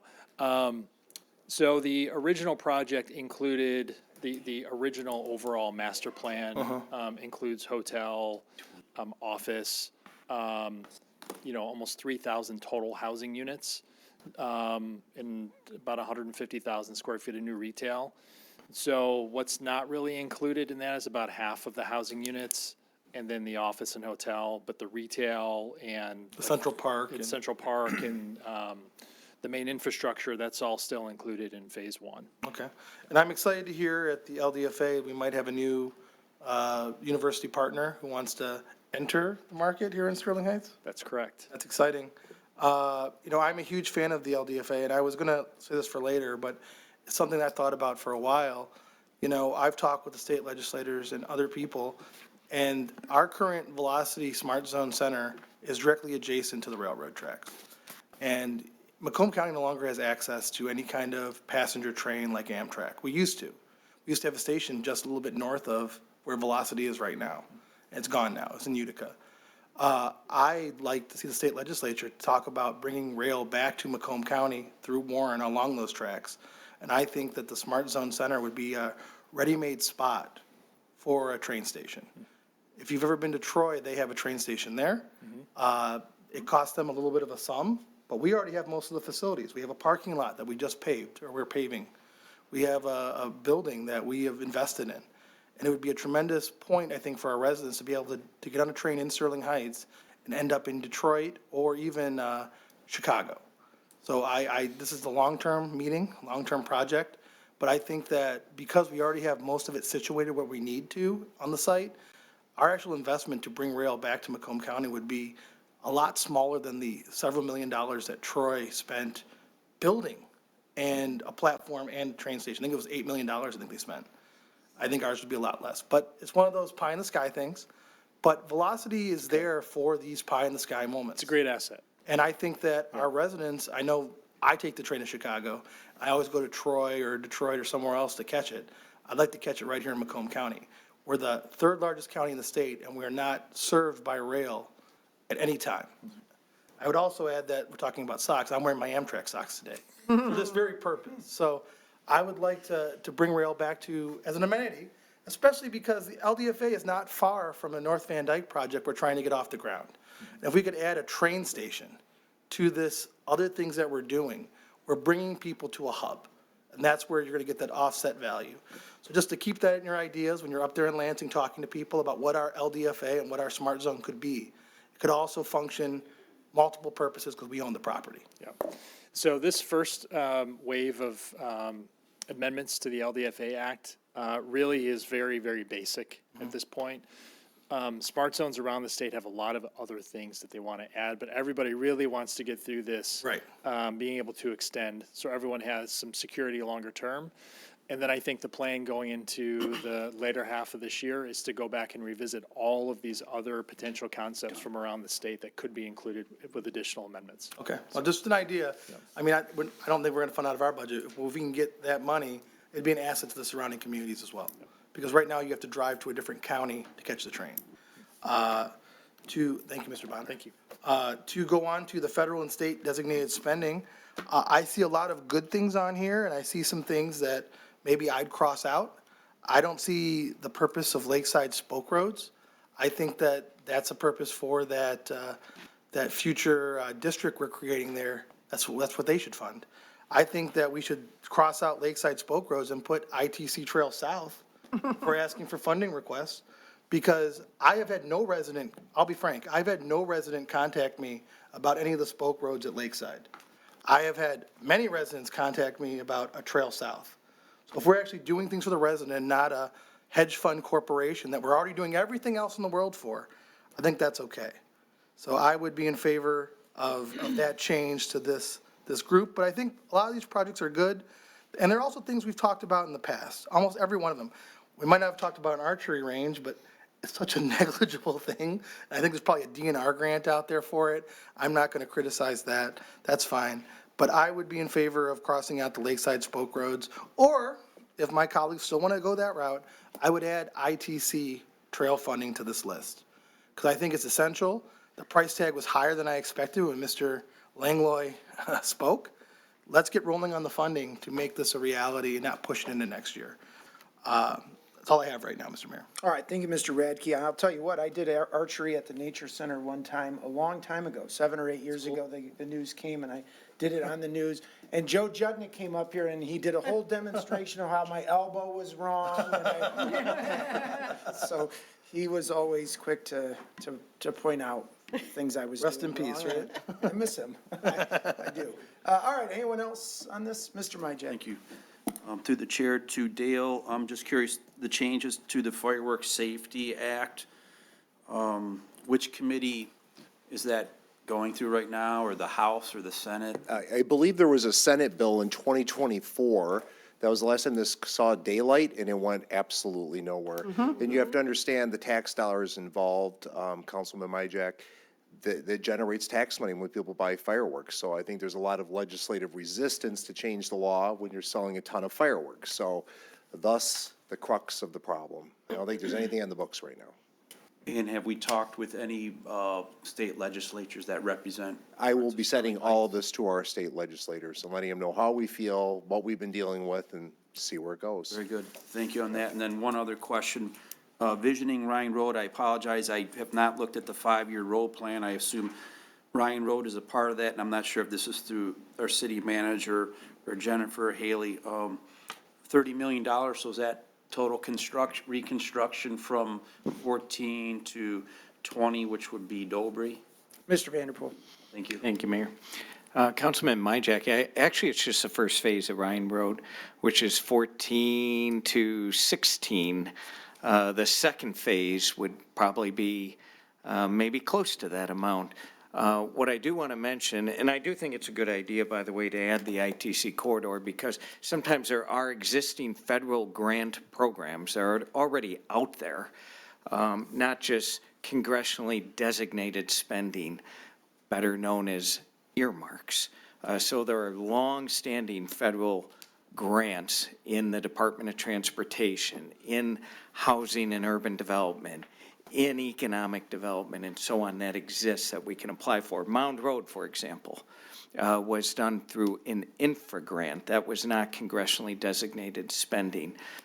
So that's a massive multi-billion-dollar program that exists at the federal level for projects all across the country. In any case, back to your question. So Ryan Road wouldn't necessarily be targeted for an earmark, if you will. It would be more targeted, and we're working on it right now as we speak through an existing federal grant program. So that's what we really want to pursue there. I doubt we would get a congressionally designated spending allocation for Ryan Road. But all in all, that project's probably going to be close to 60 million when it's all said and done. There's a lot of massive projects that we still have to complete in the city, not to mention what we don't have on the list. It's really a county project, but we'll be involved in one way, shape, or form. That is a Conrail Bridge replacement between Van Dyke and Mound on Metro Parkway. 5 years ago, that was 60 million. It's probably much closer to 100 million now. The county's working on that. We're going to have a local match. By the way, it's a good idea to share with council what we expect to be our local matches on some of these. That's another massive project. So it's good to add as much as we can to the list, because sometimes we do have to pivot based on grant requirements and legislator interest. So, thank you. So 60 million for the complete reconstruction of Mound Road. So that's what, 6 miles, 10, I guess, what, $10 million per mile? But that $60 million, what does that come from exactly? I know that comes from the state through gas taxes, or what? Well, in this particular case, we'd be looking at grant funding to fund. It's a federal program that we're working on right now. So yes, I mean, some of the federal programs are funded through gas tax, the Road Trust Fund, other federal programs that exist at the federal level. Thank you, Mr. Mayor. That's all the questions I have. Thanks, Mark. All right, thank you, Mr. Myjack. Anyone else? Mayor Taylor? Mr. Schmidt. I just have a couple of things. As far as the fireworks legislation, it's kind of frustrating. We've sent 3 resolutions that are not worth the paper they're written on because resolutions mean absolutely nothing. It's our beliefs, it's our wants, it's our problem. So keep fighting the fight. I mean, that's all we can do. And as far as our state legislators that are attached to Sterling Heights, we absolutely have been in contact with all of them over the years since this has come to fruition. So make no mistake about that. The council has been fighting this legislation since it went into play. As far as the Michigan Home Program, another tool in the toolbox for the developers, actually, it's kind of cool. And I think it's a good program. And then as far as the grants, I agree with Mr. Yanez. I think we need to know our portion on all of these. And also, through the chair to Mr. Vanderpool, I guess. So $515 for an emergency generator at the community center. I'm 15,000. 15,000. 515,000. What did I say? You said $5. It's a long day. Sorry. I'm surprised that we didn't put a generator in when we built that building. Yeah. Mr. Vanderpool. Thank you, Mayor. Councilwoman Schmidt, it's a very good question. We do have the connection. We do use a portable generator when necessary, but it didn't survive the value added or the value engineering process that always happens when we go through projects like that. That means inevitably you have to cut to keep projects on budget. So we have had an interim solution of a portable generator, but that doesn't run the whole center. So this is a massive generator that would run the entire facility, mostly the gymnasium portion too, for a warming center if we need it, which you never know in these conditions. If we had a massive power outage, we'd have a big problem on our hand. Now, we do have warming centers in the city. We have partnerships with the schools and so on, but we still want this as an option also. Okay, it just surprised me that, usually we include all the bells and whistles, so. Actually, I really have nothing further. Thank you. All right, thank you, Mrs. Schmidt. Mrs. Zarko. Thank you, Mayor Taylor. First of all, I think Mr. Schmidt and I are the only two that were here when the fireworks legislation went through Lansing, and it was Harold Haw. So Fireworks Harold now is a county commissioner, and his number's listed. So for the first 2 years that we could do absolutely nothing, Mr. Romano used to hand out Harold's home phone number. In the middle of the night, if somebody would call, he'd say, "Oh, call Harold, he'll take care of this." So maybe we should talk to Harold again. But I think it's something that we do, that we need to move forward on. Just give us local control. Right. Is that so much to ask? We're not saying change it for the whole state. Just put a population number there. Let us control what we can do in our city. Home rule, that's what this should be about. So that's where I'm at with it. I mean, I'm not asking them to change the whole state. Just give us the authority to make our own rules. Okay, so that's what I would want to see out of that legislation. The Michigan Home Program, we've been familiar with now for several months. We were there for the inaugural, ribbon cutting of the, the presentation. It was raining in Lansing when we were all there. And it's to sit down and listen to it once, you have to listen to it 2 and 3 times to really understand everything and how to bring those developers in to work with communities. Because, in the past, it's always been the communities that were, berated because of our zoning laws. And that wasn't always it. And the fact that, our zoning laws definitely need to be changed because they haven't been changed in a long time. But it's a way of, I think, attainable housing and ownership for every stage of a person's life, whether they be just getting out of college or newly married, starting a family, raising their family, retirement. So this gives an opportunity for that home ownership for whatever, the need might be. So I'm going to come back to Ms. Richter in a minute, though. Mr. Bonner, I understand what you're saying. Right now, I feel like we're in limbo sometimes because nothing is for sure. It's like you're waiting for this and waiting for this, but as long as we're patient, everything will fall into place.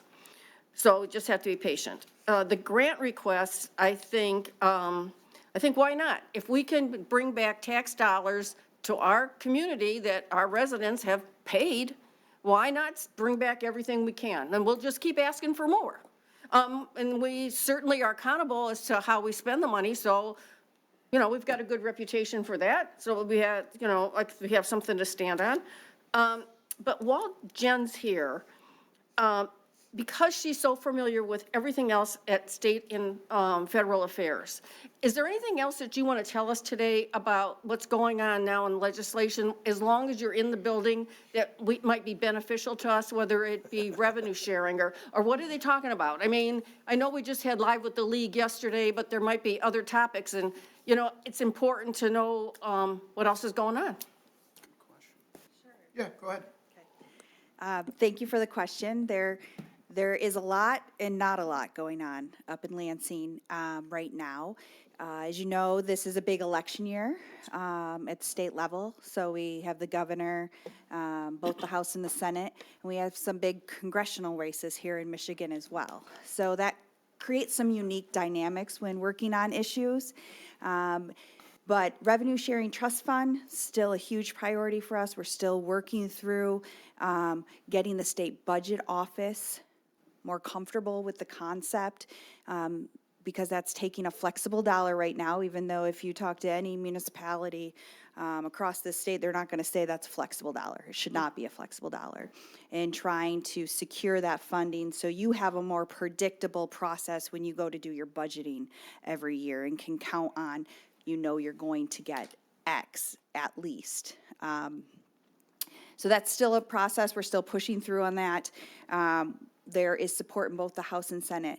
What we're seeing is a lot of top issues are exchanging chambers, and then they're sitting there. One issue I'll bring to your attention, smaller issue, but can have big impact.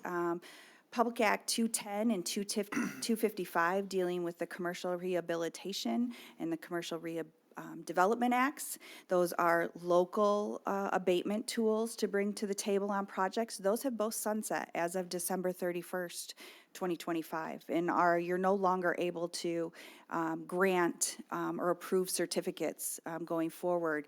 So that has stopped projects in where they're at right now because they need that piece of the puzzle to actually make the project happen.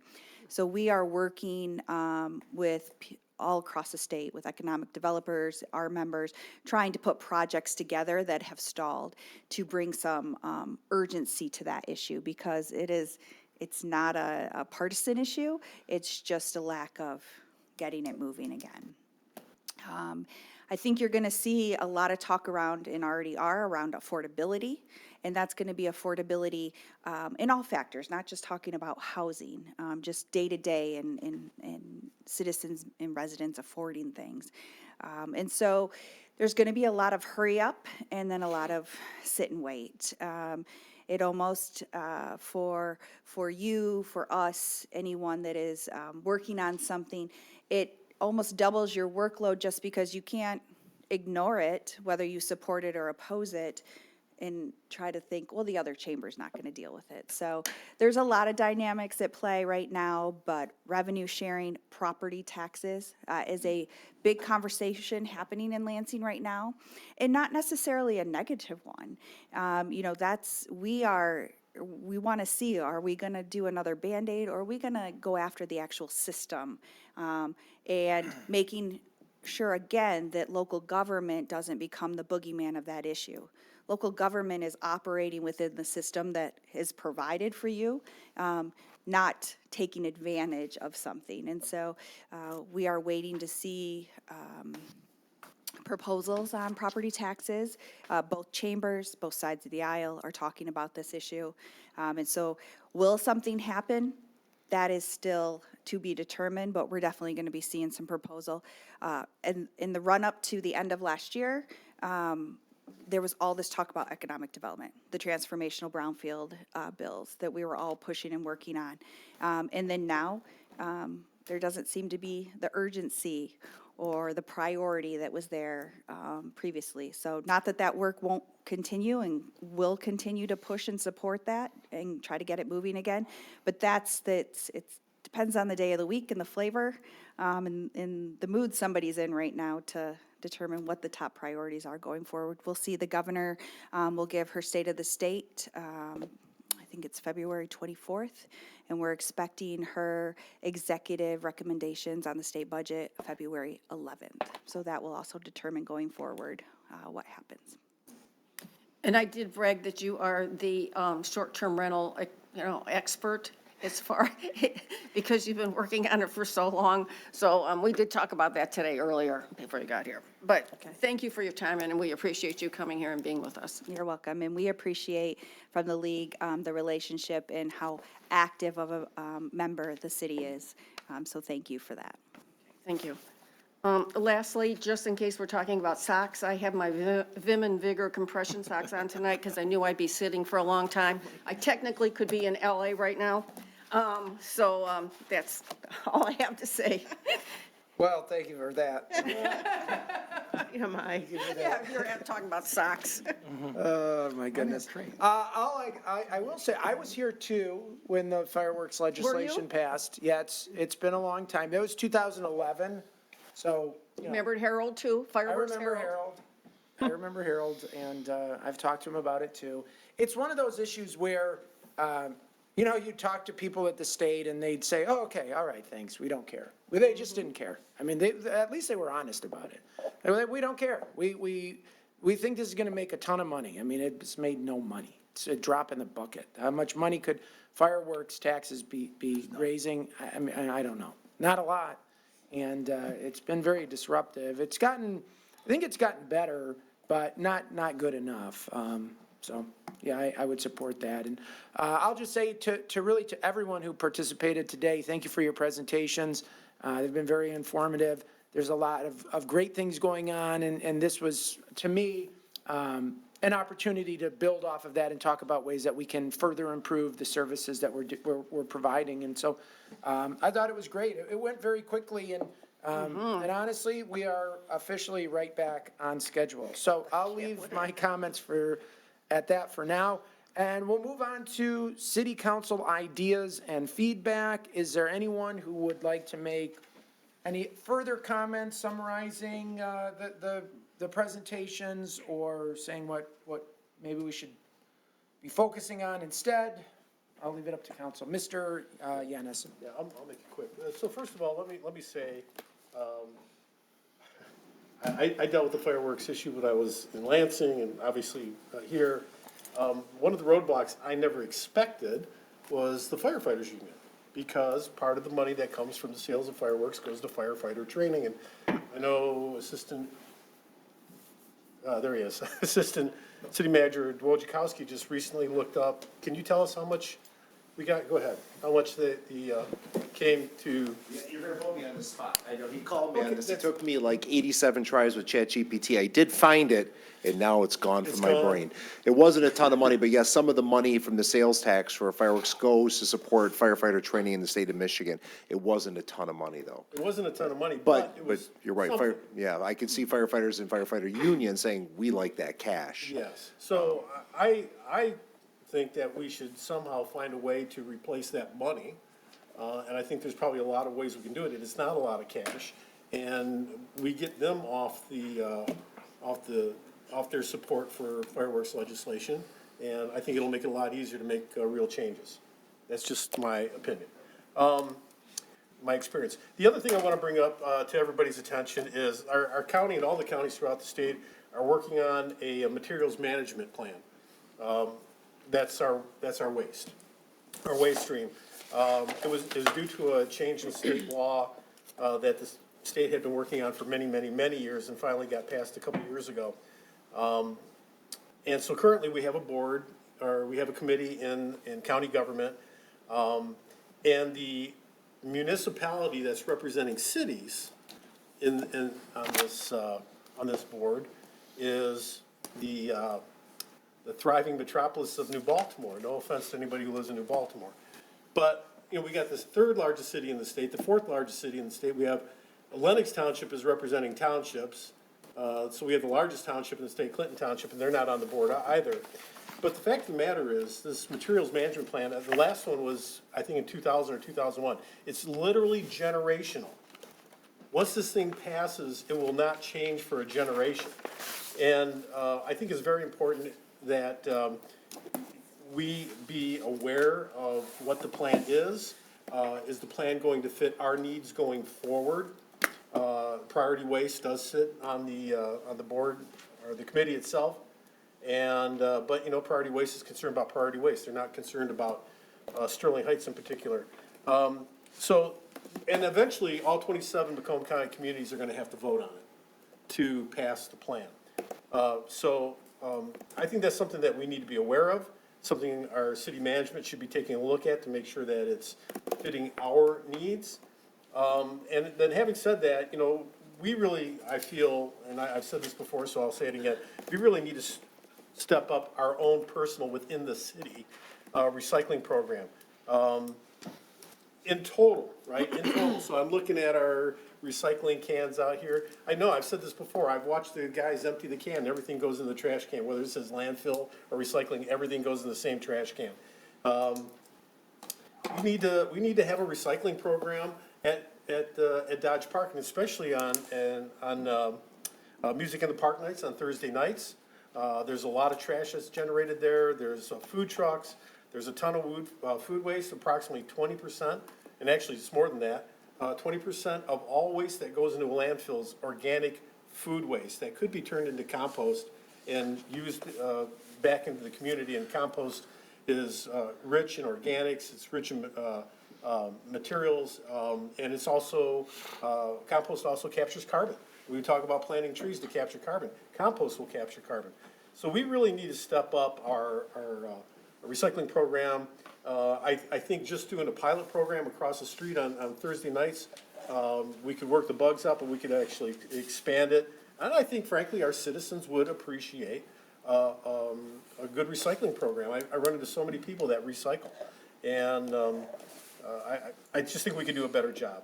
The other thing in regards to recycling is household batteries, especially, you know, your anything from your button batteries to your AAAs to all the way up to the D-size battery. There is a business called SEBA Solutions out of Wixom that recycle batteries. I've actually toured the facility. Over 90% of a dry cell battery can be recycled and reused. Over 90%, I think it's like 97%. Some of it is they extract the manganese and turn it into plant food, of all things. And we generate a ton of batteries in this operation between police department, fire department, DPW, Parks and Recs. A lot of batteries. I mean, just the batteries probably in this building alone. And I don't know how many of those end up in our waste stream and end up in the landfill at Pine Tree Acres, but I think that's something that we really can cut back on. So I'm calling on this organization to step up its game on recycling. It's something simple. It's something easy. We gave everybody a recycling can, and we said, you have to recycle, and you have to store that can whether you like it or not. We put it on the citizens. Well, you know what? Now we got to put it on ourselves as an organization. And so I'm challenging this organization to step up and do just that. Without that, I appreciate everybody's time and effort, the staff who put this presentation together and all the information. I greatly appreciate it. That's all I got, Mr. Mayor. Thank you, Mr. Yanez. Anyone else? Mr. Radke. Just briefly, I already talked about my train idea, which I guess would be more appropriate here, but I hope people are interested. Mr. Radke, I support your train idea. I've been wanting to tell you. I support it. I brought that up when I was in Lansing. And one of the big pushbacks I got was because, you know, who owns the track? And it's freight track. And there's a lot of pushback on it, but I support that 100%. Right. Just want to let you know. So I would say Amtrak has a right to use Freight Track and actually is supposed to get priority on Freight Track throughout the country, but often gives way to freight trains so that it can get paid. It's like a delay. They get paid extra for diverting for a freight train to move freight. So You have I, to get people in Lansing to care. absolutely. But I think it's insane that as the third largest county in the state, we have no rail accessibility at all. It's, you know, there are little cities throughout the state that have 5,000 people who have a train. And here we are with 135,000 who would use it, and we have nothing. So I think that that's crazy, something that should be done at the state level. I also, just briefly, I agree with Councilman Yanez. I'm for more recycling here at City Hall, more that we can do, and I think that we should practice what you preach. For years, I've asked, can we at least institute a cardboard recycling program for businesses? Because cardboard, corrugated cardboard is actually valuable. And they throw it away. I mean, there's dumpsters full of it all throughout the city. And if we could somehow institute even a program for that, that would at least divert, you know, things that are worth a lot of money, I guess, to the recycling community from our landfills and get it back into, you know, I think that would be a great start for businesses. In Ann Arbor, they mandate that businesses have to offer recycling. We're not that far along. But the city mandates that businesses have to offer recycling to their patrons. So I don't know why we can't at least tiptoe into the water on this. The train is essential, more trees. I also want to point out that to Councilman Yanez's comments earlier, the stormwater utility, which we have we're going to get information on this year, that's also a way to prevent those parking lot heat islands, that advancement of impermeable surface, because will make it more expensive to expand impermeable surface. Because at the end of the day, that's what creates runoff. That's what creates pollution. That's what sends water into our stormwater system, is those impermeable surfaces. People should be paying their fair share. The more you use it, the more you should pay. That's why it's a utility. So I'm strongly in favor of that. I will listen for everyone else's ideas, but I am gung-ho, full speed ahead on both the ITC Trail South and the 15.5-mile relief drain pathway. Whatever we can do to link up that better and to establish that better. Because in my thinking, I think the mayor and other people here share that same idea. I want a network of trails and pathways that connect our parks so that residents can access them throughout our community. Because I've seen how they use the new ITC Trail. I've seen how they use the Beaumont Trail. I've seen even the little spur behind Freedom Hill County Park. There are people back there walking and biking all the time. If we can link this together, we will unlock for our residents a whole new way to both traverse Sterling Heights, to meet their neighbors, to get exercise, and to get out of their houses and out of their cars. And that's, I think, our goal and mandate. It's not going to be cheap. I think we need to talk about value engineering the community center. We need to value engineer the pathway. What's the cheapest part we can bring online first? And how can we go from there? Because the residents are clamoring. You know, we have a big community. I'm happy that Mr. Myjack is here now because he represents the west side. I've always been the most southern member. He's the only person, I think, who lives west of Van Dyke? Yep. Yeah, which is a big deal. And I think that we need to make sure we have amenities spaced throughout this community. We talked about libraries earlier and a possible library authority. The number one thing we can do is, just like the voting center opening up in the southwest, we could open a library in the southwest. That way we have libraries on equidistant parts of our community. Because right now, even when I'm driving up here to City Hall for a council meeting, sometimes there's a lot of traffic. It can get, especially if you're coming east-west or whatever. We put so much here and it's such a valuable city center. But for residents who live at 19 Mile, out in, west almost to DeQuinder, it's tricky to get here. It's time consuming with traffic. I knock those neighborhoods and you have to, go up North Van Dyke and then switch back because of the Clinton River, then get around the park, and it can be a pain. So let's do what we can to make sure we have services throughout our community and all our neighborhoods. And that leads me to my final point, I believe. I've been advocating for years for a year-round park system and year-round restrooms. And I think that with now you can build these structures from what do you call it, rail boxcars. They have the ability to prefab restrooms, we should place more restroom facilities in our parks, and we should keep them open year-round. We are bringing amenities that are going to bring people here 24/7, 365. And I think that when we close down all of our park restrooms but two, and we kind of take all those amenities offline, we're telling our residents, you shouldn't be here in the winter. Because when you got to go, you got to go. So I'm in favor of a more year-round park system, truly, you know? And I think that, because I mean, I had a resident, this is a true story, I knocked the door, and this lady was a grandmother, and she said, you know, the park for me to here is about a 15 or 20-minute walk. And my grandchildren are like 5 and 3. So we get to the park, and they start playing, and immediately the 3-year-old or the 5-year-old will say, I have to use the restroom. And there's nowhere to go. So then we have to walk 15 or 20 minutes back to our house, or knock on a neighbor that we know nearby who's out or home and let them use the restroom there, and then walk back to the park. And she goes, almost sometimes we don't go to the park because you almost expect it. As soon as you get there, they're going to have to, I see Mrs. Bradley is nodding her head. Are they boys?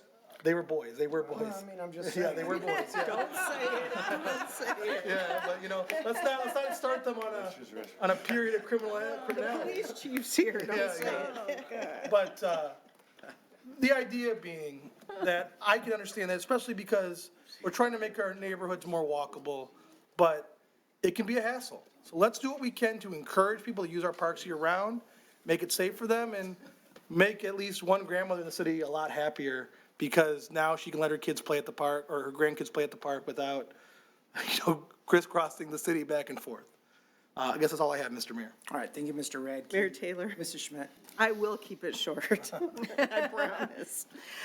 First of all, thank you to all of the administration. You know, you guys have put in hours and hours in these presentations. You have filled us with a lot of information, and I look forward to additional information on a lot of the things that we covered today. One thing that was not mentioned today, and I probably should wait until next week to address it, but I think we need to become our own advocates with Great Lakes Water Authority. And this new boost in their pricing of, 14%. Enough is enough. I mean, between water and sewer, anyways, Brian Baker needs to advocate for Macomb County. And, you know, when he was here, he had a nickname of Darth Vader because he said no to all the administrators. And anyone that's left in the room that was here when Brian was here knows that. So he needs to become Darth Vader and be an advocate for Macomb County. And with that, thank you, everyone, to the residents. I'm sure you've been with us since 12:30 this afternoon. But I really have enjoyed all the information and look forward to what we're going to hear in the future. Thank you. All right, thank you, Mrs. Schmidt. Anyone else? Mrs. Arco? I too am going to be very brief. Thank you. This is still my favorite meeting of the year, and I look forward to those possibilities becoming reality, so we'll see what happens. Nothing further. Thank you, Mrs. Arco. Rob, anything? Okay, then yeah, I'll just wrap that up by thanking again all of you for being here to present. All of the presentations were great, very informative. I'm going to continue to review this packet, and there's a lot to look forward to next week. Aside from the directors and supervisors and employees who put a lot of time and energy into this, certainly our city administration did. So instead of thanking Mr. Vanderpool for being the quarterback and leading the whole operation, I'm going to give the credit to the true brains behind the operation, which is Megan Ahern. This is a lot, and I know you guys put an incredible amount of effort into it. And look, I think it shows. The reason that we have a smooth budget process and that we continue to make progress throughout the year is because we plan, each department, as I understand, goes through this strategic planning process as well. So it's great for us to do it. But today was a fantastic day, and the time really went quickly. So with that, I'll close that portion, and we'll go on to communications from citizens. Is there anyone in the audience who'd like to speak tonight? If not, we'll close that portion, and then, do we have any reports from city administration? Mr. Vanderpool? Mayor, I was looking out the window most of the time today, and I realized how much snow we have and the good work that the DPW department does. And they did another great job the last few days clearing snow. I wanted to recognize DPW Director Mike Moore and the entire DPW team for their amazing work. They work around the clock during these snow events, clearing all our roads, including subdivisions. Thank you. All right, thank you, Mr. Vanderpool. Mr. Koszybski, anything Nothing tonight, Mayor. Council, any reports, new business? Okay, I'm sorry, I'm going to set a timer. I'm going to go for 3 minutes. It's already started, and when it's Are you going to let us answer or talk after you do? Oh, so I thought nobody wanted to say anything. No, I want to hear what you have to say first. Okay. All right, so obviously my comments at the last city council meeting were widely reported, and I stand behind them. There's nothing I need to essentially backtrack on. A couple of things I do want to clarify is, number one, I think that this is an intensely local issue. You asked the people in Minneapolis, is it a local issue or is it a national issue? We had an encounter with Border Patrol in Sterling Heights, and that is the reason why I brought this topic up. I didn't bring this topic up to complain about Donald Trump. If I wanted to do that, believe me, I do it every single day. Okay, so I didn't. This is an intensely local issue. Number two, I want to clarify something regarding the police department. I don't blame the police officers who were on scene that day that did what they did. They were following policy. And it's incumbent on me as mayor and as a part of this city council to create the policies that that are implemented, and that includes police policy. So I don't take any exception with what the police officers did because they were following policies. As I said, I read a litany of things that I felt that ICE and Border Patrol, examples of how they were violating not just civil rights and constitutional rights, but human rights. And I went on and on and on about that. And the worst had yet to have occurred. The worst, in my opinion, happened on Saturday. It went from appalling to absolutely unspeakably disgraceful to watch the United States, to watch federal agents execute a man in the streets in broad daylight who did nothing wrong, and then to listen to people tell me that I didn't see with my eyes what I actually saw on that video. It's an appalling and shocking lack of trust that the administration has. They've given me no reason to trust anything that they say. So what I would like to do is I'd like to call on Congressman John James. I sent you a text message. I sent you a couple of them. I've emailed your office. I'm going to continue to text you. I'm going to continue to call and ask that you come here to the city of Sterling Heights. At a minimum, I'd ask you to meet with me, the city manager, other members of council, our police chief. I want to know what Congressman John James is doing and what the federal government is doing to make sure that these tactics aren't used on American citizens and non-Americans who are peacefully existing in Sterling Heights, because we know we're going to have contact with Border Patrol again in the future. So what they're doing and what I saw on that video, I know is not how we train our officers in Sterling Heights. They're not the policies that we implement in Sterling Heights. And if Border Patrol and ICE and DHS officers are going to be operating in Sterling Heights, Macomb County, or Michigan, I want to know what they're doing to train them, train in de-escalation, and everything else. So, Congressman John James, I hope you'll answer that. And honestly, I think you ought to come to Sterling Heights and host a town hall to tell the residents what you're doing, because we haven't heard from you in a while. So I hope you'll take that up. That's all I have, Council. Anyone else? I'd like to go, Mr. Mayor. I wasn't going to address this, but you brought it up. I'm a proud gun owner. I carry. The idea that in America you can be shot for legally carrying a firearm is an unconscionable violation, not just the Second Amendment, but almost every law. And it offends me as someone who carries a gun, because I read earlier today that that's what they said. They said it's because he had a gun. No, we can talk about gun control or whatever, but if you are following the laws and if you are carrying legally, the idea that that is justification for you to be executed on the street in this country, that's a step too far. I fully back the mayor's comments last week. I think that ICE is a terroristic organization, and Border Patrol, especially led by Bovino, is exactly the same way. I would not want to turn anyone over into their custody because they've shown that they have a willingness to kill people. And that's not how I view my humanity. It's disgusting, and I wish more people would stand up and say it, because that's the only thing that's going to change anything around here. You know, one of the worst part about this whole thing was, though, it took a person who was a nurse, who's a caregiver, who was literally just trying to film and get between a fight, and they said he's a domestic terrorist. So that means they can kill you in the street, they can then insult you and slander you in your grave and say that you aren't who you are. And that's the most disgusting part. That's what Orwell said. They're gaslighting us. No, the government has said this is what it is. And I think that regular Americans on any side of the aisle, you know, I just talked about how I'm for Second Amendment rights. If what you saw there isn't a violation of the Second Amendment, what is? So I wish people would stand up, and I personally believe, I'm not for cutting every authority, but I do not believe that we should turn people over to ICE in Sterling Heights. That's all I have, Mr. Mayor. Thank you, Mr. Radke. Anyone else? If not, I would entertain a motion to adjourn. So moved. Support. It's been moved and supported. Is there any discussion? With no discussion, all in favor say aye. Aye. Opposed? Motion carries. Meeting adjourned. Thank you again, everyone.